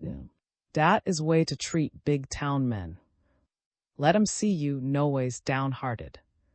I knowed you when July done me same way. I was just 'bout same age as you baby when I found out how July was it like to kill me at first. I fretted to death I sleep neither eat I got po as a snake. I sure did love dat lowdown July. I did. Same like you love some strange man yonder to town. Seraphine looked up, and a pitiful smile flitted over her lips. It don pay to love men's too much, gal. When a man finds out true as oman is crazy 'bout em, he don crave dat oman no mo. Dat's very time e gwine crave some new oman. God made men's so. It don pay to love no one man too much. It's all right to like em. But don never let tink on one man all time. It'll run you crazy if it don kill you. Seraphine's face was thoughtful. It had a faraway look. She stood with her arms akimbo. Her full skirts, tied up short with a string around her hips, were wet with dew. Her plain homespun waist, buttoned straight down the front, was open at the neck where swift beats showed how fast her heart was running, but her bare feet, brown as the dirt they stood on, held her weight up firmly. She was almost crying, yet ready to smile again, as she gave Mary a hug around the neck. See May, you's best ting ever was, yes, you is. I love you too good, see May. I'm glad, honey, I need a lot o'. Now go home and milk cow and goat and give all dem babies a good supper. I hungry myself. I'm gwine cook some fried corn cakes to eat dem peas I left in pot dis. XXVI. As they walked home, a bright afterglow tinged the fields, and Mary hummed happily. At last, thank God, everything in the world was right. She talked of how she'd cook the bread for supper that night. She'd mix the meal thick and pat it into little flat cakes and fry them. She hadn't made corn cakes that way in a long time, and the children would be glad for the change. They'd taste fine with the new wild honey had robbed from a tree. For some reason, July came into her mind, maybe because July liked fried corn cakes better than any other kind of bread, or maybe talking to Seraphine about fretting brought July back to her mind. Where was he gone so long? Where? How did he look after all these years? Had he forgotten her too? She heaved a sigh as she poured water into the basin on the shelf and washed her hands to mix the meal and water together. The children would all soon be coming and hungry. Already she heard steps outside and a soft tiptoeing right up to the doorway. Mary smiled. One of the children was tipping up the steps, getting ready to jump at her and scare her, an old game of July. Should be ready. She put the pan on the table and crept softly along the wall till she reached the door. Then she eased behind it and stood waiting. Somebody was outside, right at the door. She could hear the quick breathing. She could almost hear the heartbeats as she waited, too, breathless. It was a game she and the children often played. But now the wait became too long. She would jump first and turn the tables tonight. How the children did love to play. In the soft twilight, Mary stood behind the door, waiting, ready for the shrieks of laughter that would come with the quick shouted, "I got you." She smiled and drew in the cool air stealthily through her nostrils. A strange smell came with it. It was not one of the children who stood there in the door. No. Mary tried to lean a little and see without being seen. It was a stranger. A man. "Who dat?" Mary called out sternly, moving out from her hiding place. For some reason the words shook in her throat as she stepped forward and stood boldly in front of the door. The strange man stood looking at her, hesitating, half smiling. Then he held out both hands. Who was he? He took a step toward her and stopped, and a familiar voice spoke softly. "Si Melee. Is this you, Si Melee?" Mary's heart leaped at the sound, and her astonished eyes stared at him. "You know me, Si Melee." "Is you forgot you, July?" he asked gently. He stood waiting for her to speak, holding his hands out to her almost like a child. She looked at his face, at his hands. They were shaking. July's hands. What must she do? What? She could not think straight. She swallowed hard and put her hand up to her throat, and her heart thumped crazily as he spoke again. May gal, I come back, honey. Please say you glad to see me. Don stand up at me so hard. This is you, July, Si May. He took her hands, both of them. She let him. She was paralyzed with joy and with misery. Her eyes dimmed and his face was blurred, but his voice had her heart quivering just as it used to do in the old days. She drew her hands slowly out of his, and her voice sounded hollow and strange as she made it say, "No, you, my July." I had no July in 20 years. Her lips stiffened over the words, her tongue felt frozen, but July's old bold laugh answered her as he put a hand on each of her shoulders. "Yes, you is, honey. I been gone a long time, true, but I forgot you, and I never to nobody but you since day you marked me in ear dat knife." "You 'member?" She nodded her head. She remembered well. She was dizzy with old memories. The old love and the old hurt and the old bitterness had all come back and were making her weak and faint. July took her swiftly in his arms and held her close to him and pressed his hot lips on hers. That woke her up wide awake. With the strength of a cyclone, she gave him a backward push which sent him stumbling down the steps. But he laughed pleasantly. "Great God, you is strong still yet. You got same old devil in you, too. I don't blame you for me off, honey. I say a word if you was to knock me down and stomp in my face, so long as you take me back." "Take who back?" "You." "July. I'd let you come inside my door, I'd see you rotted in hell." "Why, Si May? What you mean?" "You send me away, not after I come all this way to see you." "I been 4 days to get here." "Stand still and let me look at you good. I swear to God you hardly changed." In the half-light his black eyes peered at her. "You look I ever see you." "Yes, you is." His hand reached out and touched her shoulder, but Mary drew away and she felt her lips curling proudly, even if they did tremble. "I might be changed on outside, but I show is changed on inside." "Oh, this same silly gal you left, July."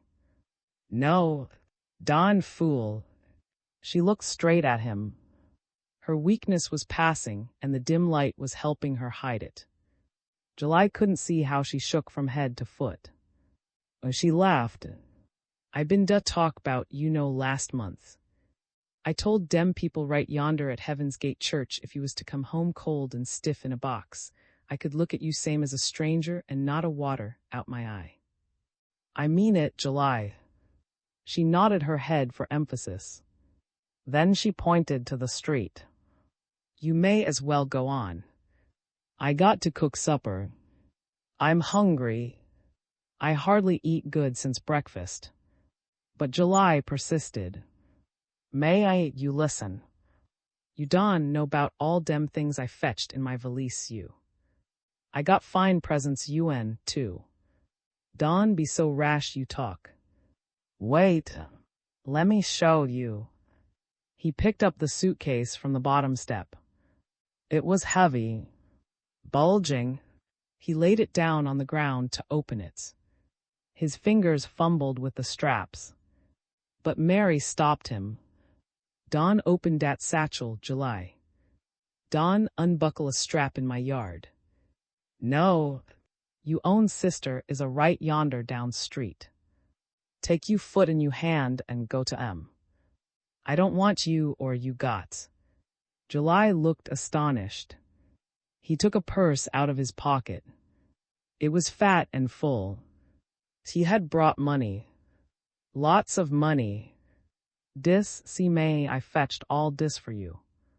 All dis. He opened it and smoothed out the bills. Selecting the top one, he held it up. $10, he said, then taking the rest, he held it out to her. Dis rest is you. The light flickered weak in the sky. The world was dim. It was hard to send July away. Her charm could hold him faithful to her as long as she lived. Her blood raced through her body. The twilight showed that he was the same old July who had broken her heart, whose face was forever sealed on her eyelids. He was dressed differently. He was a town man now. But he was still slim and straight, and the words fell from his lips with the same bold laugh she remembered so well. It was not the sight of his money that kept her silent, but July did not understand. Kiss me, gal. Say you glad I come home. He stepped forward with confidence, and Mary felt she must yield, but she caught herself. Don, put you hand on me again, July. Don, touch me. Take you money and go. Get out my yards. Me and my Don want not a brownie you got. Not one's. July asked. You got. See may. Mary placed her hands on her hips and held her head high.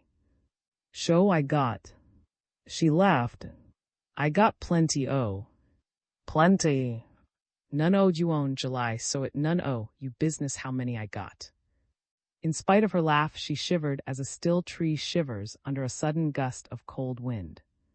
He must not stay here and break her heart again. She must send him away, even if it wrung her flesh in two. Yet the bare thought of letting him go made the life in her dwindle. She had taught her lips to laugh and sneer whenever his name was spoken. She made herself say ugly things about him. She had hoped to God that his body had grown fat and soft and paunchy, that his white teeth had dropped out. But here he was, tall and straight, lean and keen-eyed. Hardly a gray hair was in his head. Is see Malay. Maybe boy what you had me would like to see his daddy. I used to love me. Is gone, July. E went off and left me same as you done. God knows if E's or dead. The children were coming, trooping up the street, laughing, playing. Then they became quiet when they saw the stranger. July looked at them, then he looked at Mary. Goodbye, see Mary. Goodbye, July. He picked up his suitcase and walked away. Who dat, see Mary? Who dat? The children asked curiously as soon as he was out of hearing. Mary sucked her teeth and grunted. Ever hear people talk 'bout July? Well, dat's him. And she went on with her cooking. E come see Mary. Another asked. Mary turned one of the smoking hot cakes over before she answered. I don't know e come and I don't know e's gwine, what's mo I don't care. She sounded brave, but her heart was beating wildly in her breast, and hot tears were stinging her eyes. As soon as supper was over, Mary banked the fire and went to bed. It was early, but her head ached, and her heart was fluttering like a bird. She lay still in the dark, nursing her new grief with burning tears while the street rang with merriment. Everybody was welcoming July, everybody was rejoicing to see him back home again. And she, his lawful wife, was lying alone soaking her pillow with salty tears because she had sent him away. When the cock crowed for midnight, she got up. The house was hot and steamy, the bed was sweltering, and the quilt cover stung her like nettles. She must have some fresh air to breathe. Easing the window blind open, she leaned out in the cool black night. Every tree was filled with the talk of crickets and locusts and katydids. Frogs were croaking in the rice fields. The guineas roused and cackled. A whippoorwill called with every breath. Far down the street, a guitar was strumming out chords, keeping time to a man's clear singing. July was picking his box, and his song was the old one, I'm gwine to live on till I die. Would she see him tomorrow? Would she ever see him again? The stars were high and cold. The night was full of ghosts. She closed the window and drew the blind in tight. The next morning dawned bright and hot, promising the kind of day Mary liked best, but her head was too heavy to lift off her pillow, and her knees were too shaky to hold up her weight. Seraphine had to cook and milk, feed the beasts and fowls and children, and fetch water from the spring. She tried to speak cheerfully and encourage them, but the tears she strove to hold back rose and choked her words. The tide was going out. The river wind smelled of the mud flats, steaming and baking in the fire poured down by the sun. The water had gone and left them naked. The poor things were fastened down so they could not move. Like herself, fastened down tight. She must bear her misery without complaining. XXVII. Mary spent most of the day lying on the bed, except when she heard footsteps on the path in front of the door. Then she got up quickly and pretended to be patching clothes. When she heard slimping steps across the yard, she went to help her up the steps, for the misery in the old woman's knee seemed worse than usual. How come you da hop so bad today, auntie? Sun is a fair. Worries, honey. Worry makes a misery worse than east rain and wind. But how come you eyes is red as red flannel? Mary hesitated. She had to think quickly or tell the truth. I been a peas and peas dust got in my eyes. It like to blinded me. Poor's I heard. I didn't know peas dust was. They lighted their pipes and sat down to talk, yet the silence stayed on, hard to break. Presently cleared her throat. July told me you much as let him darken you door. A heavy sigh fell from her bosom, and she shook her head mournfully from side to side. Mary was wrong. She could have a house full of children for other men, but she could not change the law of God. Whom God has joined together, all the men and all the sin in the world cannot part. She was July's wife. July was her husband, just the same as the first day Reverend read out the book over them and married them together. You must be forgot how July done me, auntie, how July suffered me. I done well to live. Is July first man ever suffered a Oman? No, auntie, I don't mean dat. Grunted. Before she left, she wanted Mary to tell her one thing.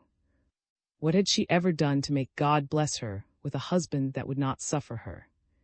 Mary shook her head. She had done nothing to win such a blessing. Sighed and said good night. The dusk dropped deeper. The light was almost gone. The air in the house was hot and thick with the smell of cooking food. The children crowded around the hearth, laughing, happy, greedy, their black faces glistening in the red firelight. Their mouths chattered with talk, all at one time, nobody listening to anybody else. Bright faces, white teeth, slim bodies, quick-moving hands and feet filled Mary's eyes. These were all her children, the fruit of her body. Healthy, strong younglings, all growing fast. But her heart had that heavy, dull aching, the same old aching of those first years when July left her. Her whole breast hurt, it was hard to catch air enough when she breathed. She stepped out into the yard and looked toward the evening star. Such a hot, bright star, standing in the path of the slim new moon. "How come you does stargaze, gal?" Ben was on his woodpile, so still and black she had not noticed him until he spoke. With the night blotting out his poor body, his voice had a different sound. It was a man's voice, and his words had warmth and tenderness. "Ben," she stumbled over a piece of wood as she went toward him, and sat down beside him heavily. "Mind, gal," he warned her, "Don fall down and broke you leg. I able to cook for no how so." She knew he was trying to boost her, to make her laugh, but she couldn't do it. "Not yet. Ben, July come. I know, I seen him. Now he's gone, I wouldn't let him come inside my door." I know. Silence fell between them. The night closed around them. Ben's stick fell from his hands, as they both reached slowly out and took one of Mary. What strong, sinewy hands they were, although they trembled now. "Please, Don, be sorry for me. I can stand dat. I made July go. I sent him off. He been want to stay, but I let him. I know, gals. I know how proudful you ever was. Too proudful. XXVIII." The day had been lowering and gray, and before the first dark fell, rain began. Nobody could go out in such weather, so the children ate supper early and went to bed, the 3 babies in Mary's bed in the big room and Seraphine with the other children in the shed room. They were all sleeping soundly when the boat on the river, due since early in the afternoon, made a hoarse blowing for the landing. Its voice must have reached to the clouds, for a fresh downpour of rain beat on the roof and against the side of the house.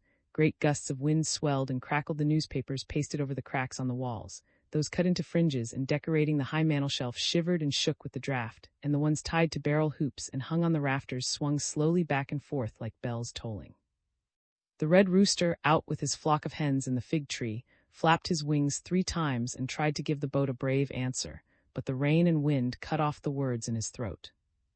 A shiver suddenly ran down Mary's back, and she straightened up and drew her frayed shawl a bit closer around her shoulders. That shiver meant that a rabbit was running over her grave. Jesus have mercy, how she hated to think of a grave on a lonesome black night like this. The fire spat sharply when raindrops fell down the chimney and dulled its flame. Mary put down her needle and with the long iron poker punched the sticks of wood sharply together to make them brighter. The top of the pot, which hung on a pot hook in the back of the fireplace, began clicking and clattering as steam from the stew inside it rose and filled the room with pleasant smell of and herbs cooking together. Outside in the rain, a goat bleated pitifully. Poor little Nan. She must smell the stew which was made out of her own son, a weanling born only last spring. She ought not to take his death so hard. She would have 2 more kids as soon as next spring came. Fretting would dry up her good sweet milk, make it bitter, and the babies would suffer. Mary got up and, taking down the door bar, cracked the door open wide enough to peer out into the thick, wet darkness. "Nan, Nan," she called gently, "Don frets so hard, gal." Nan's quivering answer guided Mary's eyes to a dim white spot where the little goat was tethered to the fig tree. "I see you, Nan. Don be lonesome. I'm here my mind on a child my own too.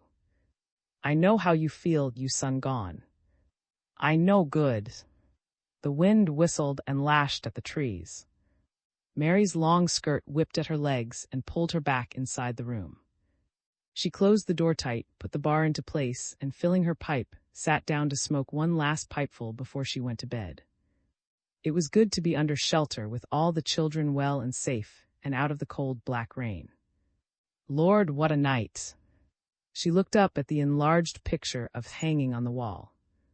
It was taken from a small one he sent her, and it cost a lot, but it was good to have his face there over the mantel-shelf where she could look at it the first thing every morning when she got up and the last thing every night before she went to bed. How much like July he was. The same high bony forehead and full eyes, the same broad mouth. If the picture could talk, it might tell her where he was, how he was. Then she could be happy and satisfied. But it could only stare and stay dumb. A large yellow cat crept in through the cat hole, a notch cut in one corner of the door. Mary chuckled. Tom had come home early tonight. The rain must have run the rats too deep in their holes for him to catch, or maybe he found courting no fun on such a wet night. Tom thought of nothing but pleasure, eating, sleeping, courting, keeping his fur smooth. He had not a trouble in the world, although his yellow kittens were scattered from one end of the plantation to the other. He was like all the other men. Children could come and children could go, but as long as his belly was full of victuals and he had a warm, dry place to sleep, he was happy and satisfied. Women are different. Poor little Nan cried and could not sleep for grief because her child, a tall weanling, was gone from her. Somebody stumbled up the steps and made a loud knock and called, "See May, is you home? Do God's sake open door." "Who dat?" she cried, almost startled out of her wits, for the voice was Sown. Spirits trick people on nights like this. She must be careful what she did. "Who dat, I say?" She called out boldly, and the prompt answer came. "Dis is me, see may I do me in." Mary dropped the door bar. Her brain felt addled, her knees shook, she could not speak a word. Was soaking wet, laden with luggage, a drenched hat pulled over his face. As he staggered toward the fire, each step he took left a puddle of water on the floor. His wet coat and breeches clung tight to his body, and he seemed to have no breath left for speaking. The door swung wide open, pushed back by the wind, and Mary's hands shook so she could hardly shut and bar it again. She hugged and kissed him with many a sob, and he wept with her, but all the time he held fast to a bundle. "Honey, you come from..." She took off his hat and pushed his head back and stroked his thin cheeks. "In God's world is you come from, son. Put you bundle down and get off dem wet clothes, is plastered mud." Held tight to his wet bundle with both his arms. "Lord, I'm glad to get here. I mighty nigh give out back yonder in big road," he sighed, and bending his head over, wiped his wet face on his sleeve. Mary got up and ran to get him a dry towel. "Dat you got wrapped up so tight in a blanket." Smiled a slow, sad smile. "Dis is a present I brought you, see May. Nicest present ever was, but I liken not to a got here em. Look at 'em and see how you like em." He began undoing the blanket carefully, awkwardly. His hands were cold, the joints of his fingers stiff, but Mary stood still and watched him. At last the top of the blanket was off, and bent over it saying, "Is you wake, Emma? See May, is you grandma, honey? In God's world did you get 'em from, son?" The baby's bright black eyes stared up from a tiny wrinkled face. Both small fists were clenched tight. Slipped a finger inside one of them, and it held on tight for dear life. "Emma is my own, see May, I fetched 'em to you to raise for me." Mary shifted her weight unsteadily from one knee to the other. "Who had 'em for you, son?" she whispered, and "Mammy is dead, see May," the boy answered simply. "I raise 'em by." Mary brushed her tears away and patted his shoulder briskly. "Gimme child, son. How come you had 'em out in all dis rain tonight? You done well not to drown 'em. Po, and put some wood on fire. Put kettle up close so water can, den go wake up Seraphine. I bet dis baby as hungry as e only can be. When did you feed 'em last?" Opened the wet paper suitcase and took out a big shining nickel bottle and held it up to show her.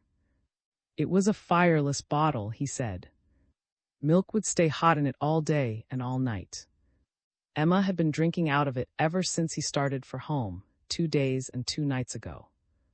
Then he held up a milk-stained glass bottle with marks to show how much milk to give Emma, so she would not drink herself to death. Emma never knew when to stop. Mary looked and listened in bewilderment. She was deeply impressed, but when she looked at the tiny creature in her lap, touched its little cheek, felt its bony hands, she knew it was hungry and cold, too weak to cry or complain. The milk in the fireless bottle must be stale, but she had 3 babies of her own to feed, and Emma would have to depend on Nan's milk. "Wake up, Seraphine, son," she ordered. Seraphine was so dazed it was hard to make her understand at first, but as she got wide awake, she began crying with joy. "Get a cup out safe and go milk Nan. Stale el gay dis baby colic. E needs warm milk fresh from breast. El have a plenty. E have been milked since sundown." Seraphine hesitated. "It's dark outdoors, see May, how can I find Nan?" Mary laughed. Seraphine ever was afraid of the dark. "Open door, gal. You can see Nan shows white on darkest night." Seraphine soon had a cup and was gone, and Mary got the baby unwrapped. Poor little thing. Such a tiny mite. Its hands were no bigger than bird claws, its belly was withered up with emptiness, yet its eyes were bright as chinkapins. Emma had a brave little heart. All the clothes in the paper suitcase were either wet or soiled, so Mary got things belonging to the 3 babies and dressed Emma in them. When Seraphine had the milk bottle washed clean with soap suds and rinsed with spring water, Nan's milk was mixed half and half with hot water from the kettle, and Emma's supper was ready. "Dad is too much," protested when Mary filled the bottle almost full. Emma was not due to have more than up to the first mark on the bottle. Mary laughed. "Do, God's sake. I'll know when belly gets full. God made more people. If Emma misses and drinks too much, belly will know and throw 'em straight back up and be of em." Gave up. Mary was too positive for any argument. Do how Emma de level down on milk. "E's pure a po," Seraphine sympathized. And while Emma leveled down, Mary untied the strings of sweat shoes. When he got off his wet clothing, he had no dry ones to put on, so he wrapped himself in a quilt and sat by the fire warming, stretching his bare feet out to the fire, while he ate a little cornbread and goat meat. He was not hungry. For 2 or 3 days, a burning in his belly had killed all his appetite. When Emma was fed and dozing, Seraphine took her and sat listening, while and Mary talked. When he left home, he went straight up north. "A Yankees?" Mary asked quickly. "Yes, Yankees." But they seemed much like other white people except for their talk. At first, he could hardly understand a word they said. He drifted from one city to another, looking for better work, bigger wages. Then he met a girl, her name was Emma, and he went no farther. That was last spring. He saw her almost every night and on Sundays. In the weekdays, both of them were busy, both working. By Thanksgiving, she had to stop work, but he worked on at the docks, helping load and unload ships that came and went over the ocean. He made her come stay with him, but she didn't seem well. She had to stay in bed most of the time, and that was when she made Emma so many clothes. Paused and looked sadly at the pile of rumpled things on the floor. It was not little Emma that got her so poorly, but a fever. First a night fever, then an inward fever gnawed steadily at her insides and gave her no rest day or night. He bought that same fireless bottle for her so she could have something hot to drink any time she wanted it without getting up out of bed and worrying herself to fix it. Thirst troubled her a lot, and cold things gave her a chill. One night when he came home late from work, little Emma was there, but the little mother was gone. Sat silent, looking at the fire. Nobody spoke for a little, then Mary told him that inside fretting is bad for people. It is better to cry and get it out. Shook his head. Talking would do more for him than crying. He had tried crying and it made him feel worse. He wanted to tell her all about it, and then he would speak no more of it again. The people in the house did all they knew to help him. The policeman on the corner came in and said he could have sent Emma to the hospital if somebody had only told him she was so sick. But it was too late then. She was gone. Nobody could bring her back. They took her out on the far edge of the city in a graveyard crowded with other poor people and put her in the ground. One of the women in the house offered to take the baby and raise her, but babies in cities have a hard time. He wanted Emma's to have a chance to live.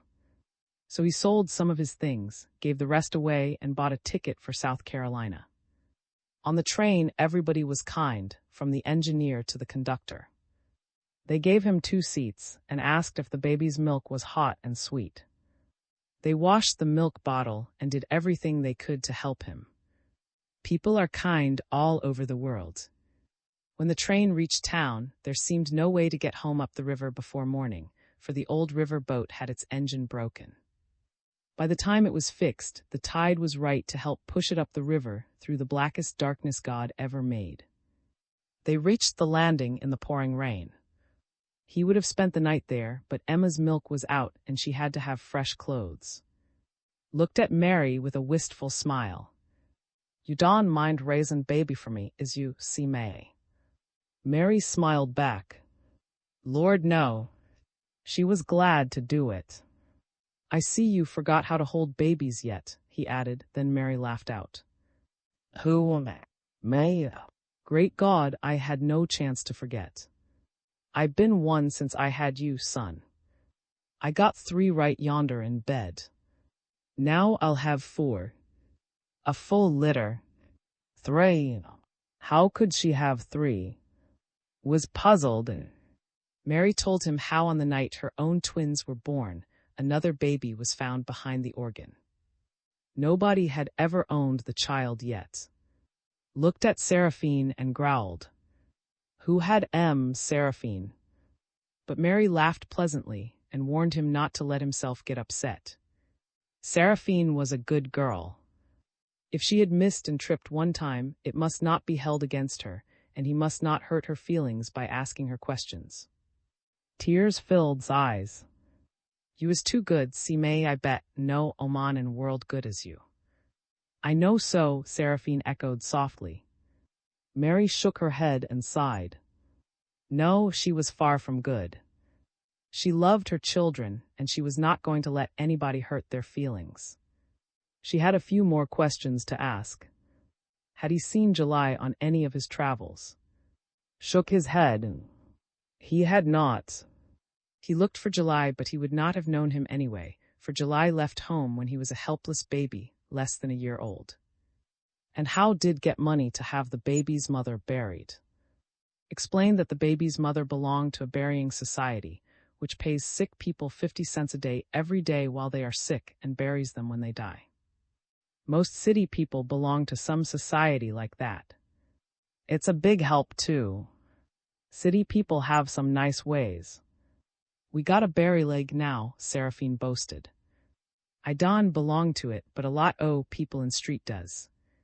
Members pays 50 cents time somebody dies. If you lose a child as much as 12 years old, you get $15. If you lose a baby or a child under 12, you get $12.50. If a man loses his wife, he gets $25 and a good store-bought box to bury and a nice tombstone. How much does a dead man bring? Seraphine looked grave. A lawful husband brings $60, but if married to you, you don't get a God's cent. Dat don't seem right, ventured, but Mary said it didn't matter. She and Seraphine had no husbands and did not belong to the Berry League, not yet. It was cheaper for her and the children to stay well, so they could spend the money they made on rations and clothes and pleasure. None of them was likely to die any time soon. Of course, if one was to show any sign of getting weakly, she might join then, but it was not a bit of use now. Not now. XXIX. A wide-seated split-bottom chair with a pillow for a mattress made a fine bed for Emma, who seemed glad enough to sleep and roused only for food or fresh clothes. Then she wailed pitifully and shook her fists and waved her thin legs about. Mary woke at her first whimper and, gathering her up close in her arms, soothed her with low crooning words, fed her with Nan's sweet rich milk, and patted her back to sleep again.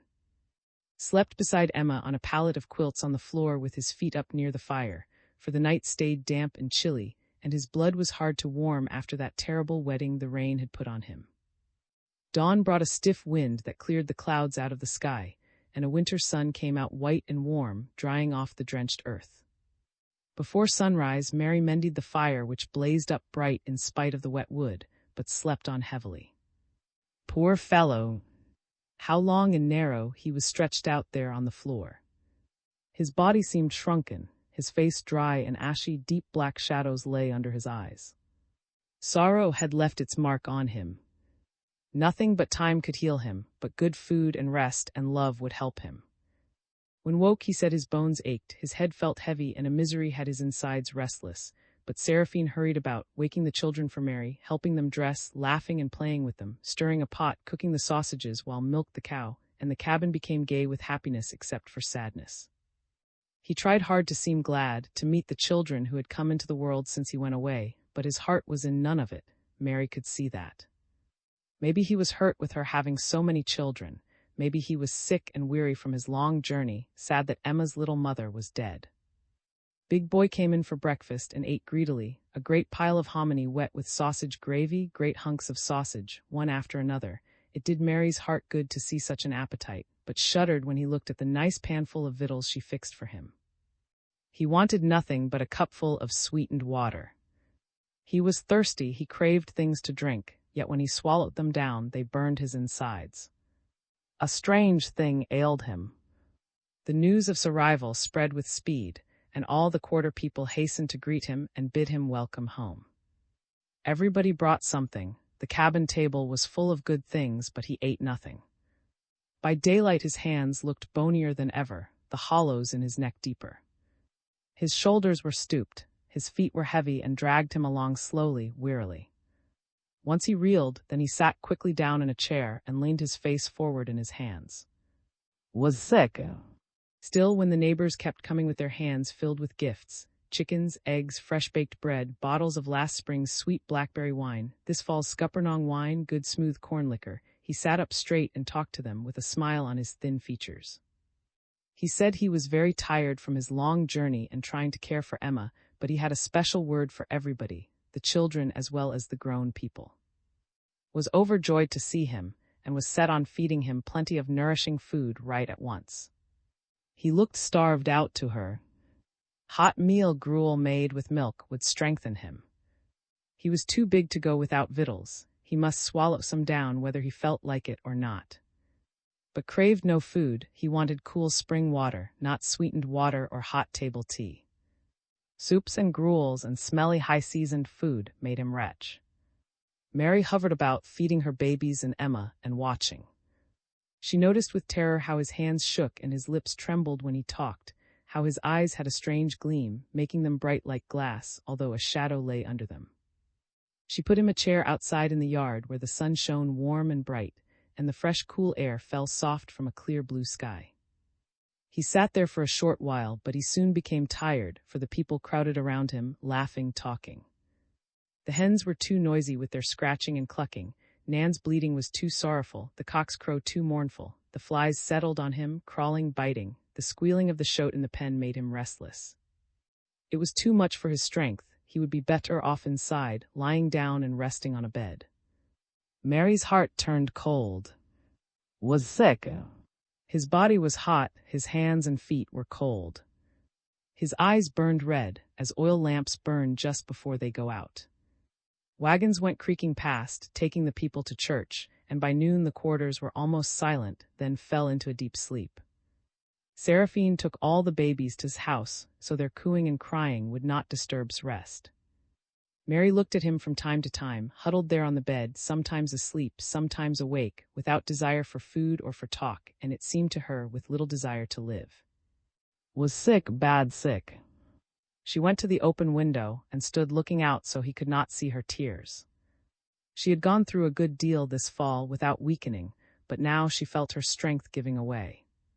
Was her heart string? If he died she could not bear it. He lay gazing at her, his big pitiful eyes asking dumbly for help. She must not let him see how sad she felt, that would be against him. She must smile and be cheerful, make him believe he would soon be well. Would you drink a chicken soup now, if I fetch 'em to you, son? She asked cheerfully. Not now, see me wait a while. You come set by me. Put you hand on my head like you used to when I was a boy. That's way. You hand feels so cool and good. It makes my head feel better already. Seraphine tiptoed in to say it was time to feed the babies, and Mary whispered to her to milk Nan and the cow and feed them fresh milk and give them a taste of pot liquor out of the pot of greens on the hearth. Her own breasts had no milk now. They were empty and dry. You better eat some victuals, see may you to starve dem. If gwine to drink dat gruel, you drink em. It no use to waste em. Mary swallowed down a cupful of the creamy white soup and asked for a cupful more. It was good and strength-giving. She did need food, all she could hold, to help her keep up a brave heart. She would nurse back to wellness, back to life. Death should not have him. Not. A hangdog look came into his eyes. The hot fever that scourged him quenched their brightness and made them milky. His skin was hot and dry. His gaunt, bony body groveled and rolled with pain. He groaned and begged for cool water from the spring. Always water. Cool water. The paper suitcase was empty except for a few rags, but he kept calling his dead wife to fetch it to him so he could change the baby's clothes. His calling and calling for her and for water made the hair rise on Mary's head. It was his call for life. The soup she made for him was always too hot or too cold or too lukewarm. Chicken soup, okra soup, pigeon soup all sickened him. He wanted water. Cool water fresh from the spring. If he had strength in his legs, he would take the path down the hill and find a smooth, sandy place in the branch. He would stretch his full length in the cool water. The fever had the blood in his veins turned to steam. He wanted water. Cool spring water. It would dull the hot thorns in his belly. People in towns have no cool spring water or shade or green woods. Their shade is filth. Their sunshine is hot sidewalk breath. Last year's breath. Last year's sickening smell. Their streets hold the fever that makes thorns grow in your belly, thorns that never stay still, that stick clear up into your heart. Day after day melted into long black nights and grew steadily worse. Sometimes he thought he was falling and cried out for Mary to catch him.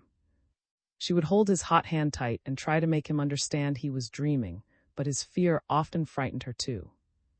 An agony of dread chilled her every time she leaned low to hear his whispered words, for his breath had the faint, sweet smell that always comes ahead of death. The neighbors were kind as could be. 2 of the women stayed with her all the time and kept the fire burning, the floor scoured, the house clean, the pots boiling, the water buckets full. But Mary and scarcely took off their clothes or slept more than an hour at a time. One night, when seemed to be a little better, went home to catch a short nap. The women with Mary nodded in their chairs, for she sat beside the bed watching. The tide was coming in, nothing would happen before it turned. God knew what the ebb tide might bring. She could not close her eyes until that was past. When a sudden short shudder ran through from head to foot, terror shook her, but she set her teeth against it and, putting her lips close to his ear, whispered, "I'm right side you, honey. Go back to sleep. See may gwine leave you." His eyes had cleared, his senses had come back. I knew what he was saying. "Hold my hand, see may I got rattle my legs is cold to my knees," he whispered. "Is you want me to call people, son? Does you want 'em to come and sing?" He shook his head. No, he did not want them. "I want you to hold my hand, see may is dark. Dark sun lamp is a." But as she said it, she could see by the lamp's dim light how a deeper darkness was clouding his big sad eyes. "Sun is you id. Tell see may. I'm cold, see may. Does you want me to lay aside you on bed and warm you, son?" Without waiting for him to say yes, she eased herself down close to him and put her arms around him. How thin he was and so weak. Now, she whispered in his ear, "See may is got you right in arms. Dawn be id, honey death, gwine to suffer you know all worst is done over shut you eyes, sonny, and go sleep." She wanted to sob, to scream out with grief, but she held herself still while his breath grew less and less. Death was wrenching his life out of his body. "Sonny," she whispered. Sonny, she called him again with her lips pressed close to his ear. He did not answer, although he was warm and yielding. She tried to pray, but it was no use. She choked back a sob. She must not cry yet. He might not be gone and would hear her. She held him closer in her arms, as if he were a baby again and sleeping too sound to be wakened. Death took him. For all her trying and loving and pleading with God to leave him here with her, he was gone. God knew he was the only heart child she had. The others were the fruit of I love, the children of her flesh, yet they were strong and hardy, and her joy child, her firstborn, her jewel, July's son, was gone. Grief smothered her. Her heart was a rock in her breast. She hurried to the window and opened her mouth wide to catch enough air to breathe. She could hear herself moaning softly, not bawling, not beating her head against the wall as women do when they lose out in a fight with death. Sorrow had her dumb. It's had her body weighted down. Her eyelids were numb. Her eyes were too parched for tears. She looked up at the sky where her precious child's soul was wandering, about seeking its way to heaven and God.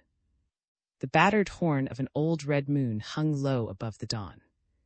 The stars were pale and dim, poor lamps to light a lonely soul climbing that steep road trying to find its long way home. The earth lay still and black. The high sky might have the dead boy's clean soul, but the greedy old ground would get his body, his poor, thin, fever-wasted body, and turn it back into dust. Aye.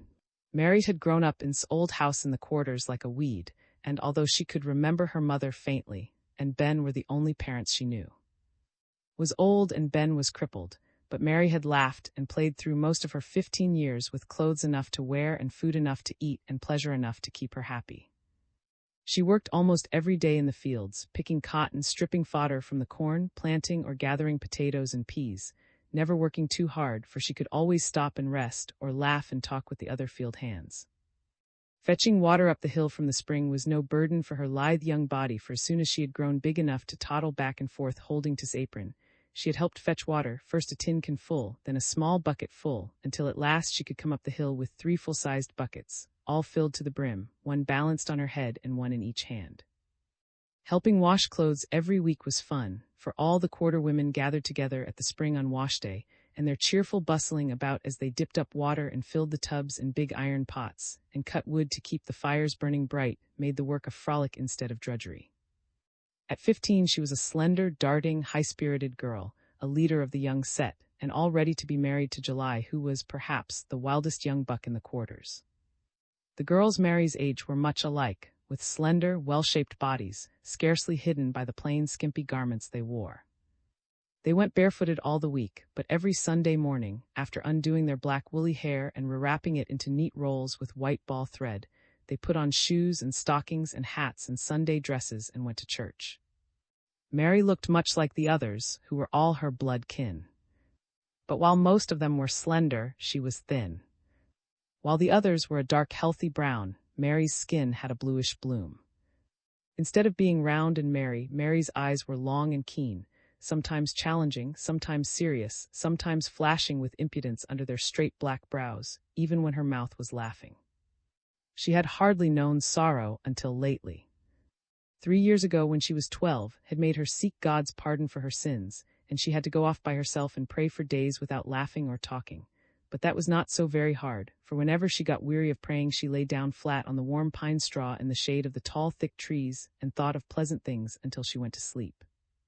She was asleep when a vision told her all her sins were forgiven. Not that she had many sins, for here in the quarters she seldom had a chance to sin. She dreamed she was walking up a long, steep hill towards Sunrise Side, carrying a pack of clothes on her head. The higher she climbed, the heavier the pack grew, until her neck fairly ached with the burden, but just as she reached the top of the hill she saw a great white house, much like the big house except that it stood in an open field in the sunshine. When she got right in front of it, a tall man dressed in a long white robe came out of the door, and without a word walked up to her and took the pack of clothes off her head. Then he said in a deep, solemn voice that sounded like Ben's, "Go, my child, and sin no more." The words woke her up, and her heart well-nigh burst with excitement as she ran to tell. That night she told her dream before the deacons at prayer meeting. After they asked her a few questions about it, and she gave her promise always to try to live as right as she could, never to dance again or sing real songs, not to lie or steal or be mean or do anything low, they said she might be a candidate for baptism. Made her a long white baptizing robe, and she was baptized the next first Sunday in the creek back of Heaven's Gate Church. She was terribly scared, for the water was cold and black and the tree roots along the bank looked like snakes, but Reverend was strong and she knew he would not let her fall. Her baptizing robe was put away in the bottom of the cupboard to be used for her shroud when she died, and her name was no longer Mary but Sister Mary. She missed dancing, and whenever she heard the big drum beating and the accordion wailing she felt sad, but shouting at prayer meeting was pleasure, and the old hymns and spirituals were beautiful. When the people all sang them together in the fields while they worked, she joined in and felt so holy that cold chills ran up and down her spine. This last year had been a bad luck year. Troubling things had happened, things she could not even talk over with Ben, who was always kind to her no matter how cross he was with other people, but was a cripple who knew nothing about love or pleasure. When was a tiny baby, fell with him in her arms and broke his body badly. He had been a cripple ever since. His legs were hamstrung and could not stand straight. He had to walk half squatting with a stick and sleep with his knees doubled up close to his chin. He had to work sitting down, and most of the time he sat on the woodpile cutting wood and fat lightwood splinters, or mending shoes worn out by strong, firm feet. He could not even stay a member of the church. He tried to pray, for God knows he needed help, but the children plagued him and called him names until agony made him curse. Then he cursed everything, the children, his mother, and God himself. His mother was to blame. She crippled him. She fell because she was afraid. Afraid her husband would see her going to meet another man, Ben's own father. She was the one to suffer, not he. He had never done anything to God or man to bring such a misery on himself. Ben hated July. He declared July was a wicked sinner, a crapshooter, a poker player, a gambler, a dancer who sang reels, and carried his box guitar everywhere he went, playing wicked tunes for the sinners to dance by at suppers and parties, and playing on Saturday afternoon at the Crossroads store for the boys and men who loafed there when the week's work was over. He sang songs with bad words, and he was no fit company for Mary to keep. Ben wanted her to marry June, July's twin brother, who had loved Mary all her life, and who was hurt to the heart now because she chose July instead of himself. Mary prized June's devotion, for he was steady and kind, a faithful friend who helped her do all her tasks, bringing in the wood Ben cut at the woodpile, fetching water from the spring, or bringing broom sedge out of the old fields for the winter's supply of brooms, setting out plants in the vegetable garden and hoeing the rows clean. June often helped her scour the floors Saturday morning when July went rabbit hunting. He was far more thoughtful than July, and as much unlike him in looks as in disposition. July was tall, lean, quick-spoken. June was short, big-chested, heavy, slow. They fought all through their boyhood, for they were evenly matched, and to this day they would fight again at the drop of a hat, not with weak scuffles or wordy quarreling, but with terrible blows of clenched fists that brought blood. Yet they loved each other, and to meddle with one of them meant to meddle with both. When Mary told June she was going to marry July, he drew his thick black eyebrows together and his hands doubled up into hard fists. Something like surprise filled his eyes. "July," he asked, "you is gwine to marry July?" Then he grunted and shrugged his big round shoulders. "July ever was a lucky boy. He ever was. I never had a luck in my life. You glad I'm gwine to be you sister, June?" She asked him. "Not so glad, see May." June smiled a wry smile and looked far away. Called July a trifling time-waster and complained that he never stuck to any work, that he never saved a cent or stayed in one place long enough to take root, that he was always courting girls, then leaving them high and dry and often in trouble. He would never stick to Mary. June would. June was honest and hardworking, strong as an ox, and he would make a fine husband even if he could not play a box like July. Whenever July came to see her at night while Ben were both at meeting. It made the old woman suspicious and unhappy. She'd sigh and say, "Company in dark dawn do, gal. Company in dark dawn do. When kerosene is out and moon dawn shine and it's too hot for bright fire, just dark and company in dark dawn do, gal." Deep down in Mary's heart she knew this was true, but after she was married to July, she would help him to be steady and faithful. She would make him a home where he liked to stay. She would save his money and teach him how to be a serious-minded man. He needed her to help him, for in spite of his tall, sinewy body and broad shoulders, July had a child's heart in his breast. He liked play better than work because something inside him had never grown up. He liked to tease her and plague her in all sorts of ways. One spring day, while she was seeking peace and July was helping June mark his pigs, cutting every one in an ear before it was carried over the river to roam in the pasture with its mother, so that he might be able to tell his own hogs the next fall, July came where she was, caught her by the arm, and held her. She thought he was going to kiss her, but he took his knife out of his pocket and slit the lobe of her ear. "Now you is marked for life," he said, and laughed gaily. Mary wept with the hurt, but called July and asked him why he had cut Mary's ear. He grinned sheepishly and said he had marked her with an. "Is dat you, Mark?" He answered boldly, adding that he had marked Mary so he could tell she was his when she grew up. "Well, son, May's mark is a swallow fork. 2 cuts. You stand still while gal cuts you ear. Lend 'em you knife. I ain't got a sharp one in house." July took out his knife and stood still while Mary cut his ear this way and that to make the swallow fork. He was marked for life, too. His blood flowed fast, but he grinned good-naturedly and said nothing. That very night he told her he loved her and was going to marry her when she grew up, and she felt that she could walk on air or fly like a bird or blossom like a flower when she heard his beautiful words. Last summer he went away to find easier and better paid work, and her heart sickened in her breast so she could hardly eat or smile. But now he was back, thin and bony, with new lines in his face. His clothes were worn out and his pockets empty, but his old happy grin was as bright as ever. No matter what Ben and said, July should never leave her again. All the money he made was gone, and June had to lend him some to go to town and buy his wedding clothes. He used part of it to buy Mary a present, a pair of hoop earrings to hide the cut in her ear. The big shining gold circles were wrapped up in a scarlet. When she stood in front of his looking-glass and tied up her head with the kerchief as grown women do, and slipped the earrings through the holes which were bored in her ears long ago when she was a tiny child, to make her eyesight strong, her fingers trembled with happiness. She had longed for earrings ever since she could remember, and she had carefully kept the bored holes in her ears open with tiny straws so they could not grow up.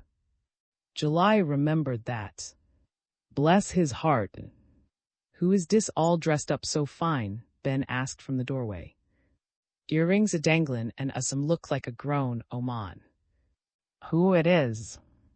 Mary could hardly draw her eyes away from the wavy glass, where her image was fairly dazzling. "Does you tank fits me? Does you like him, auntie? Please stop and look at em, Ben. I know you never seen prettier ones." She said it all in one breath, then stopped to gaze in the looking-glass, where her white teeth and black eyes flashed bright as the earrings themselves. "XXX." The women woke up, and one of them ran to the doorway screaming and howling. Voices from the other houses answered, and people came running down the street and into the room until it was jammed full. Everybody was moaning except who stood outside in the yard, sending her long death cries out into the dawn so the whole world could know that was gone. The cries rose higher and higher, breath by breath. Mary felt that if they kept on, they would cut the thread of her own life in two, tough and strong as it was. Her bare feet kept padding across the room as she blundered back and forth from the bed to the window. She strove to think of the things that must be done, but she needed air to keep her from smothering. Somebody had hung up an old shirt for a curtain, and it kept fluttering backward into the room, then outward again, as 2 strong winds, one from the land, one from the sea, tried to rule the coming day.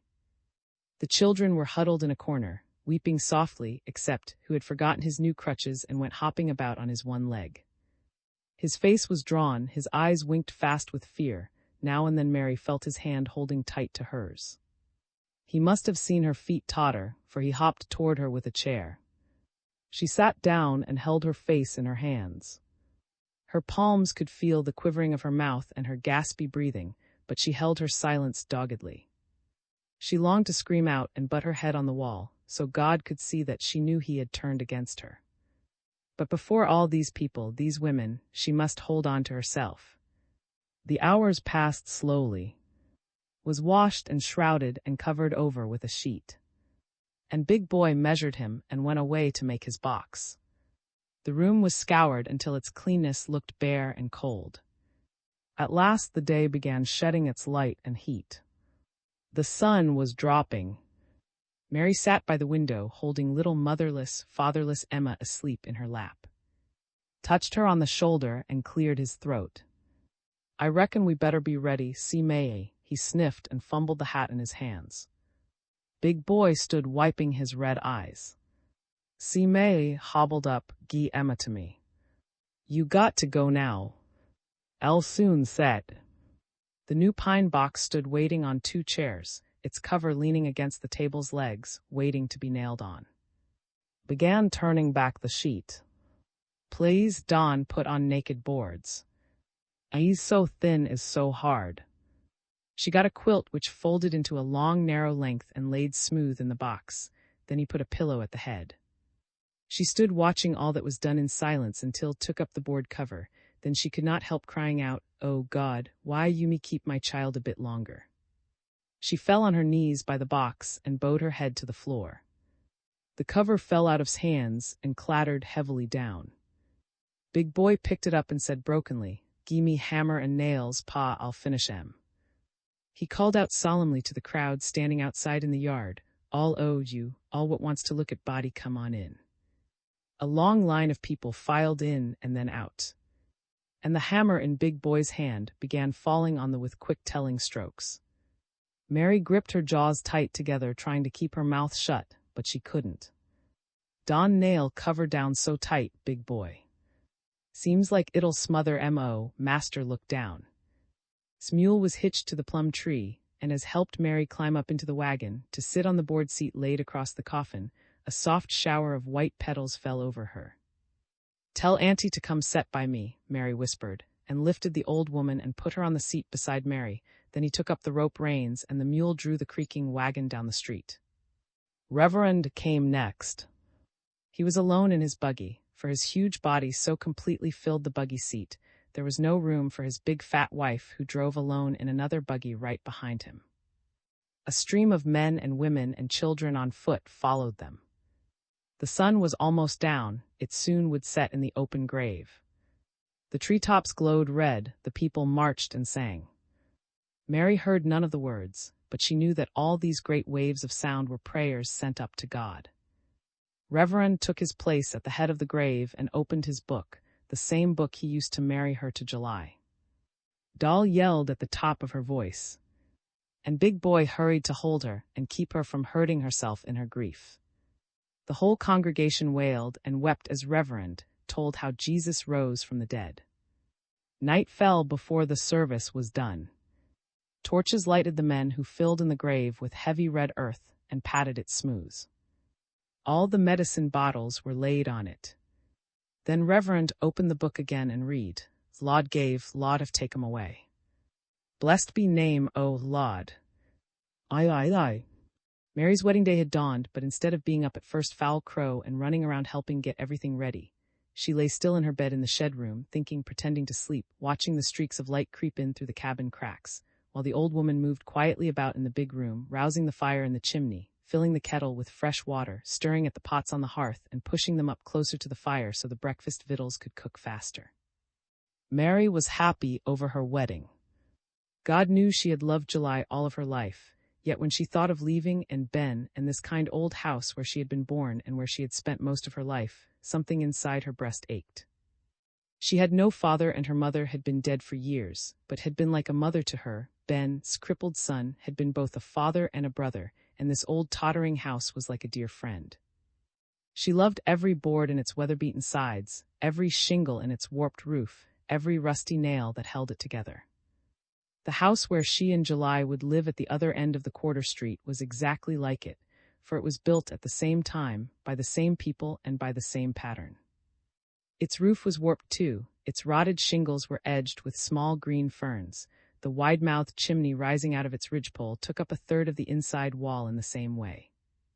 It was an old unpainted wooden cabin sitting low on the earth, heavy with years, yet able and strong in its beam and joists and rafters and sides, for it was built in the old days when men took time to choose timbers carefully and to lay them together with skill. Like this old house, it had held many generations. Red birth, black death, hate, sorrow, and love had all dwelt inside it, sheltered by its roof, shielded by its walls.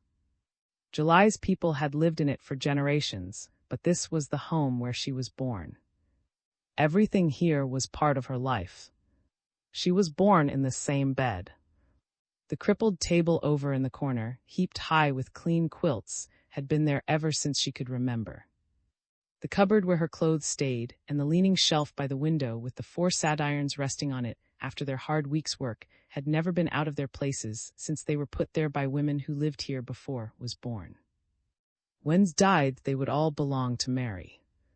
Crippled Ben was bound to die ahead of his mother, who prayed to God every day of her life to let her outlive him, so that when he died she could see that his box was made right.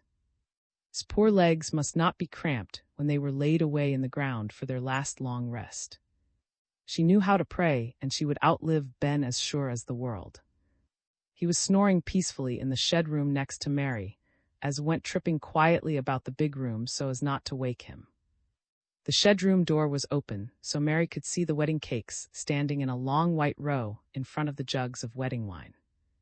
When began examining them and talking softly to herself, Mary couldn't help smiling to see how she peeped at one, then another, turning each around, appraising them all, grunting with pride in so much beauty. "My jaws pure leak water just to look at 'em," murmured. The neighbors had baked and iced them all except the bride's cake, which stood like a tall steeple in the center of the row. Made that one herself, and it was the tallest and loveliest cake Mary had ever seen. Its big bottom layer had been baked in a dishpan, and the other layers grew smaller as they rose higher and higher until the last layer came, and that had to be baked in a tomato can, for no pan in the quarters was small enough to be right for it. When it was all finished, iced white and dotted over with white spots, Ben hobbled to grab all, as the Crossroads store was called because it got every cent everybody ever had, and bought pink and white candies that looked like rice grains and sprinkled these all over the whole cake. Then it became too beautiful to eat. Said that the candy rice would bring good luck to the bride. Rice always does.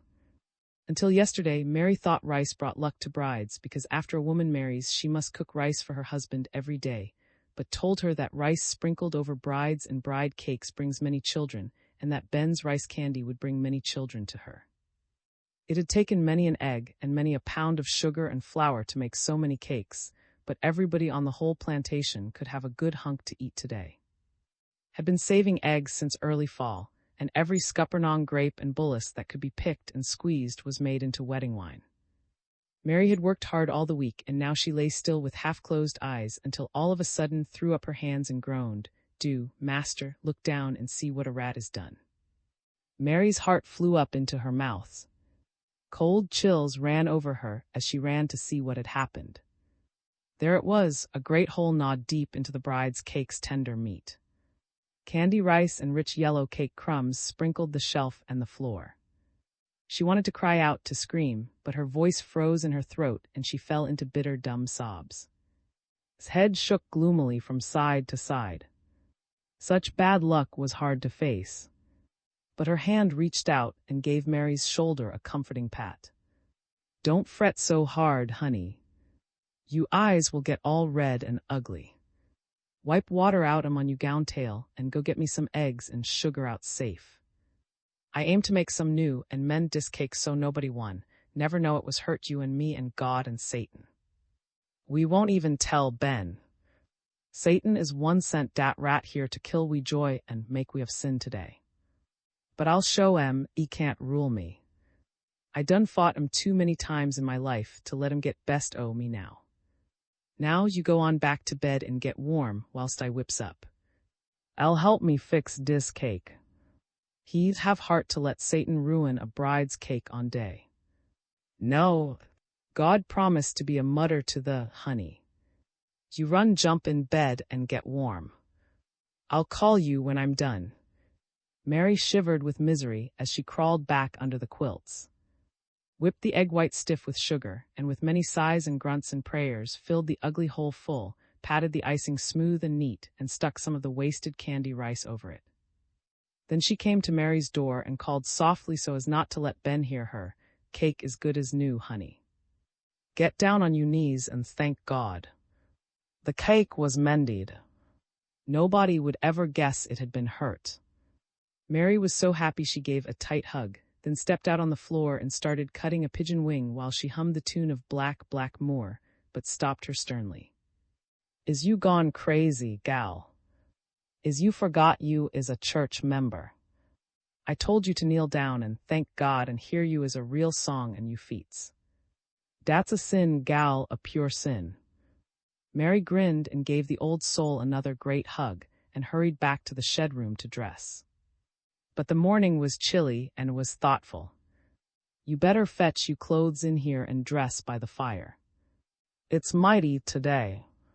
Come eat a tater first to up you insides so you can move fast. Ben put a lot o' nice yams in ashes when he banked fire last night. 'S all good and done. A nice soft do you belly all good. A full belly makes a brave heart, and you'll need a brave heart today." The floor felt cold to Mary's feet. The big room was drafty, with its chairs and tables pushed back against the wall to make room for the wedding guests. It looked almost as large as a church. She stood close to the great yellow fire, warming, but jerked her farther away with a warning. "Mind, gal, dis fire's mean. God know e's old enough to have better sense, but e would just as soon catch you and burn you as not. I done had enough worry dis to last me a long time. Fire catch me today, auntie."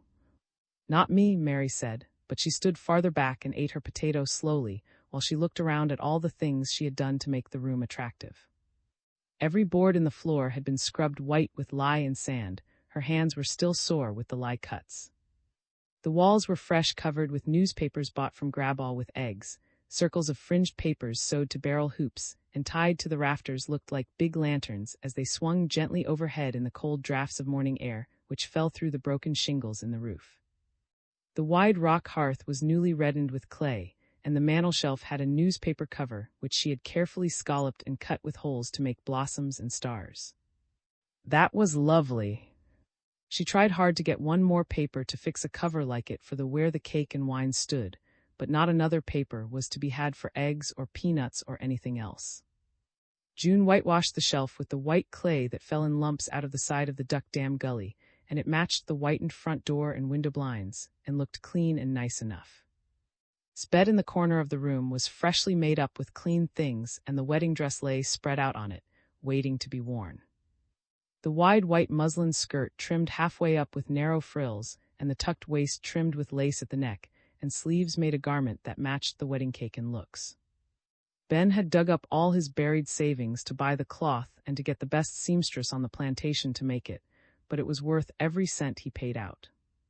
He said so himself when Mary tried it on to let him see how well it fitted. She carefully licked off the sweet potato bits that stuck to her fingers, then squatted on the hearth close to the fire to warm good through and through before she put on her clothes. One good yawn, one good stretch, then she would dress fast and fetch the water and finish up whatever had to be done yet this morning. "You ever was like a cat, see May, always. But after today, you gwine have time to be an in. You'll say."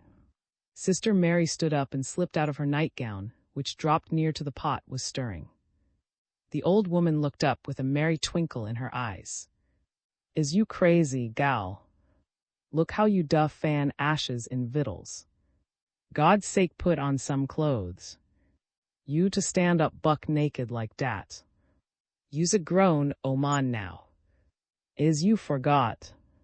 Mary laughed and stretched out her long, slim body until every muscle was taut. What did she care if saw her buck naked now when she had seen her so 1,000 times? But Slav had cut off, and she was leaning forward with her eyes blinking and gazing as if they could not see quite clearly. They were searching Mary's body from head to foot, marking each line, each curve, as if something astonished and distressed them. Mary crouched down and, picking up a garment, hurriedly put it on, but his eyes were wise and keen. There was no use to be covering up now. "What matter ail you, auntie? How come you do gaze at me so hard, like you never seen me naked?" Mary tried to sound cool and guiltless, but she could not look in the face. "May, honey, I can hardly my own eyes.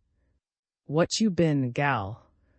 Her piercing eyes cut into Mary's heart. It was no use to lie or to try to deceive them.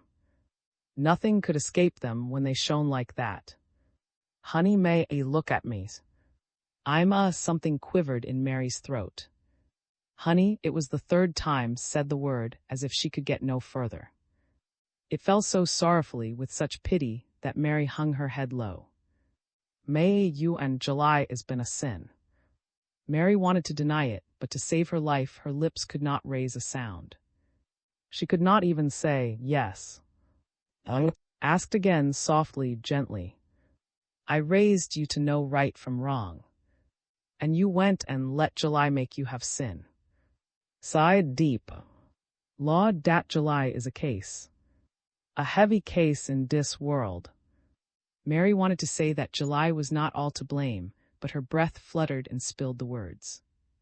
"I see now why Satan sent dat rat to gnaw a hole in you cake. Satan knowed you to him and not to. Oh, honey, I'm dat sorry I could cry. What you done pure cuts my heartstrings. I'd a thought you had heart to fool me so. No, dat I done so awful bad, auntie. Me and July is gwine marry today." She tried to speak calmly, but her throat went dry and the words fell into a husky whisper. Shook her head gloomily. "Don ax me, gal. You bosom a tellin' bad news, and you body oen. Why you wait for preacher to read out book over you and make you July's lawful wife? Lord, gal, I'm dat sorry I could pure cry like a baby. I could, true. Some sin is black and some so black, but dis sin you had is pure scarlet." Cold misery made Mary sick. Frightened tears began streaming down her cheeks. She slipped down on her knees. "But you love me, auntie." Sighed, "Show I love you, I stop you. I'll never stop, not till I'm dead. I love sinner, but I hate sin. Yes, a scarlet sin is a awful bad sin." A sudden hope sprang in Mary's heart. Maybe if she the sin, might think her eyes had not seen right. "I had sin, auntie, I'm just fat by I eat so much victuals lately." Mary ventured it timidly, but's eyes flashed fire and her voice grew sharp and stinging. "Shut you mout, gal, God strikes you dead a lie on you tongue. You might could fool some people, but you can fool me. Neither God's eye stays on you, all time, day and night. All you do same like dat glass on wall sees dis room. Time you have sin, a big white angel up in heaven writes it down in a book. All dat what you and July done is wrote down. On day o' judgment, dat same El stand up and read 'em out for whole world to hear. And El know, same like I know right now, how you and July let Satan fooled you. If you don repent, El go to torment when you die too." Mary sat on the floor speechless. Here, on her wedding morning, all the joy in the world was gone. She wanted to be good. She tried to be kind, never to hurt anything or anybody, yet she had become a sinner because she loved July so much. And the worst of it was that he had found it out. The old woman leaned over the pots, stirring them, tasting them, talking mournfully to herself. "I ever did say company in dark dawn do for gals. No, company in dark dawn do. Company's right light, but in dark company dawn do." The wavy looking-glass hanging in its square wooden frame beside the fireplace stared at the room, its wrinkled face making everything it reflected look more twisted than ever. The fire, rushing straight up the chimney full of sparks and light, looked wavy and foolish in the glass. His eyes knew too much. They must be wise as gods. Everybody had been saying lately how fast she was growing. Her old clothes were too tight and too short, her skimpy skirts left her bare legs looking very long and lean, but her body was almost as slim as ever except that her breasts had butted up. But she was almost 16 and a grown-up woman to be married to a husband today, thank God. "Auntie, you tell nobody on me, would you?" She whispered and shook her head. She would not tell. People would find out soon enough. A sin like Mary's tells on itself. A scarlet sin is a blab-mouthed thing. "Will turn me out church, Auntie." The thought of such deep disgrace made her shiver. Nodded sadly that they would. The deacons have to keep clean, righteous people on the church roll. Not sinners. Ben was up, bumping around in the shed room. He would soon be coming out to get his breakfast. Mary wiped her eyes. She must go to the spring for water before he saw her. "Eat some breakfast, you go, honey. Mush is done now and fry meat is brown. I rather eat when I come back, Auntie. Me fetch water first, I want to eat breakfast dis last time." At the door she paused. "You tell Ben, would you, Auntie?" Threw up her hands. "Who, May? Great God, gal would choke July to. Would wring July's neck same like a chicken." As Mary hurried along with her 3 empty buckets, walking quickly between the long rows of houses on each side of the rain-rutted road, gay greetings were called to her from the open doors and windows. "Hey, see May, how you feel dis? You sho got a fine day. How sun is on you, gal? July's a lucky boy, true." Mary laughed and called back merry, good-mannered answers to them all, holding her small head high and hoping that nobody saw that her eyes were red. The fresh morning air was filled with delicious scents, ripe leaves, fragrant weeds, late cotton blossoms, and the breath of the dark red earth itself. Summer was over. The birds were singing restlessly, their nestlings were all full-feathered and ready for mating. Katydids and crickets creaked a few faint words over and over, speaking sadly to each other before frost came and silenced them for the winter. Morning glory vines sprawled everywhere, on the hedgerows, on the old rail fence, around the stalks of corn in the field, holding up white-throated blossoms to the light, patiently striving to make all the seed they could before their time was out. The path dwindled as it dropped down sidewise between the shoulders of 2 hills, running over gnarled tree roots and rocks that jutted up out of the clay onto a hollow where the clear little spring bubbled out. Tall poplars and sweet gums clutched at the dark earth with black crooked roots, but they flaunted purple and scarlet and yellow heads up in the face of the sky. With every stir of air a shower of gay leaves fell, some to lie still on the ground while others, alighting on the tiny stream, floated away, slowly at first, then faster and faster as the bright current hurried to reach the great yellow river. Mary sat down on a rock and watched the water trickle out of the shining pool. She was so still the shy birds grew bold and came to drink where the water was new and sweet.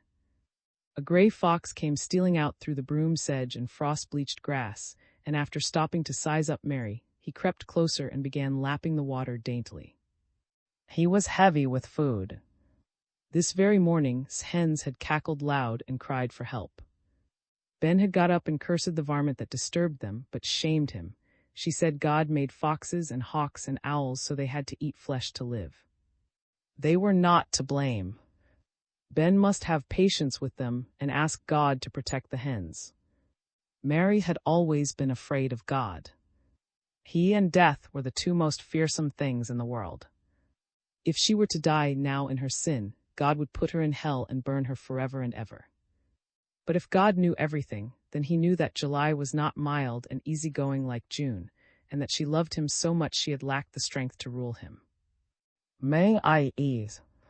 May I eat?" Lord how could call. "Yes, Aunt. I'm a come in."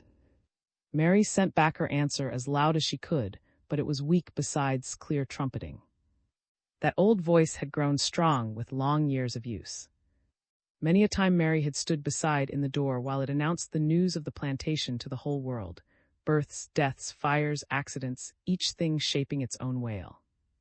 Now's persistent calling meant that her childhood was over.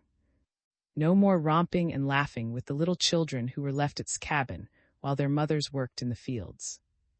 No more playing with the funny little dolls she made for them out of peanuts and bits of cloth. She'd soon have a baby of her own to sew for. July's baby. May I eat? See may I eat? Called again. Taking the 3 empty buckets, Mary filled them to the brim, one by one, then carefully putting one on top of her head, and taking the other 2, one in each hand, she stepped quickly into the foot-worn path and walked up the hill toward home, as if she had no load at all.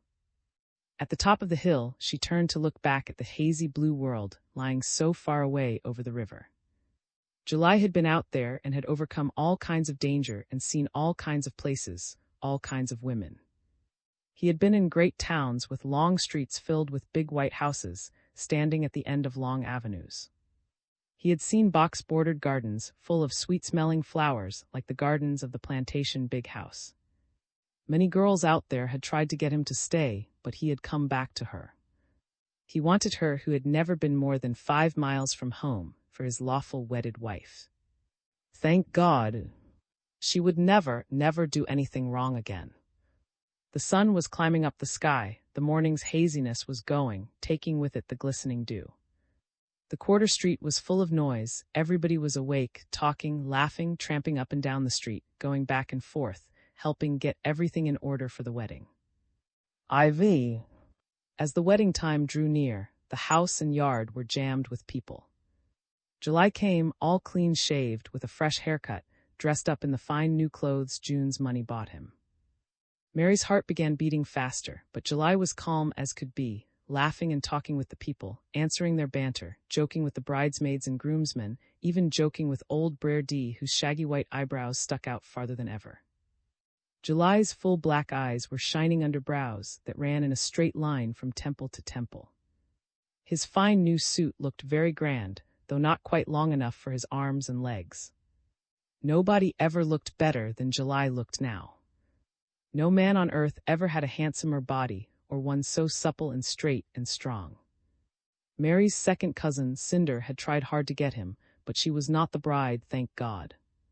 She might as well go along and sweet-talk June and leave the groom alone. Reverend held up the holy black book to let the people know that the time had come. They must all go outside in the front yard and give the bridal procession a chance to form. As they hurried out, choking the door, pushing one another, laughing and shouting happily, put her arms around Mary and gave her a tight hug. God bless you, see May, she whispered, and Mary felt a wet old cheek pressed against her own until July stepped up and took her from and began hugging her himself. Lord gal, you pure look good enough to eat. He put a kiss right on her mouth, then drew her arm through his. Come on, honey. Preacher's ready to make you my lawful lady. You gwine mash see May's dress, July cried out, and July laughed gaily, but for all his big doings talk, Mary felt his heart thumping fast under her arm. Reverend, a great, fat old man, marched out first with Brer D, the oldest deacon of the church, then turned to face them under the big oak tree. The waiters marched out next, a couple at a time, 10 couples in all. They walked round and round so everybody could see them well, then formed a gay half-circle. The girls wore beautiful bright-colored dresses and had ribbons and flowers in their hair. 12 little flower girls dressed in white followed the waiters. They walked slowly 2 by 2, holding hands and making funny little mincing steps, for most of them were wearing shoes and stockings for the first time in their lives. Their white teeth gleamed with happy grins as they darted quick looks all around them. Mary could find only 11 little girls the same size, so let his little big boy take a flower girl's part in the wedding. Big boy wore a little full-skirted white frock too, and a bow of white ribbon was tied to his short kinky hair. When the waiters and flower girls finished marching around, Mary and July came arm in arm together down the rickety steps out into the sun-bright air, past the red, down the violet-bordered path, with following close behind them. On they went by short, slow paces through a narrow aisle made by the crowd. A soft wind stirred and the old hackberry tree scattered bright yellow leaves over them, and Mary's full skirts billowed around her. Her shiny new shoes squeaked proudly with every step, while grunts and exclamations of approval sounded on every side. "Laud, bride do look sweet, true." Somebody shouted happily. "Like a fresh blossom. E dress fits same like a green shuck fits a young ear o' corn. See May must have been melted and poured in em." The laughter that followed each comment was hushed by the preacher's deep booming words beginning the solemn marriage service. Mary's voice was low and husky when she answered, "I will," but July spoke clear and loud and ahead of time. Everybody laughed when Reverend gave Mary a sudden smacking kiss. The ceremony was over and July was her lawful wedded husband until death came to part them. All the people surged forward to kiss the bride and the groom, to wish them joy, a gal and a boy, to hope they would live together like Isaac and.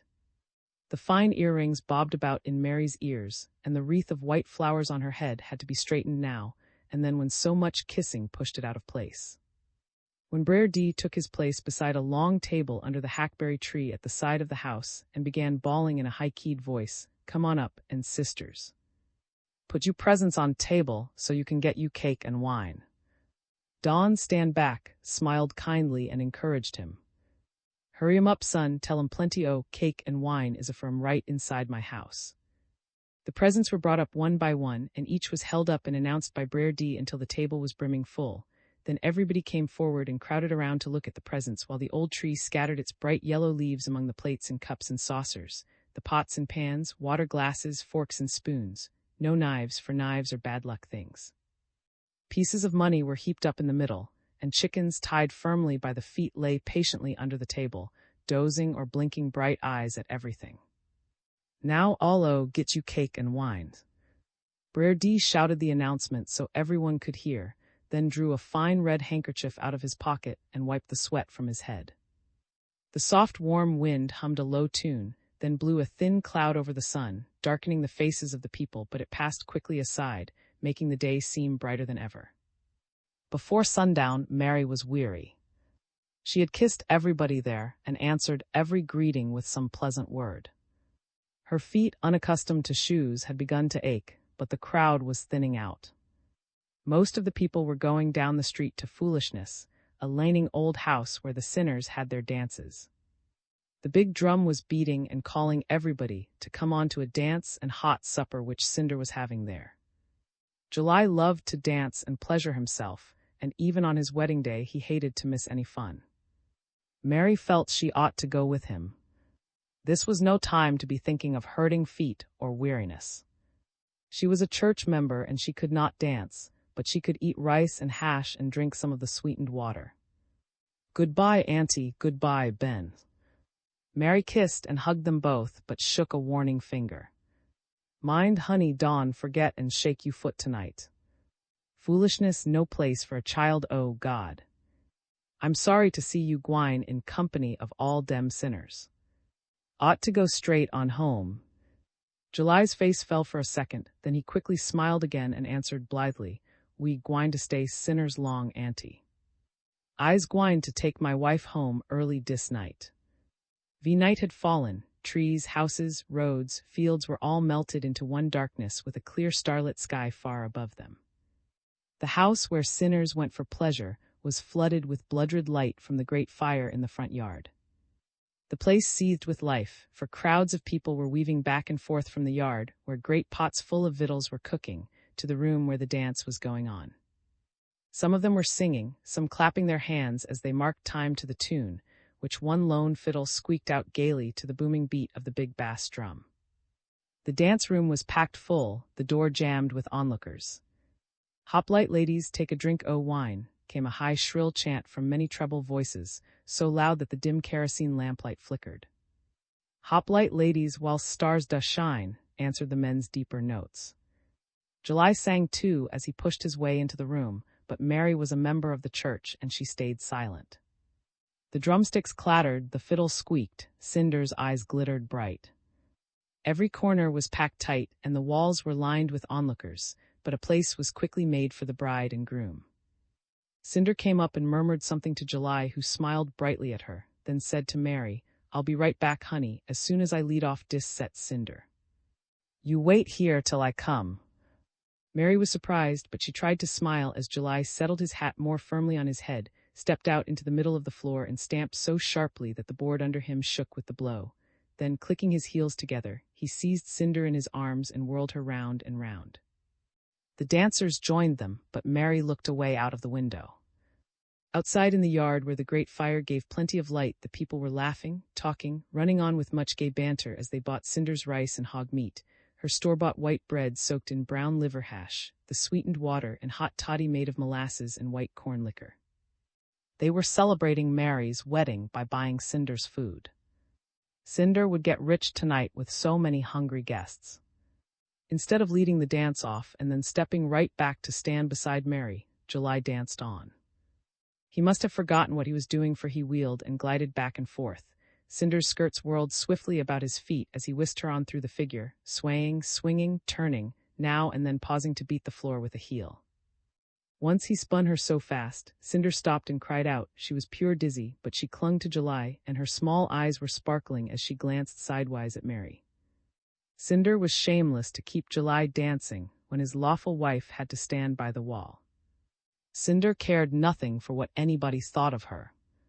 She was showing Mary she could make July pleasure himself even on his wedding night. Mary ached to stop her, to tell her what she thought, but shyness kept her silent. The fiddle sang out with all its might and main, the drum beat faster and louder, the racket became so deafening with the dancing and singing that Mary gave up trying to hear the things that were shouted at her. She felt left out and lonely, almost sorry she was a church member. If she were a sinner, Cinder would not be July's partner. Her knees trembled, her lips twitched, her heart thumped. That same Cinder was a devil. She had always wanted July, and she had not given up hope of him yet. She was ugly and black and skinny, but she knew how to snatch men away from their women as brazenly as foxes snatch hens from their mates in the fig trees. July was so taken up with showing off some of the new steps he had learned away from home, he could not see how Cinder's eyes shone with wickedness, or how sharp her white teeth showed between her thin black lips. With every heartbeat, Mary's anger and jealousy grew. July's promises were not cold on his lips, and yet there he was, cavorting about with that wicked, man-stealing Cinder, and holding her tight in his arms before everybody's eyes. Mary tried to fix her gaze on his so he would see her and stop, but no, he was bending down a little to hear something Cinder was whispering to him. On he went, his fine new hat cocked jauntily on one side, forgetting everything but the measure of the music and the steps which Cinder followed so closely. It was too much. Mary could stand it no longer. Following the wall, she pushed through the crowd and went out through the door into the night. Her heart was full of gall, although the people gathered thick around her, joking her, praising her looks, offering to treat her to food or drink, making her many fine wishes. She could hardly smile or give back civil answers, or laugh over their sly predictions about her. She had not seen June until she felt a hot hand on her shoulder, and he whispered in her ear, "Come on, see May dance a set me. Show people how you and me can take all shine off July and Cinder." July's guitar was slung over June's shoulder, and he was already taking it off and putting it into the hands of a bystander to be free for dancing with Mary. She shook her head. "No, June, if I was to dance tonight, deacons would turn me out church next Sunday. Dat would hurt Auntie too awful bad. Elle come for me. I'll wait." The fiddle whined out a high sad note, and the big drum rolled and growled. Mary hesitated, and June plied. "You to stand out here by and let July dance in yonder, and you a bride." His arm slipped from her shoulder and went clear around her. "Come on, see May am a sinner and July is one, you may as well be one too." She could feel her body yielding, while the two minds inside her considered what was best to do. One mind said no, and the other mind answered, "You are the best dancer here. Show the people that Cinder has no time with you," and before she knew it, she heard her lips saying, "Get box, June, and play me a tune.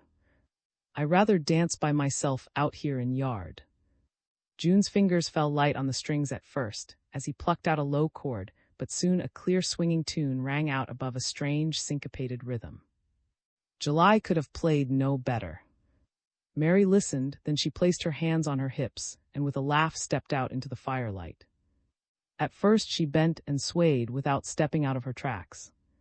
Her feet felt heavy as if they were loath to shake off her soul's salvation, but as the music went faster, they began moving with it until they hardly touched the ground at all. With her eyes half closed and her blood tingling hot, she whirled and twisted, dancing less for joy than for the wish to triumph over Cinder and to show July that she cared nothing for the slight which had stung her heart down to the quick. Some of the merrymakers outside had been stepping around and jumping to the steady beat of the drum, cutting pigeon wings or buzzard lopes, or chasing one another out into the black darkness which cut them off completely. Now they all stood in a circle around Mary. The fire leaped higher, quick shadows ran over the ground, Mary's breath came faster and faster. The earth seemed to rock, the trees to be unsteady, but never had she danced so well. June's box had gone crazy, its soft wailing had changed into chords that twanged out hot and wild. The music stopped suddenly, and a dead silence fell. The people looked blurred. Across the fire from her Mary saw July standing by himself with his arms folded, and his eyes watching her with a look in them that she had never seen before. Instead of smiling at him, she leaned over and wiped her wet face with her petticoat, then took the cup of sweetened water June offered her and sipped it slowly, one small taste at a time. Without looking up, she knew that all the people were staring at her, watching every move she made. Some of them were grinning and rolling their eyes, others were pursing up their lips. All of them were marveling that she had fallen into sin on her wedding night. July leaned against a tree without turning his head. His black frown sent a shiver, then a pang of fear through Mary's heart, but she made herself laugh and talk gaily as she thanked the people for the praise they gave her. "Great God, see May, you show as outdanced dis night. Gal, you pure outdanced, and dat's God's truth. Lawd child, you is light on you feet as a duck's breast feather. Brer D is gwine to mark you name off church book daylight gal." But Mary answered up cheerfully, "Shucks. If July is gwine to hell, I may as well go long em." Then the air hummed with laughter and July came forward and took her by the arm and smiled down into her eyes. What a splendid fellow he was. So tall, so well made. His teeth were as white as a hound. 2 pans full of rice and pork were handed them, but Mary could not eat. Her heart was too full, the rice stuck in her throat, but July swallowed the victuals down by great spoonfuls, smacking his lips with enjoyment. Everybody talked, nobody listened. Pans and cups were emptied and filled over and over again. The great black iron rice pot began a hoarse clanging as its bottom was scraped to get the last white grain. The couple's health and happiness were drunk over and over until July complained that his head was swimming round and round. He was ready to go home. Then the crowd seized Mary and held her fast, but July fought for her bravely until he had her tight in his arms, and gathering her up off her feet, cleared a way through the jam of people and hurried down the street through the darkness. He soon had her home with the door shut and barred behind them. The mild autumn days streamed swiftly past, some warm, some cool, most of them fair. All of them were busy for Mary, who went to the cotton field almost every day and picked a fair weight of cotton, besides keeping house and making a cozy, comfortable home for July. Every morning she got up at first fowl crow, cooked his breakfast and fixed his dinner in a bucket for him to take, before she woke him to get up and dress and eat. The early mornings were chilly, but the shining stars made them beautiful, and the cold dew made the earth smell damp and sweet. When July had eaten and gone, she milked the cow and staked her out to graze, fed the chickens and the fattening shote in the pen, and straightened up the house before she went to the field to join the cotton pickers. Bright-turbaned women, deep-chested, ample-hipped, and strong, bent women with withered skin and trembling, uncertain fingers, little gay chocolate-colored children who played as they worked, moved in a group up and down the long rows, laughing, talking, picking the white locks of cotton and putting them in the crocus sacks swung from neck or shoulder. The picking is easy. Nimble fingers move quickly. Every bowl is left clean. Eyes glance up to meet other eyes. Musical voices flow into one another. Cotton-picking time is the best of the year. Every workday is a holiday. Is old and bending over long makes her painful, but as she works she tells wonderful stories. She knows all about Africa, that far country over the water. Old July, her grandfather, and Mother Charity, her grandmother, were children of chiefs there. They talked a different talk from the people here, and they were very wise. They knew signs and how to cast spells, and how to take off spells which doctors put on people. The days ran swiftly and happily. When the afternoon turned and the sun began to drop, Mary hurried home to fetch water from the spring and get wood for a rousing fire so the cabin would be bright and supper done by the time July came at first dark. July's coming home was the best time of the whole day, even when he came in weary and dirty with river mud and sweat. As soon as his feet were washed clean and cocked up on a chair to rest, and Mary had put a pan full of good victuals in his lap, she sat on the floor beside him, happy to watch every spoonful he put in his mouth. Just outside their closed door, the quarter street might ring with merriment, as the people went to dances or prayer meetings or hot suppers, but Mary had no interest in any of them so long as July would sit by the fire with her, talking or silent or nodding with sleepiness. Just to have him in reach, to know he was hers, was enough. They spent many a happy evening together in front of the fire, whose pleasant gleam was bright enough to let them see each other. Mary had been turned out of the church, but when July praised her housekeeping, she could hardly have been happier, for July's smiles meant more to her than God or Jesus or any hope of heaven. The year had been a good one, the crop abundant. They had a barrel of peas picked and dried in the shed room, waiting to be eaten this winter. Strings of onions and red peppers hung on the wall. A big bank of sweet potatoes sat in a corner of the vegetable garden where no hog could root into it. The small barn held a nice pile of corn in the shucks to make meal and food for the cow and pig. She had earned some money picking cotton, and she had carefully buried every extra coin in a secret place under the house to stay until hard times came. She had every reason on earth to rejoice. Blessings were on every side. Her waist was certainly bulging before its time. If she had not danced, she would have been turned out when her child was born. July laughed when he noticed her growth and warned her to have a boy child. No girl child for him. He had a lot of projects to carry out when he got a little money ahead, and he would need a son to help him. Mary laughed back and promised, and happiness filled her heart. Cinder had gone away to town on the riverboat, not very long after the wedding. A good thing.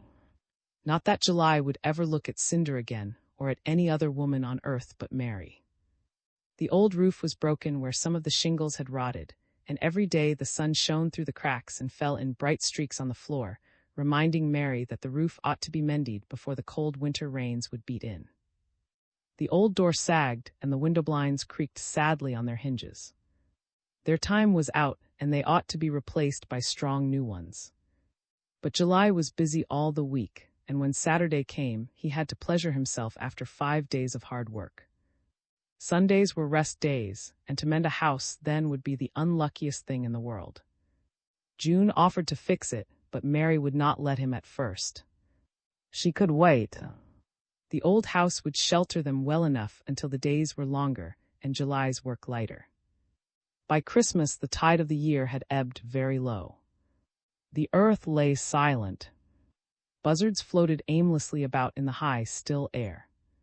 Wild ducks filled the marshes with a confusion of quacking and splashing, but the songbirds hopped about sadly, hunting their food, and the few notes they sang were low and cheerless. The winds gave the tides little peace, but kept the water in the river and the rice fields ruffled. Sometimes great, booming, wet gusts came in from the sea, making the trees bend and bow their heads.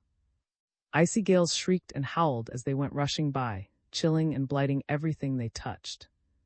The willows that bordered the river were bare of leaves, and the tall gums and cypresses that towered over everything else in the swamp were stark naked. Winter had come in dead earnest. Mary's fattening pig was taken out of the pen and killed. June did it. July said the sight of so much blood made him sick, and the smell of the raw meat always killed his appetite for the good sausages and hams. June made quick work of it. Then he mended the roof of the house so no drop of rain could beat through. Mary was heavy, but many tasks to be done kept her days filled from morning until night. A woman who is about to bear a child has a strangely good hand for planting seed. Something magic in her touch makes the seed sprout quickly and grow fast and mature in half the regular time. Everybody in the quarters who planted a winter vegetable garden wanted Mary to drop the seed. Medicines brewed by a woman at such a time have more strength to cure ailments, and her hearth was kept full of pots holding herbs and roots for remedies, the quarter people kept always on hand. Even Daddy, the old conjure doctor, brought some of his root teas for her to stir. July did some things that were hard to understand, but he made a good husband, for she never trusted any woman with him. Not ones. The sweet-mouthed ones, the very ones whose mouths would not melt butter, were the very ones July liked best. Mary told him a lot he did not know. One thing was not to trust kind-talking, oily-worded women. It wasn't that she herself suspected July of wrongdoing, but it did vex her to think he would want to spend his money or break his night's rest for the husses that were always watching for a chance to get a hold on any man. She begged him not to eat anywhere but at home. It would be so easy for some women to trick him or to cast a spell on him by giving him something to eat. She had always heard that the least little thing works with a man. Once Brer D's wise old dog left home and followed July because July laid a strip of bacon inside the heel of his shoe, yet that dog had sense. Men are strange things. The best and the strongest are weak as water when a charm gets to working on them. But July was satisfied to stay at home most nights, and he seemed to care less about pleasuring himself. Thank God he sought more of work than of women now. VII. Christmas Eve was the gayest in years, for the crops had been good, the price of cotton high and money more plentiful than usual. All day the sky had been overcast, but at sunset a keen wind rose from the west and brought out the stars, and swept the crisp brown leaves from the cotton stalks down the long straight rows of the field, to mix with the leaves that were falling from the trees in the quarters. Some of them skipped gaily about on pointed tips until they found quiet spots to rest, while others joined small whirling groups and kept going from place to place. All the doors and windows on the north side of the quarter houses were shut tight to keep out the cold, but every cabin was brightened by a great fire roaring up its chimney. At one end of the street where a great bonfire gleamed, crowds of little children dressed up in their Sunday clothes were playing, munching apples, sucking sticks of red and white peppermint candy, pulling roasted sweet potatoes out of the hot ashes, and slyly slipping in firecrackers to see how the old folks jumped and laughed and cried out threats with every small explosion. Better mind. Claw gwine fetch you a god's ting if you don stop you crazy. Every gust of wind fanned out sparks from the flames, and a smell of oak smoke that was flavored with powder from firecrackers, or from the occasional Roman candles and skyrockets that flared clear up among the stars. From Mary's doorway she could see a ring of people, men and women, children, all ages, all sizes, holding hands to make a big ring, moving round and round the big fire, singing as they circled and keeping step to the song while a blindfolded girl outside the ring sang answers to their questions. "Oh, dead," the chorus chimed. "Yes, ma'am," came a girl's voice in answer. "Is you been too?" chimed again. "Yes, ma'am," fell promptly clearly. "Did you get some cake?" The circle stepped faster. "Yes, ma'am," keeping quick in time. "Did you get some coffee?" Faster still. "Yes, ma'am." "Did you get some tea?" "Yes, ma'am." "Den shoe ducky shoe, don't come by me."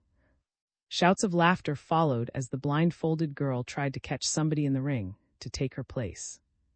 If July were at home, Mary would join them, but he had taken his box and gone to the Crossroads store to pleasure himself with his friends there. The merry musical voices were as crisp as if the frost had touched them, and the steps were light and quick. Nobody would sleep tonight. The cattle and the sheep would get on their knees and pray like people when midnight came. The all-night watch meeting would be held at his house, and most of the people, sinners and Christians, would be gathered there, but some of the sinner men would go off to the woods and build up a fire and shoot craps until dawn. The old cowbell was ringing. Meeting time had come and the cabin doors were flung open, filling the dark street with ruddy light, while people poured out of them, laughing, talking, greeting one another. When Christmas comes, people have to pray as well as play. July had taken his box and gone off to pleasure himself, so Mary went to meeting with June, sitting near the door and watching the people crowd in. They came in groups, laughing and talking until they reached the door. Then they all grew sober and silent and came in quietly, sitting close together so as to make all the room they could. The old meeting benches stayed under the house except at prayer meeting time on Sunday and Wednesday nights, and again on Christmas Eve and New Year's Eve, when the people spent the whole night singing and shouting and praying to God. All the members in good standing took places up in front, close to the fire, but the sinners had to sit wherever they could find room, back against the wall or on the steps outside. Mary sat back with the sinners. When the room was packed and the steps full to the very bottom one, the service began with a hymn which Brer D read out of a book 2 lines at a time. Whilst shepherds watched flocks by night, all seated on ground. There was a deep hush while the old man raised the tune, then everyone joined in with such deep feeling that Mary was thrilled to her very heart. Christmas was a wonderful time. When the hymn was ended and Brer D said, "Let us pray," she got down on her knees and closed her eyes and prayed for herself in July, and for their little unborn child who would be almost big enough to hang up his stocking by the time Christmas came again. Brer D read out of the book how Mary and Joseph went all the way to Bethlehem to pay taxes, and how, because there was no room for them in the inn, Mary's son, little Jesus, was born in a manger. Only 3 wise men on earth knew who the child was, and they came from a far country to see him and bring him gifts, but the angels in heaven knew him well, and they sang all night in the sky, while a great star shone to give them light. Hallelujahs and shouts of glory to God rose all about over the room. Mary herself could hardly keep back her tears, so moved was she with the story. Her joy would have been complete if only July were with her, singing to God and asking humbly for his blessing during the coming year. But July was as likely as not already in a crap game, and since it was Christmas Eve, he would hardly be home until morning. But she was not lonely or unhappy, here with so many kind friends thick all around her, singing and praying and hearing the story of that other Mary who was the mother of God's own Son. The short winter passed quickly, and before Mary knew it, spring had come. The old black plum tree beside her door hid its knotty black branches with soft white blossoms, which became thicker and hour by hour as the sunshine gathered strength, and when honeybees climbed in and out of them, showers of fragrant petals were scattered around the old tree's foot. The crab-apple thickets were masses of soft pink. The birds which had gone away for the winter had come home and were picking out nesting places. Tender green leaves screened a brown nest in the fig tree where a mockingbird laid its eggs. The woods and hedgerows were alive with bird chatter. Woodpeckers and jays scolded and fussed among themselves noisily. Hummingbirds fluttered in and out of the red woodbine. A wren chose her last year's home in the knothole at one side of Mary's door. A bluebird used her same nesting place in the corner post of the garden fence. Larks hopped about the fields and in the roads, doves mourned tenderly, squirrels chased each other up and down trees. Hens cackled up and down the length of the street telling of new-laid eggs, and cocks cackled back in loud encouragement. Yellow jessamines in full blossom made treetops gay and fragrant as new leaves pushed the old ones off the boughs, and the wind scattered them in brown showers over the new grass. The old oaks tasseled out, pines sowed their winged seed. The whole earth was full of birthing and growth. Men and teams, oxen, mules bent at their work, plowing, hauling, and getting the fields ready for planting. The women cleared out the cabins, washed and sunned clothing, bed coverings and beds. They scoured the floors, planted the gardens, set the hens, raked fresh pine straw to put in the stables, which were cleaned out to enrich the land. Medicine men were going the rounds selling their brews to each household. They offered strong, bitter stuff for the grown men, milder concoctions for the youths and women, gentle doses for the children. Rabbits played in the gardens by the bright white moonlight and nibbled many buds off the peas and cabbages. The clear sunshine was burning hot, but the cool moonlit nights were too bright for sleeping. Mockingbirds and whippoorwills left no silence. Roses and honeysuckles took up all the air with their fragrance. All through the noon hours people lay flat on the warm earth, resting, turning up the soles of their lazy feet to the sun, that great friend of man who not only gives light and food but healing. In Mary's house, fat flies swam about in circles all day long, droning the same tunes over and over.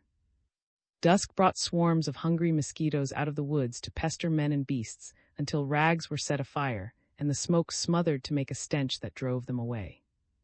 Crickets sang, frogs called, lightning bugs sparkled in the dusk. The sky came close to the earth, and a soft haze veiled the fields as a thin green tide of life spread and deepened over the world. Dawns grew pinker, noons brighter, afternoons long and yellow.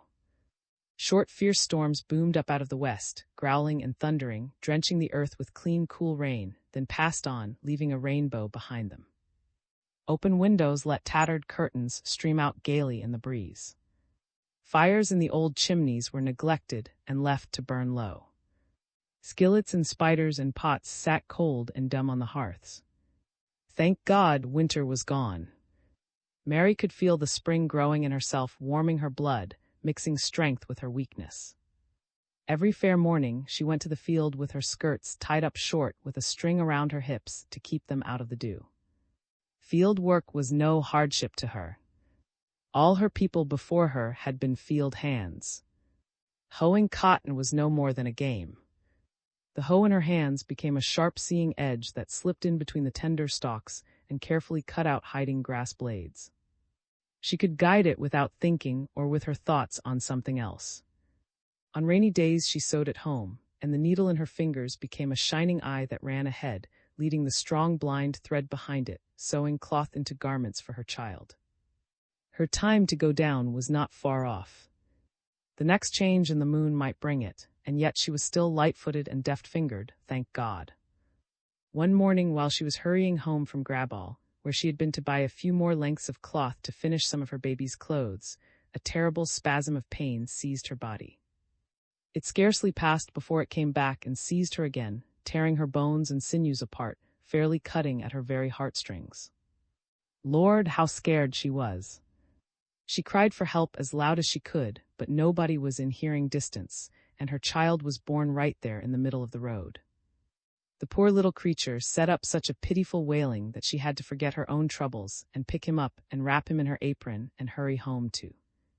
The old woman shook her head and looked very stem. "Dis child no 7 months child. Look at hair on his head.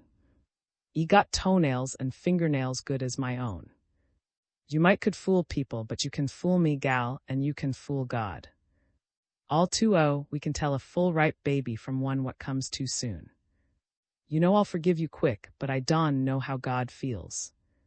You better confess you sin, gal, and beg master to forgive you. It's a bad sign to drop a child in big road. Dis is gwine to be a far child. You'll say too. His legs is awful long. Just like July's own. Gwine to be no mild-mannered man what stays round home all time." His words were scolding words, but they were spoken between chuckles, for her old eyes beamed with pleasure as her deft old hands washed and dressed Mary's and July's fine, strong, newborn son. When all the neighbors came hurrying to see Mary's son, tears trickled down her cheeks as they declared that Mary had a brave heart. She had done well in her first trial at birthing a child. A woman with plenty of experience could have done no better. God must have blessed her with the same wisdom he gave to the beasts, who know well when the time comes to birth their young, and instead of complaining of God's ways as people do, go off alone without a word and struggle with their labor as best they can. So many women who are made in the image of God himself lie down helpless, full of groans and bitter words, quickened by fear as much as by the pain itself. Mary had a brave heart, and she had come through well. God had blessed her.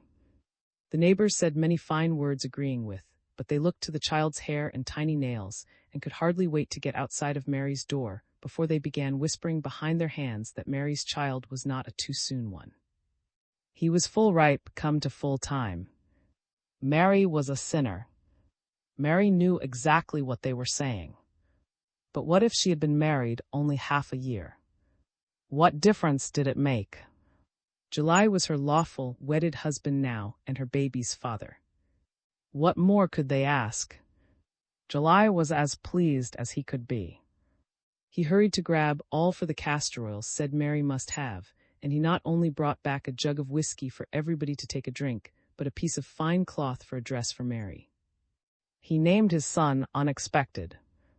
Mary had never heard that name before, but July explained to her that it meant coming as a great surprise. The baby had done that very thing. They would call him for short, a nice name, a pleasant-sounding name. Blessed little, a better baby never came into the world. Happiness filled Mary's heart. Life was full of joy. She could have asked for nothing more in the world. On a fine afternoon in the late summer, Mary stayed at home to wash the clothes and to cook a fine fat possum July had caught the night before for supper. The quarter street was quiet, except for the children playing around store, while their mothers were in the field picking the first cotton that was opening. The stillness was peaceful, except when merry laughter drifted in from the cotton pickers. Contentment filled the world as Mary went about her tasks, humming low to herself so as not to wake the baby, stopping now and then to look at him as he slept. Sunshine fell on the floor through the open window, making the room look cheerful and bright. Outside in the yard, the clean clothes were hanging on the line, drying. Inside, all the pots on the hearth steamed merrily, the possum was roasting, new potatoes were softening in the ashes. When the rooster hopped up on the doorstep, flapped his wings 3 times and crowed, Mary stopped to listen, for that rooster had sense. He always knew when somebody was coming and gave her notice. He crowed every hour in the day to tell the time, then at midnight and again at dawn. No clock could have been better, but whenever he came up to the door and flapped his wings 3 times and crowed, Mary might as well stop and get ready for company.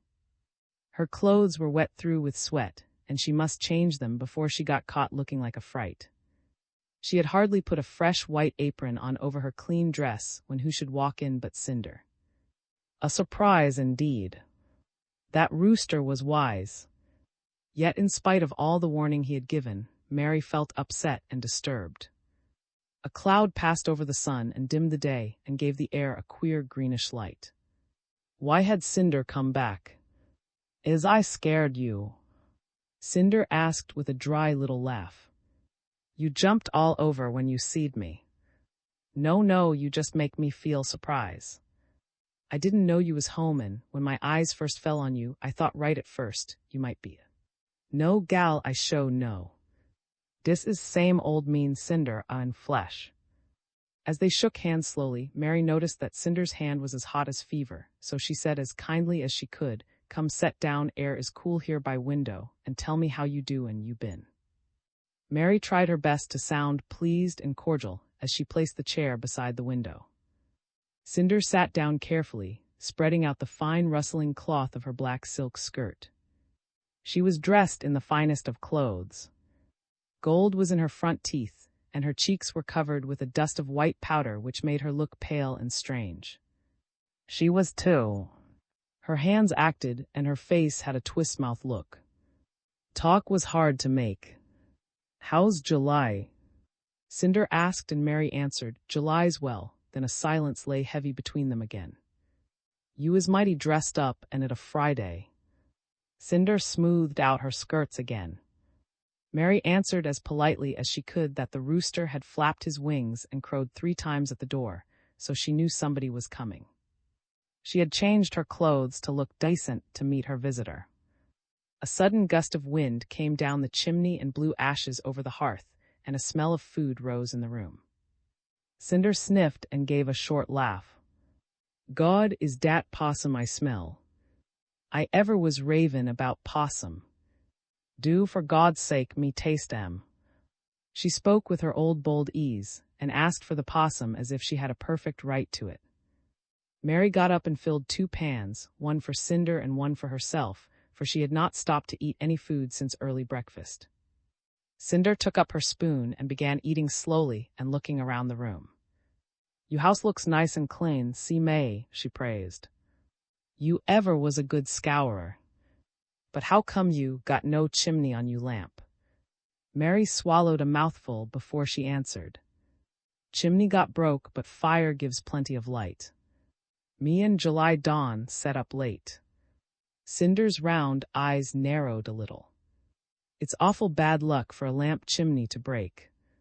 I Dawn, no, I never did hear so. You didn't. Great God, gal, I been dat ever since I was knee-high. Its worst sign ever was when a lamp chimney breaks in your house. Mary looked straight and hard into Cinder's eyes, but they turned away and gazed out of the window where a dark cloud was banked in the west. What was the use to dispute?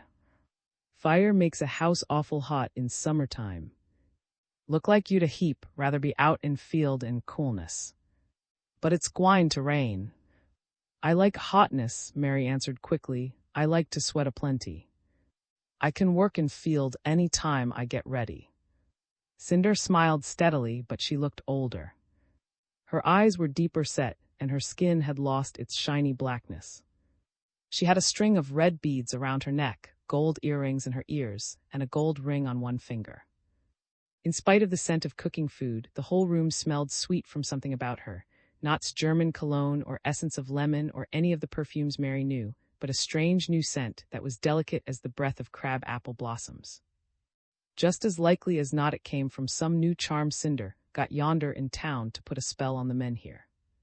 She always knew some way to make the men take to her, although she was skinny and dry, and had a fox chin and squirrel teeth and a sly stepping walk like a cat. A sudden flash of lightning made Cinder jump, and Mary looked straight at her mouth. I'd be 'fraid so much gold and silver would draw, she remarked.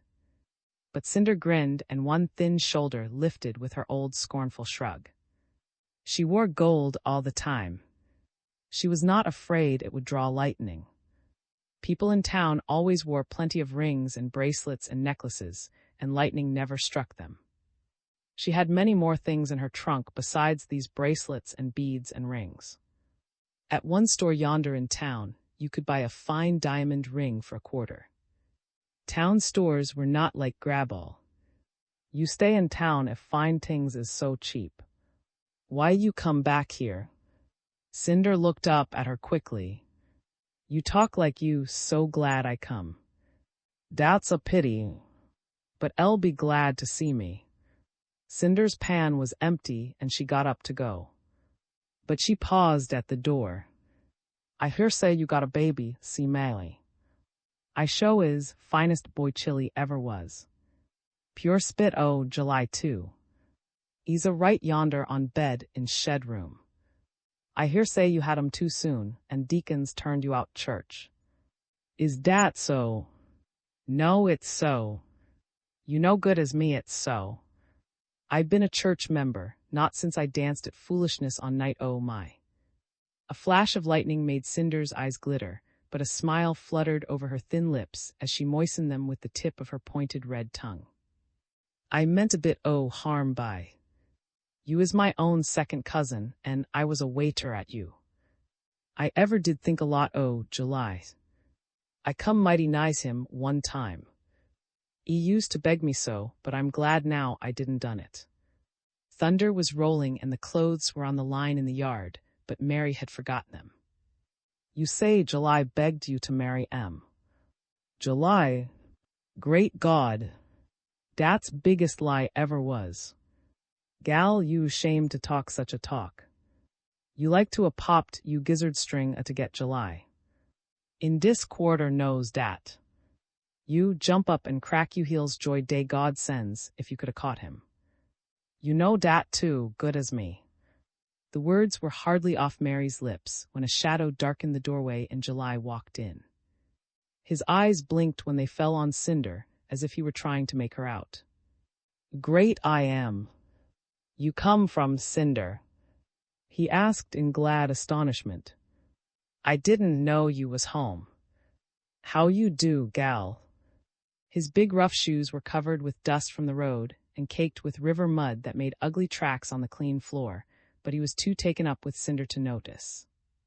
Do scrape off you feets, July, Mary bade him, but he didn't hear, for Cinder was holding his hand, laughing up into his face, gazing at him with shining eager eyes, answering his questions with trembling lips. A flame of hot jealousy flared up in Mary's heart. Cinder had forgotten that July's lawful wedded wife was looking straight at her, watching every move she made, seeing how she held July's eyes and how her sweet-mouthed talk pleased him. Mary's ears tingled as they heard Cinder's words, but woke with a loud wail and she had to go get the child, who had slept a long time and needed food. A bad dream must have scared him to make him cry so hard. The shed room was stifling hot, although the sun was under a heavy cloud, and in spite of the lightning Mary sat close to the open window. "You look I ever seed you in my life," July declared, as free and easy as if he were a single man. "You look good," Cinder answered him in a voice that was husky with pleasure. Lightning lit their faces and a long mutter of thunder rumbled, but Cinder, heeding none of it, stood sweet-talking July, pretending that she was the only person in the world who knew how fine and handsome and smart he was. And July, with all the sense he had, stood looking down at her, his ears drinking up every deceitful word, his eyes swallowing in all her silly town airs. Cinder was as tricky as a fox, no wonder her chin was pointed, but she had no more sense than a sparrow except when it came to making eyes at men. "July," Mary called sharply, "go fetchin' clothes. It's gwine to rain." A gust of wind lifted a cloud of dust off the ground and sent it into the house. A clap of thunder cracked overhead. "Goodbye, see May," Cinder called out sweetly, and out of the door she went, leaving a cloud of that sweet smell behind her. July followed her out, but he soon came back with his arms full of clothes which he laid on the bed. "You want me to do anything else?" he asked quietly. The trees were rustling loudly as the wind bent their branches low. Pans flew off the shelf and the papered wall crackled. Mary was almost ready to cry with impatience. Where were July's senses that he stood asking her what to do when a rain was almost on them? He soon had the cabin closed tight, but it was filled with an awkward silence that marked the heavy rolling thunder. Mary wanted to say many things, but she remembered's training. When the thunder rolls, people must sit down quiet and listen while up yonder, the great I Am, the maker of all things, talks. Instead of helping himself out of the pots, July fixed himself a cup of sweetened water and swallowed it down thirstily. Mary could keep silent no longer, even if the clouds were shouting. "What matter ail you, July? How come you done eat some possum?" "I got a headache." "I's hungry." "How come you got a headache?" "I dunno, lesson so much sun hot today done it." That was a poor excuse. Sun hot could not make July's head ache when shade covered the whole swamp where he worked. Sun hot does not make people sick. July must have headache for some other reason. His eyes looked like corn liquor eyes. "Come lay down on bed. Me put a wet rag on you head, July. I'll make you feel more better. When rain stops, I'll get a collared leaf and tie on 'em. I'll make you well." Men are like children when things go wrong. July was as helpless as now. Mary pushed the rough-dried clothes aside and made him lie down on the bed, and soon he was sound asleep, in spite of the storm outside. Lightning cracked sharp whips overhead and ran crooked white fingers through the cracks of the house. Mary shivered at the crashes of thunder and held closer, but July lay still and snored.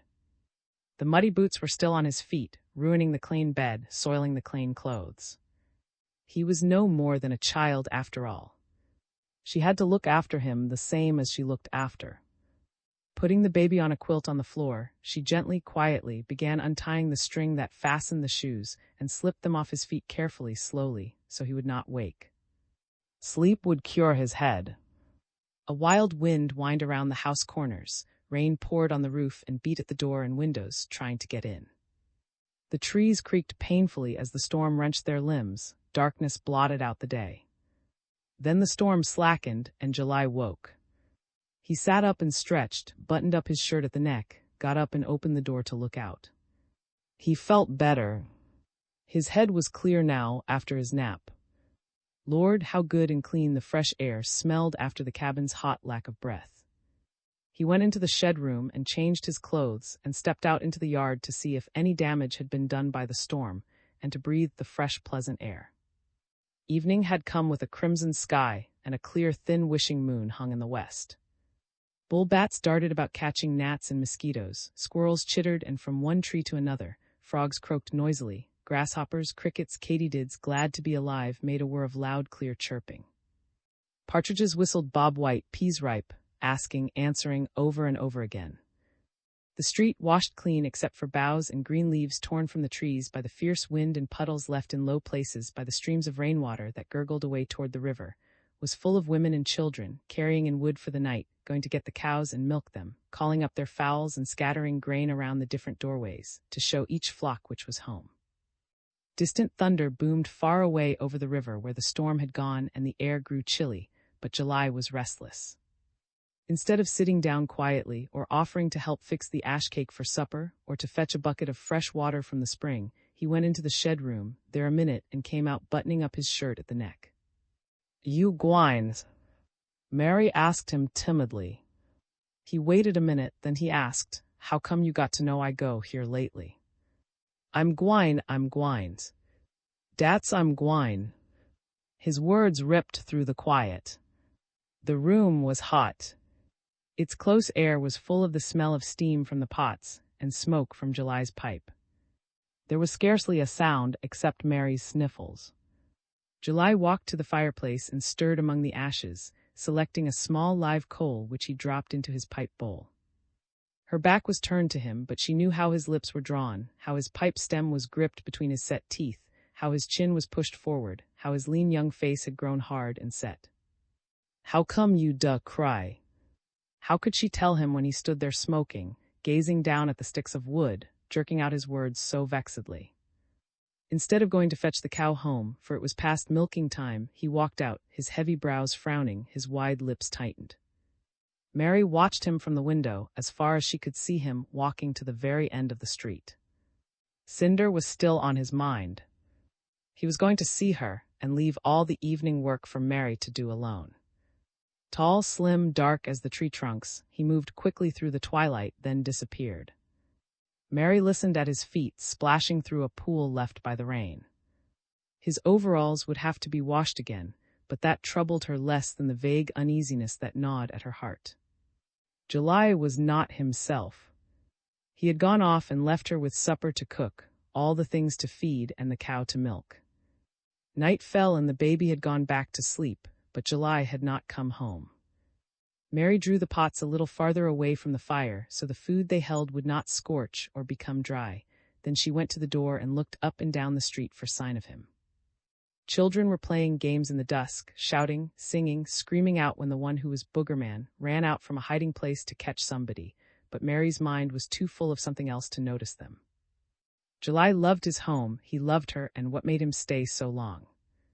The little new moon slowly fell behind the black trees. A multitude of cold white stars crowded the sky, twinkling, sparkling, now and then one of them dropping toward the earth, marking a path for somebody's soul.